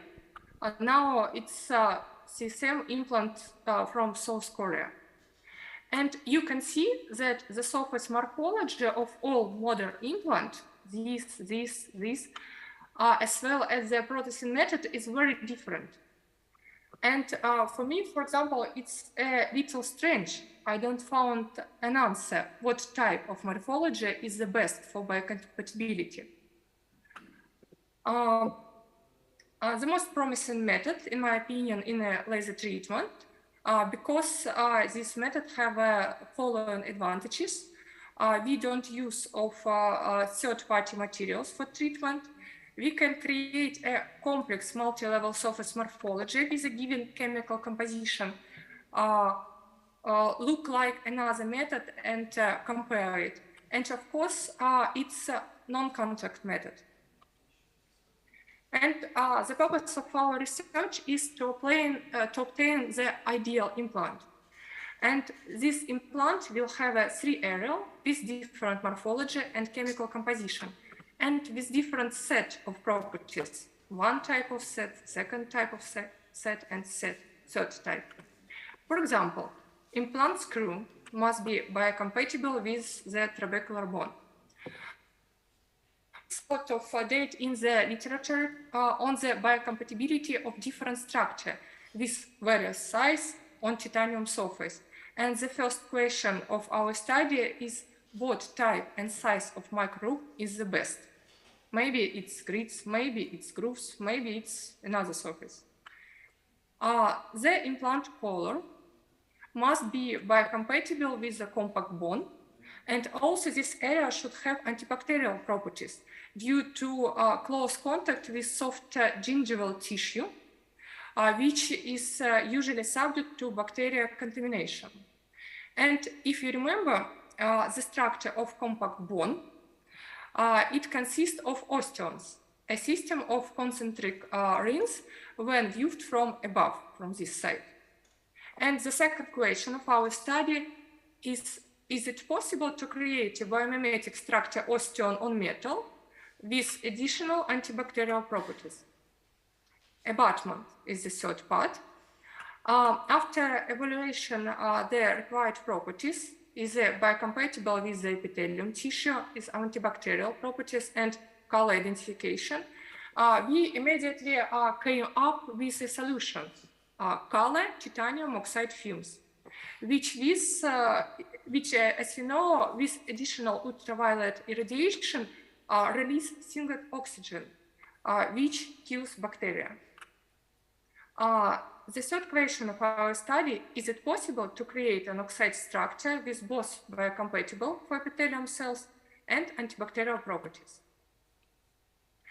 As material, we choose a grade 5 titanium as an equipment and a terbium pulse fiber laser. The first part, implant screw. And what type of micro-room is the best? And we decided to compare two types of structure, grooves and grids. And according to our hypothesis, the size of a single element of this structure should be slightly larger than the size of an osteocyte for its comfortable placement. Since we heat the surface much higher than the evaporation temperature, and a plasma cloud is formed, and due to the reverse deposition of particles from this plasma cloud, a nanostructure is formed on the surface. You can see a microstructure and nanostructure. And this structure should promote good adhesion. It's very important for proteins for early stages of osseointegration. And it can be seen that a sandwich structure, you see, is formed, consisting of oxides, which are also inert to living tissues. The slide demonstrates the study of osteogenic differentiation of seeded cells on laser-induced reliefs using the expression osteocalcin. It can be seen that the shape and the size and orientation of nuclei are different from this case and this case for grids and for grooves. It can be seen that the shape, size, and orientation of the nuclei are different, and the nuclei on a grid structure have a more rounded shape, large sizes, and random orientation. And it should be noted that a more elongated shape and co-directional orientation is by groove structure contribute to osteogenic differentiation and more active proliferation. And quantitative analysis of the proliferation of mesenchymal stromal cells shows the best proliferation for groove structure 2. And in vivo study, histological examination showed that all structures have a tight contact between the bone and the implant. A decrease in the thick parameters, fibrous implant contact, you can see that decrease in any case. Tell us about gradual osseointegration of each of the structures. But the groove structure shows the best results in big parameters, which indicate a high survival rate of the implant. Big parameter is a bond-implant contact. It is shown that the bone fragment is represented by osteocytes, which cover all surface. You can see the every picture. And single osteocytes are even found out in our micro room. 1 type micro room, 2 type, 3 type. especially in groove structure. And in this case, we choose groove structure for the first part of our implant. The second part, implant color. The first task that we set was to determine what geometric dimension of the osteon structure would be most comfortable for the cells. And we wanted to test our hypothesis that the cell size of the structure should be slightly larger than the cell size. And we create a osteon structure with different depths. You can see depths and widths. And plant mesenchymal cells on it. As can be seen from the diagram on the right side, the O3 structure used the highest priority, the dimensions of which were slightly larger than the size of osteocytes, which allowed the cells to fit well in the structure. But it should be noted that the most osteogenic structure have low toxicity, which was unacceptable for me and for my colleague. And to explain this reason, we determined the composition of osteon. Even on the O3 structure, we did not show toxicity. We found vanadium oxide. And as you know, vanadium oxide is a toxicity. And in this case, we have two ways. The first way, don't use a grade 5 titanium with laser exposure, or removal of vanadium oxide by turning laser exposure.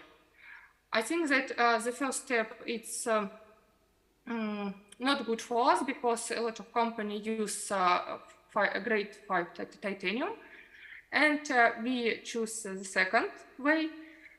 We create a new structure with additional treatment. And after you can see that vanadium oxide is absent, but what is about proliferation? Qualitative analysis of the proliferation of mesenchymal stromal cells shows that the best proliferation have a structure O3 pulse additional treatment. And we see that this structure almost don't see toxicity. And we think that is successful. What is about antibacterial effect? As you know, with additional ultraviolet irradiation of titanium oxide release single oxygen which kill bacteria. And we conducted the following experiment, irradiated the O3 sample and O3 pulse additional treatment sample at a wavelength 380 nanometer for 20 minutes. And we can see an antibacterial effect which we plan to enhance by irradiation with other wavelengths in ultraviolet range and another exposure time. And it should also be further studied how additional irradiation will affect the vital activity of cells, because it's very important. Okay, for the second part, we offer structure osteon with additional treatment. Okay, what is about the third part, abutment? Today, from the report of Vadim Beiko in the morning, you heard that we could control the color of the oxide film and hence the chemical composition and thickness. Structure of two colors with different chemical composition were created. One is yellow, consists of dioxide of titanium in rutil, in the form of rutil, and the second is a sandwich structure with dioxide of titanium in form anatase and titanium 3 oxide 5. And we then conducted a similar antibacterial resistance test, and we can see an antibacterial effect, which also we plan to enhance by radiation with other wavelengths and exposure time. But it's very important that now we have a light antibacterial effect, and we hope that it will good for epithelium cells and for another cells. And at the moment, this structure are being studied on epithelium cells. Thus, we have developed 3 functional zones of our implant, which we are currently testing in vivo in mice. And we wait, and we hope to create an ideal dental implant with different zones. And in the future, we also plan to functionalize the surface of other implants too, using our methods. And I want to say special thanks to our team. It's not all team. And sincere acknowledgement to our collaborators from laser physics, material science, and biomedicine. And special thanks our colleagues. And thank you for your attention. We are always glad to new collaboration. Okay, thank you very much for respecting the time limit, so that we have time for several questions. So, are there any questions? Okay, if no, so probably I will ask a short question. So, did you try to compare your coatings with commercially available coatings which are present on the market? Yes. Probably I missed it. Can I repeat the translation? Yes. It's about commercial. It's very interesting because now we have some company from Switzerland. It's Straum and Nobelberg Care. From Source Care, it's a CSM implant. And this company have a different type of structure. And about our structure, now we have a partner. It's Leningradsky manufacturer Len-Meriot, who now produce our structure with the first type of our structure. Now I show you this type of structure groups. And now this company have a clinic results, and now have a patient who implant our implants, and we wait results during, I don't know, 5 or maybe 10 years that answer our implant. It's good for biocompatibility or maybe not so good, because now it's a difficult question and we have to have a statistic of it. Okay, thank you. I don't know, I answer or not? I think yes, I'm satisfied. Okay, so thank you very much for your answer. So we should thank the speaker again if there are no questions. I think that no, so let's thank. Okay, thank you very much. Okay, and it's a pleasure for me to present the report of Professor Popov from the Laboratory of Bio-Nanophotonic of MIFI. Please. Okay, thank you very much for the introduction. So I need a pointer.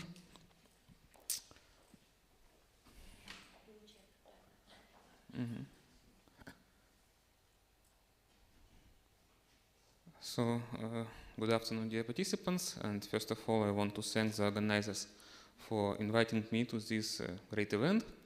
And as Irina Alexeyevna already said, I represent a Bio-Nanophotonics laboratory from Moscow Engineering Physics Institute. And in our laboratory, I'm responsible for all the experimental works. And so now, today, I want to present you some of our recent results on laser ablative synthesis of colloidal nanomaterials for biomedical applications. So, this laser ablative project is a part of a broader project which we call Novel Materials and Methods for Safe Nanomedicine. And within the frame of this broader project, we try to create new nanomaterials by lasers, and we also developing novel biophotonics methods for bioimaging, for therapy, and for diagnostics. And then we apply both of these approaches for biomedicine and mostly for cancer applications. But today I will only cover these two parts, so I will talk about laser ablative synthesis of colloidal nanomaterials and about their biomedical applications. So, why nanotechnologies for cancer? The thing is that nanomaterials can provide a number of different methods for targeting tumors, and probably the most widely used mechanism is a passive one, so that nanomaterials, when they are properly covered by some by a polymer, for example by polyethylene glycol, they can normally freely circulate in the bloodstream, but they can still accumulate in solid tumors because blood vessels are not well developed in solid tumors, and there are lots of holes in such defective blood vessels through which the nanoparticle can leak inside the tumor area. And then, after the accumulation, we can either image them by profiting from their properties such as fluorescent, photoacoustic, MRI or CT contrast, or we can initialize different therapies with external stimuli such as magnetic, radio frequency, or light radiation, so that we can locally hit the tumor, we can generate a stimulate oxygen there, or we can even mechanically disrupt the cancer cells. And finally, we also can use these nanoparticles as carriers for other drugs or radionuclides. Okay, but what properties should have an ideal nanomaterial for cancer application? So such an ideal nanomaterial first should be biocompatible and non-toxic. It should be invisible to the immune system so that it can freely circulate in the bloodstream. It should have some imaging or therapeutic functionality, or both of them simultaneously. And it should be biodegradable, so it should not accumulate in a human body. And the problem of using of nanomaterials in biological systems are generally related to their toxicities. So that some nanomaterials are really toxic per se, like most of quantum dots, yet some other materials are not so toxic, but still we can have a problem of residual accumulation, so that some nanomaterials cannot naturally excrete from the body and accumulate in the organisms. And still we have so-called problem of a secondary toxicity, which is generally related to the using of toxic compounds during the synthesis, so that the material of a nanoparticle can be nice and biocompatible, but the preparation technique can make it toxic. And this secondary toxicity is actually characteristics is typical for many popular nanoparticle synthesis techniques. And in our laboratory, we use laser ablation in liquid to avoid this secondary toxicity issue.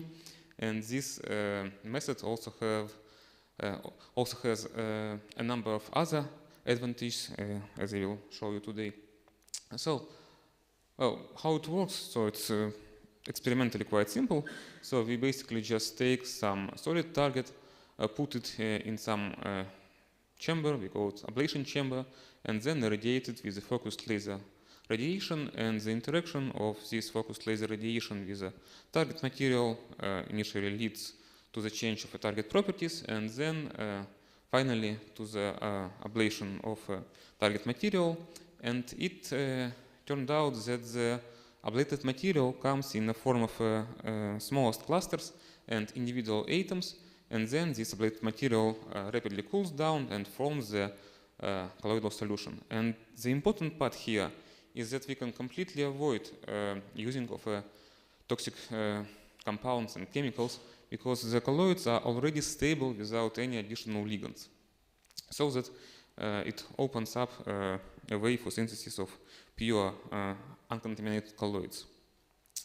And historically, we use an ultra-fast or femtosecond approach to make the nanoparticles, and this femtosecond approach has a number of advantages over longer, let's say, nanosecond ablation. So first, we need much less energy to ablate a unit of material. So we basically need an order of magnitude less energy than in a nanosecond case, so that we can minimize negative effects related to the generation of plasma and cavitation bubbles. And then there are advantages like removal of a heat affected zone, which minimizes the ejection of larger fragments. And also there are a number of nonlinear effects like generation of white light supercontinuum, which in fact can be very useful to improve the size distribution. How we can control parameters of laser synthesized nanomaterials? And I think that the most relevant parameter for nanomaterials is their size. So here on the slide you can see several typical size distributions of gold nanoparticles obtained by laser ablation with the different pulse energy. So the simplest way to control the size is to change the laser fluence. And the general trend here is an increase of mean size with increase of laser fluence. But as you probably have noticed here, unfortunately at larger fluences the size distribution can be quite broad. So to homogenize this size distribution, another laser technique is usually used, and this is so-called laser fragmentation in liquid. So in this technique, we just remove the target from the ablation cuvette and focus the laser beam inside the colloidal solution itself. And as you can see here, this technique allows us to homogenize the size distribution and also decrease the average value, the average size of the nanoparticles. And then it is also very important that laser synthesized nanoparticles can have a quite unique surface chemistry. And in particular, even a surface of gold nanoparticles, of laser synthesized gold nanoparticles, is partially oxidized despite the high chemical inertness of gold. So that this surface oxygen on these gold nanoparticles can react with OH groups from biopolymers by forming hydrogen bonds, and this effect can lead to a drastic decrease of mean nanoparticle size if the polymer was already present inside the ablation cuvette during the synthesis. So let's move to some examples, and I will probably start with the gold, which is the most convenient material for laser ablative synthesis. And I actually already have shown you lots of ways how to control parameters of gold nanoparticles. But what about their biocompatibility? Well, we recently made a comprehensive evaluation of laser synthesized gold nanoparticles which were in situ covered by dextrin. So, and we found that despite residual accumulation of these nanoparticles mostly in liver and spleen, they were just completely safe. So we didn't find any negative effects neither in histology nor in all the biochemical parameters which we measured. So all the parameters were within safe limits. And then we also interested in alternative plasmonic materials, because most of attempts to create a plasmonic nanomaterial for biomedical applications until the recent time were related to gold nanoparticles, because gold is as a material is very nice, it's biocompatible, it's chemically inert. There are lots of preparation techniques so that gold nanoparticles can be easily created in almost all sizes and shapes. Gold nanoparticles are very efficient at converting light into heat, and the only problem is that small spherical gold nanoparticles have their plasmonic feature at about 520, 530 nanometers, so this is a green range, and they almost doesn't absorb the light in the near infrared range where biological tissues are the most transparent. Also, there are some ways of how to bring the plasmonic feature of gold nanoparticles to the near infrared, but unfortunately all these approaches has their problems, so they don't really solve the situation. But luckily it turned out that there is a great solution for this plasmonic mismatch problem, and this solution is titanium nitrate nanoparticles, because these nanoparticles, even with a simple spherical geometry and small size, have a red-shifted plasmonic feature right in the window of relative tissue transparency. And we recently managed to solve the bottleneck problem of synthesis of bare water dispersible titanium nitrate nanoparticles, and we demonstrated that stable colloidal solutions from these nanoparticles can be created by laser ablation in liquids. and their size can be tuned between several nanometers and several tens of nanometers. But what is very important is that these nanoparticles has a strong absorption in the near-infrared range, and their photothermal conversion efficiency is among the highest between all the nanomaterials. And then we also demonstrated this photothermal effect in vitro. So here we used 830 nanometers radiation, and we demonstrated that this laser radiation can indeed kill the cancer cells even at very low concentration of titanium nitride nanoparticles. So the concentration can be as low as 10 micrograms per milliliter. And then we used 8 different cell lines and measured the biocompatibility of these nanoparticles and demonstrated that they don't cause a toxic effect even at 10-fold higher concentration. So these nanoparticles are really safe objects. And then we also made quite comprehensive in vivo evaluation of these nanoparticles. So we measured chemotoxicity, we measured biodistribution, we measured acute toxicity. And here for this in vivo test, we covalently covered these nanoparticles by polyethylene glycol, and we demonstrated that this PEG coating increases the half-life time of these nanoparticles in blood by 8 times, and it led to increase of a tumor accumulation more than 2 times, so that the final tumor accumulation was about 2.4% of injected dose per gram of tissue. And here again, most of the nanoparticles accumulated in liver and spleen, but again, we didn't find any negative effects on all the measured biochemical parameters. Okay, then the very recent result, we demonstrated that it's possible to synthesize nanoparticles of pure elemental boron by simple laser ablation in liquid. And this is actually a quite surprising result, because water is a rather oxidative solvent, and the boron is a very reactive material. So one would expect formation of some kinds of oxide nanoparticles. But in this case, the ablation went to a very surprising way. So we found that a boric acid was formed during the synthesis, and almost all the oxygen went to formation of this boric acid. And this boric acid, it covered the nanoparticles and also colloidally stabilized them. And we also measured, we demonstrated biocompatibility of these nanoparticles. This biocompatibility was not great, but acceptable. And these boron nanoparticles, they are very promising for neutron capture therapy, because they have the maximum possible concentration of boron, because they are made of pure elemental boron. And boron has the second largest absorption cross-section of neutrons. Okay, then these laser ablative techniques also can be used to produce some multi-element nanoparticles, and probably a classical example here is formation of alloy gold-silver nanoparticles. And here the procedure is very simple, so we just take some colloidal solution of gold nanoparticles and silver nanoparticles, just mix them in one chamber and make a laser fragmentation, so we can get the alloy nanoparticles with a plasmonic feature between 400 and 520 nanometers. And what is very convenient is that we can simply adjust this position of the plasmonic feature by changing the ratio of gold and silver nanoparticles which we used for the synthesis. So it's very convenient and simple.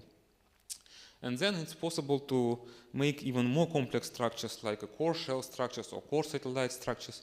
And the strategy here can be rather universal, and I will highlight it using an example of gold and iron nanostructures. So this is a two-step technique. In the first step, we need to prepare gold nanoparticles. So for core satellites, it should be small gold nanoparticles, smaller than about 10 nanometers. And then we just remove the gold target and put the iron target and make an ablation of iron target in colloidal solution of gold nanoparticles. And so we can get these nice core satellite structures. But if we increase the size of initial nanoparticles to about 20 nanometers or probably some more, then we will get core shell structures like this. And we also made biological tests of these core satellite nanoparticles. So we prepared 50 nanometers core satellite gold iron nanoparticles, which had a good optical properties and strong magnetic properties. But what is very interesting is that these nanoparticles, after covering by a biopolymer and applying DC magnetic field, could accumulate in the tumor at 22% of injected dose per gram of tissue. So it's 10-fold higher than in the case of titanium nitride nanoparticles. And we used them as a contrast agents for MRI and computer tomography. So these nanoparticles are a real multifunctional agent. So to sum up, ultra-fast laser ablation can result in a variety of nanomaterials having control characteristics and exhibiting unique optical and other properties. Laser ablative nanomaterials can sometimes have properties which cannot be reproducible with conventional chemical methods.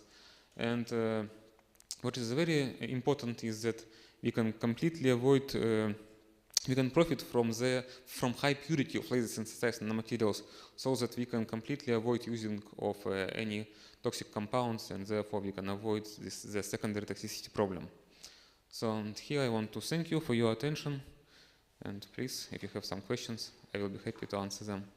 Thank you so much for a very interesting report and some questions. Please, Professor Ivanov.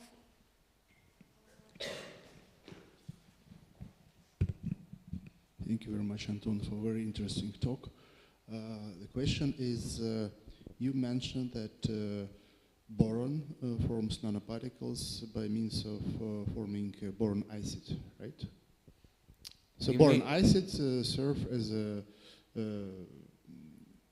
I don't know, the defender of the particle against of degradation. As a byproduct and as a stabilizer as well. So we just ablated a metallic boron. Yeah. Okay. But does it mean that the particles becomes toxic for the biomedical utilization if they contain the acid? Yes, thank you for your question. It's a very important question. Yes, so for biomedical applications, we have to remove this boric acid. But there is actually a little bit tricky, because when we remove the boric acid, which colloidally stabilize the nanoparticles, they became colloidally unstable. So we have to, in the same step, cover them by some biopolymer, which provides them colloidal stability. And then, after the removal of the boric acid, we can use them for biomedical applications. And here also we made these in vitro tests after the removal of the boric acid. Sure, because with the acid they are very toxic. Yeah. And would you expect this problem regarding stabilization of nanoparticles for boron 11 and 10? I think that it will be the same. So in Same any case, story, right? for in vivo applications, in any case, we have to cover all the nanoparticles with some biopolymer, because otherwise they will aggregate due to high ionic strength, due to high conductivity of biological fluids. So laser synthesized nanoparticles in highly conductive medium cannot be colloidally stable. So for applications, they have to be covered. Okay, thank you very much. And I also have a question. You can produce the compound nanoparticle. What is the promising technology for them? Because they have more properties and maybe. So the most straightforward answer is that by combining different materials, we can obtain nanomaterial with different properties. So, and also we can bring some additional functionality or additional benefits, let's say. Yes, and also even some not obvious one. For example, as I said, gold nanoparticles have the plasmonic feature in green range, which is not very convenient for biomedical applications. But if we make core satellite structures like I have shown here, so another advantage of these structures is that gold is iron oxide is a biodegradable material, so that in organism these nanoparticles can can be degraded into small gold nanoparticles and remnants of the iron oxide, and can be naturally excreted from the organism. And these structures has their plasmonic feature in the biological transparency window. So some additional combinations can be obtained by using multi-element particles. Yeah. Thank you once more for good presentation, and please, thank you. So, and the next report will be given by Professor Abyazova from the Tomsk Polytechnical University. So, let's start. Good evening, dear participants, guests. My name is Abyazova Elena, and I'm a PhD student of Tomsk Polytechnic University. The topic of my work is investigation of a composite of laser-reduced graphene oxide and polymers for implants application. Modern clinical medicine needs post-operative monitoring of patients to monitor their state of installed implants. Currently, widely used methods such as computer tomography, radiography, or magnetic resonance imaging show high efficiency but require patients to visit specialized centers, which excludes their continuous monitoring. For continuous monitoring, it's necessary to use implants together with electronic components. Ideal for the ecology and convenience of patients and doctors would be the use of fully biodegradable materials that don't require extraction from the body. And in the future, it can be possible to monitor human health indicators by these electronic components. Carbon-based materials are widely used in various fields of biomedical research. One of the new materials is graphene oxide. It has many advantages over noble metals, which are most often used in implantation, such as high electrical conductivity, strength, and dispersibility in water. Graphene oxide also has low cost and allows to create flexible surfaces.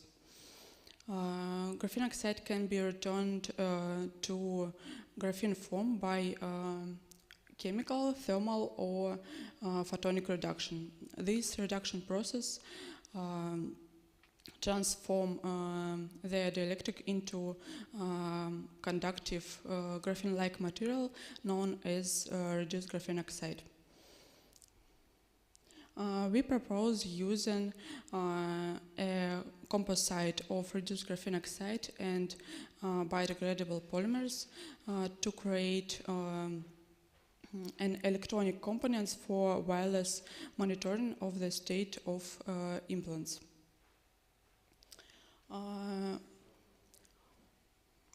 The polymers were selected for these experiments are polylactic acid, polycaprolactone, and vinylidene fluoride with tetrafluoroethylene in form of films and scaffolds.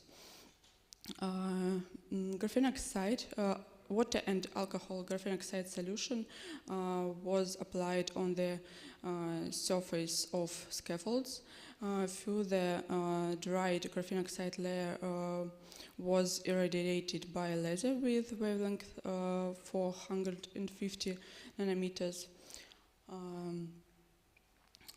The following methods will be used for making and research of these electronic components. Raman spectroscopy, scanning electronic microscopy, for-probe method for resistance measurements, and biocompatible and biodegradable tests. The laser processing parameters were selected for each of the polymer, including laser power and the speed of its movement, to obtain a good conductive structure. Mechanical stability peeling off test showed a formation of a composite between reduced graphene oxide and polymers, and removal of the upper layer of reduced graphene oxide. Vindylen fluoride with tetrafluoroethylene failed this test. The remaining samples showed decrease in conductivity. Chemical stability tests after being in water and solutions with different indexes showed changes both up and down in conductivity. Polylactic acid was chosen as the best polymer for subsequent studies. Also, polylactic acid and reduced graphene oxide on polylactic acid were tested on for biocompatibility. They were sterilized and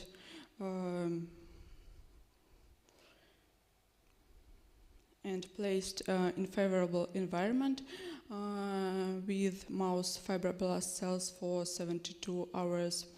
On the slide you can see samples with the surface of samples with colored cells.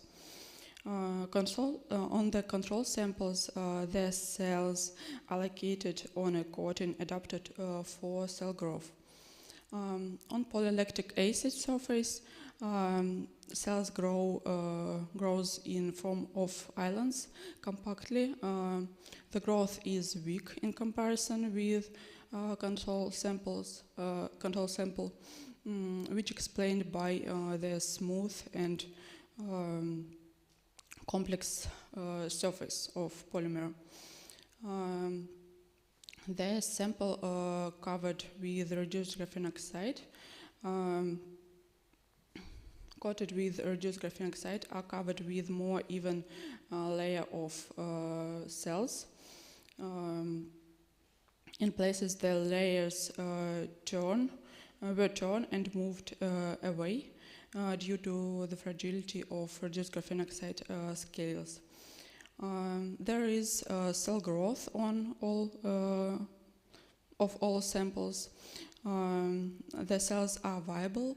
There is no toxic component from surfaces. This material can be used for biomedical applications. Those laser processing parameters were selected for each of the polymer. Mechanical and chemical stability tests showed a minor changes in conductivity, and finally polylactic acid polymer was chosen as the best. It was tested for biocompatibility, and it can be used in biomedical applications. It's planned to study the biodegradation of a composite and create an electronic components to test its properties. I would like to thank people involved in this study. Thank you for listening. It was a pleasure being here today.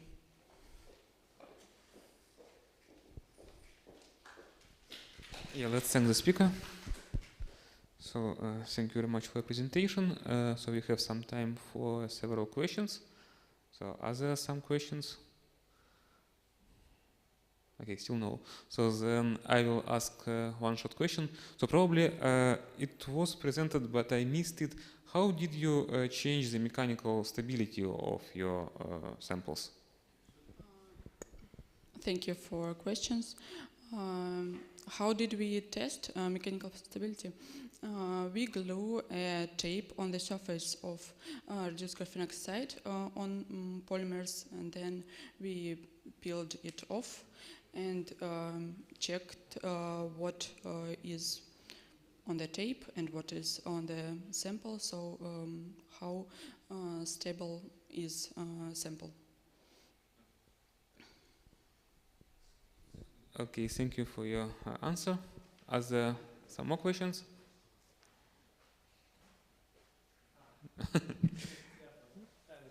Okay.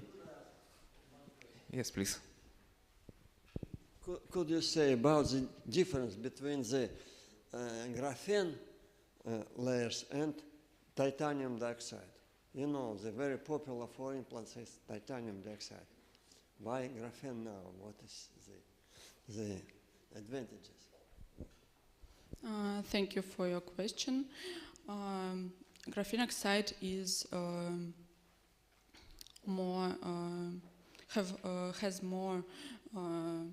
has better electrical properties,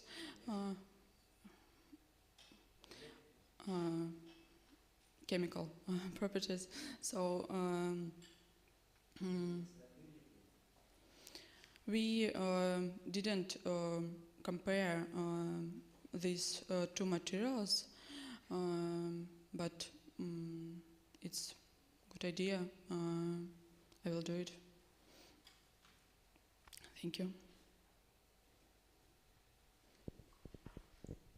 Okay, do we have some more questions? So if no, let's thank the speaker again. And we can move to the last presentation in our session and in our first day of the conference. So and the last presentation will be given by Professor Baum. So please.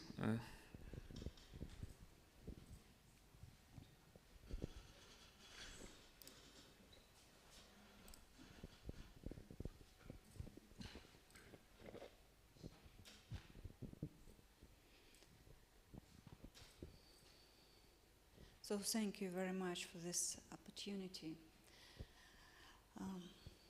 So I'm from Institute of Photon Technologies, and this presentation will be devoted to thermomechanical effect of eye tissue laser modification, and its presentation will be about thermomechanical role in all different medical application of laser and its role in biological tissue after laser effect. First I'm going to speak about laser-induced non-destructive heterogeneous laser heating, then about heterogeneous expansion and theoretical model of the thermomechanical stress in tissue under laser irradiation. Okay, and finally about stability of this effect for biological tissue after laser irradiation. Laser-induced thermomechanical effect is the basis of a new method for laser modification of the biological tissue, which we study in our laboratory. This effect can be useful in different medical applications, for example, for normalization of intraocular pressure, for treatment of glaucoma, then for correction of refraction, and also for laser reshaping of rib cartilage in stenosis surgery, and of course for regeneration processes in biological tissue after laser irradiation. But all these methods have one common problem, is the achieving the predictable and stable results after laser irradiation. So the problem for glaucoma treatment is that the predictable result And as you know, glaucoma one of the widespread disease, and it can leads to the blindness, and one of its clinical manifestation is the magnification of intraocular pressure. So now glaucoma surgery includes different modern methods, such laser trabeculoplastic, selective laser trabeculoplastics, and different drugs, but they don't provide a stable and complete solution of this problem. And generally, sometimes these methods have temporary effect. It's well known that there is two pathway for aqueous humor is being produced by ciliary body and can release from the eye through two pathways. The first is the transport of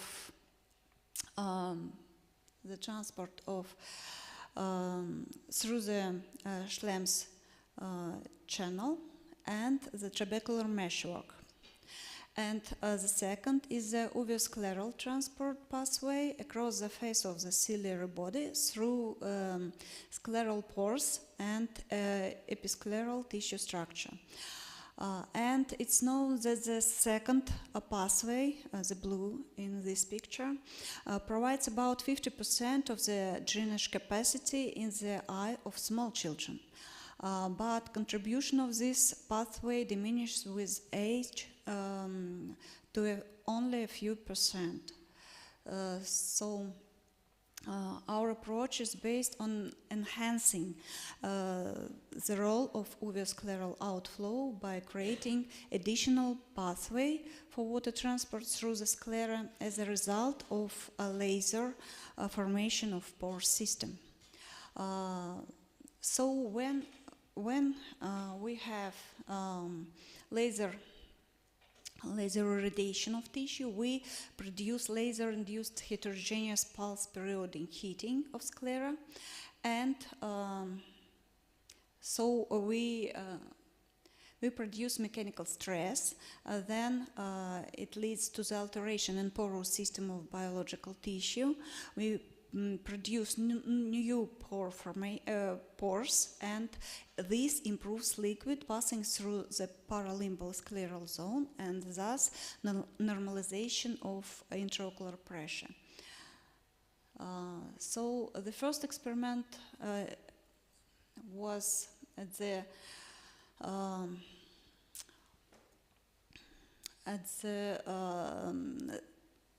scleral tissue samples exposed by the laser at wavelengths of 1.56 micrometers, and you can see it here. It's the alteration of the head of the physiological solution after laser radiation. We use special setup when we pump this physiological solution with the pressure, and you can see here the idea. Also, we produce such experiments for selected eyes with the constant of intraocular pressure, and also for the rabbit eyes in vivo. And a positive effect of laser impact is achieved as a rule in a very narrow range of laser irradiation parameters. So we try to use different parameters, and for optimal laser settings, when we use the increase of hydraulic conductivity coefficient was about 3 times.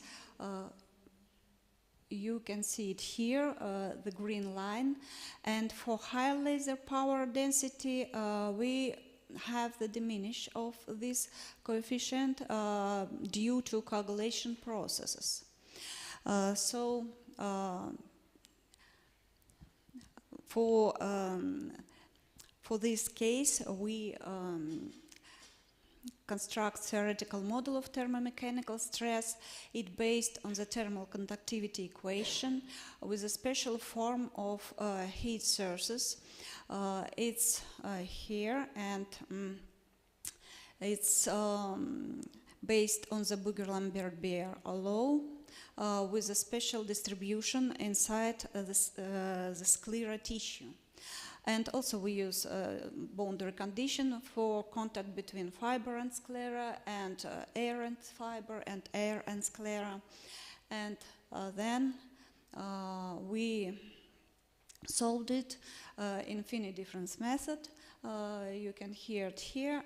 And we have the typical three-dimensional distribution of temperature field inside the sclera along the direction of laser irradiation, and also laser irradiation leads to the thermoplastic and thermoelastic stresses inside our samples. And this theoretical model was used to preliminary choice of laser settings for our further experiments. Simulation, the first simulation for temperature field from two different laser spots, and simulation results show that in order for the effect of each subsequent laser irradiation not to overlap with the previous one and not to lead to uncontrollability in the result, it's necessary the distance between the center of laser spot should be at least 2 millimeters. And then we use also temperature gradient, but more important to use thermal stress field. And here you can see the second simulation is the thermal stress field for these two laser spots, for the first and the second. And in this case, the laser-induced porous system doesn't enlarge the newly created similar porous system and allows one to obtain a porous system with a certain characteristics pore size distribution. So the distance must be about 3 millimeters. It's an optimal distance between laser spot for real medical application. So after that, we try to use different techniques to explain our results, explain the basis of these results. And here you can see light scattering measurements. The transmitted radiation signal through the sclera, the reflected radiation signal, and transmitted radiation signal obtained with the double integrating sphere. And it was shown that laser setting providing substantial alteration in light scattering correlate very well with these laser parameters required for a significant increase of water permeability. After that, we produce our theoretical calculation and compare it with the thermal stress and compare the angular and the difference between angular and radial components of thermal stress tensor and with optoacoustic and ultrasounds reference. And so you can see a very similar shape, and we can see only for this difference of thermal stress tensor, not for temperature gradient. So we can predict the shape after our laser irradiation. And here are histological images of rabbit sclera before. This is an intact sclera. This is sclera with part of denaturation. And this is a sclera after optimal laser treatment for our laser mode. And you can see the formation of submicron pores. we use also atomic force microscopy and study 3 points. The first of intact paralimbal scleral zone, then exactly under laser radiation on the axis of radiation, and then zone around the laser spot. It's the zone of maximum thermomechanical stress, as you can see in previous picture. And here you can see the atomic force microscopy before and after laser radiation, and this nanopores and this distribution of nanopores for this and this picture. And as you can see before, we have increasing about 20 nanometers, and here you can see the maximum about 50 nanometers after laser irradiation. So size distribution is very different. And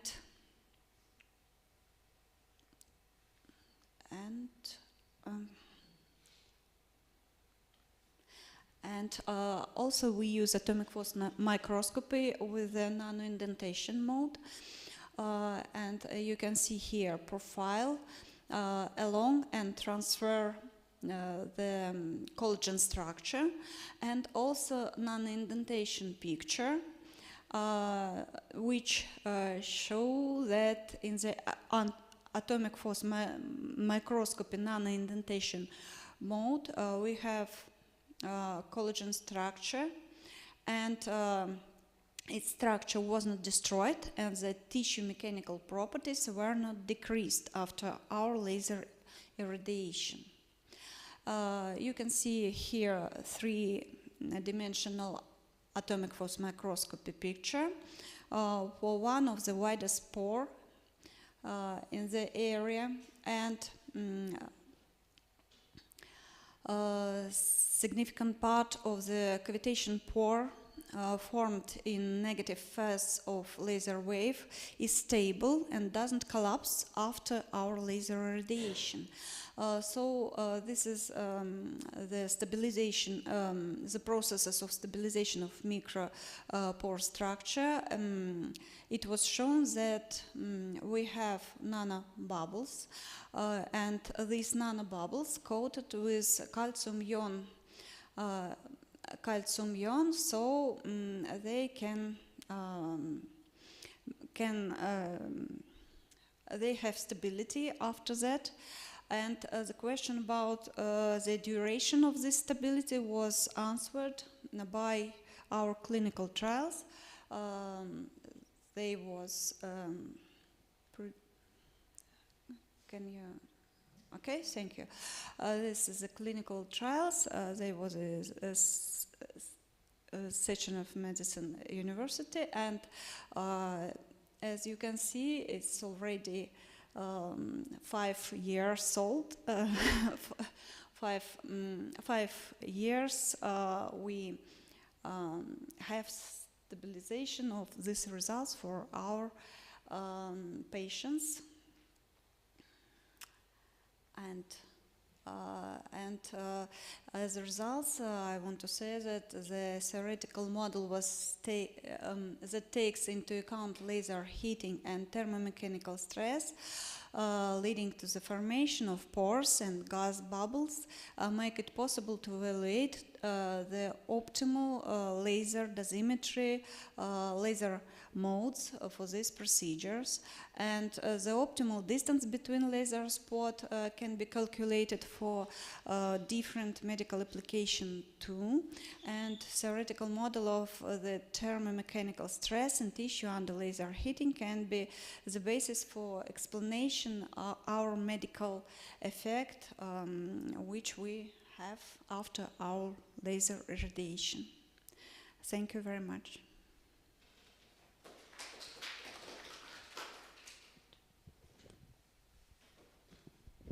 Okay, thank you very much for your presentation. So we have time for 1 or 2 short questions. So are there some questions? So yes, please.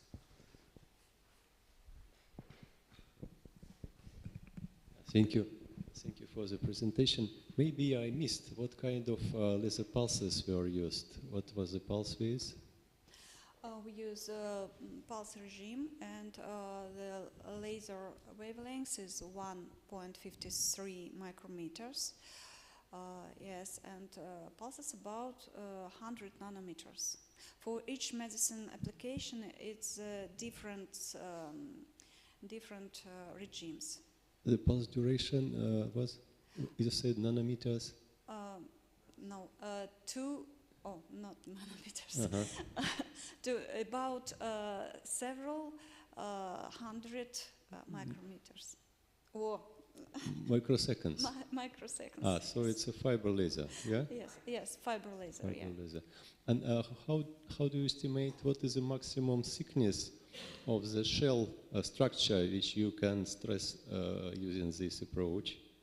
The sclera, how thick is it? It's different.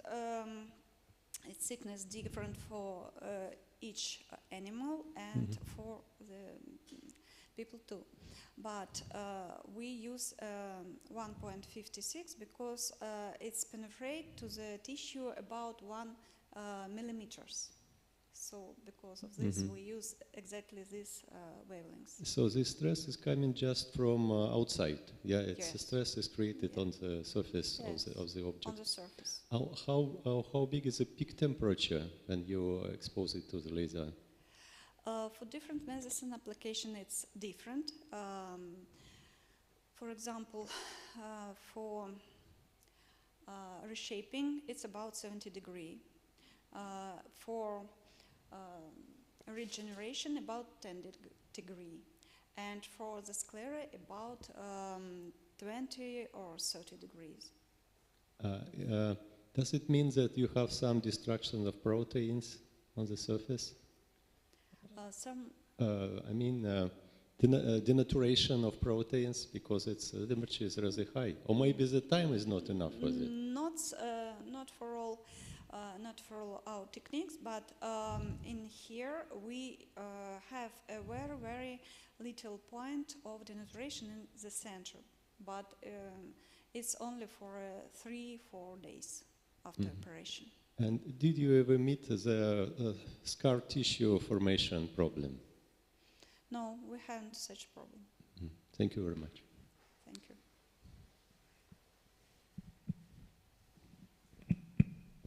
Okay, some more questions?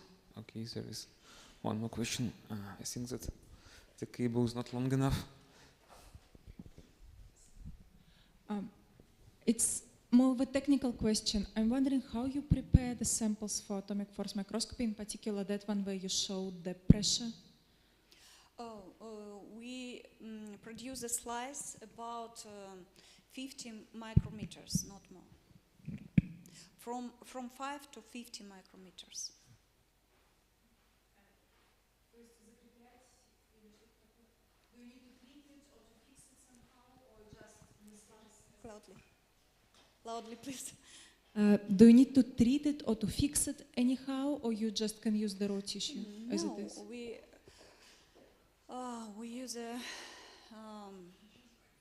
We use a freezing microtome. We freeze it, then produce a slice, and after that we use it for atomic force microscopy.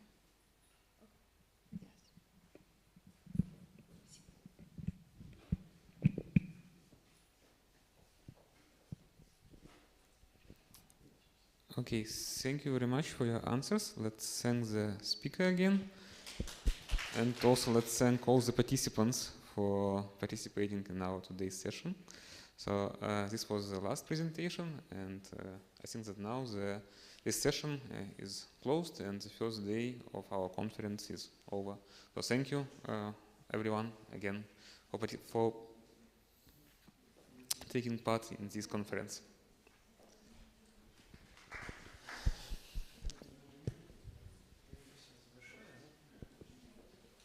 Ну это да, это соответственно.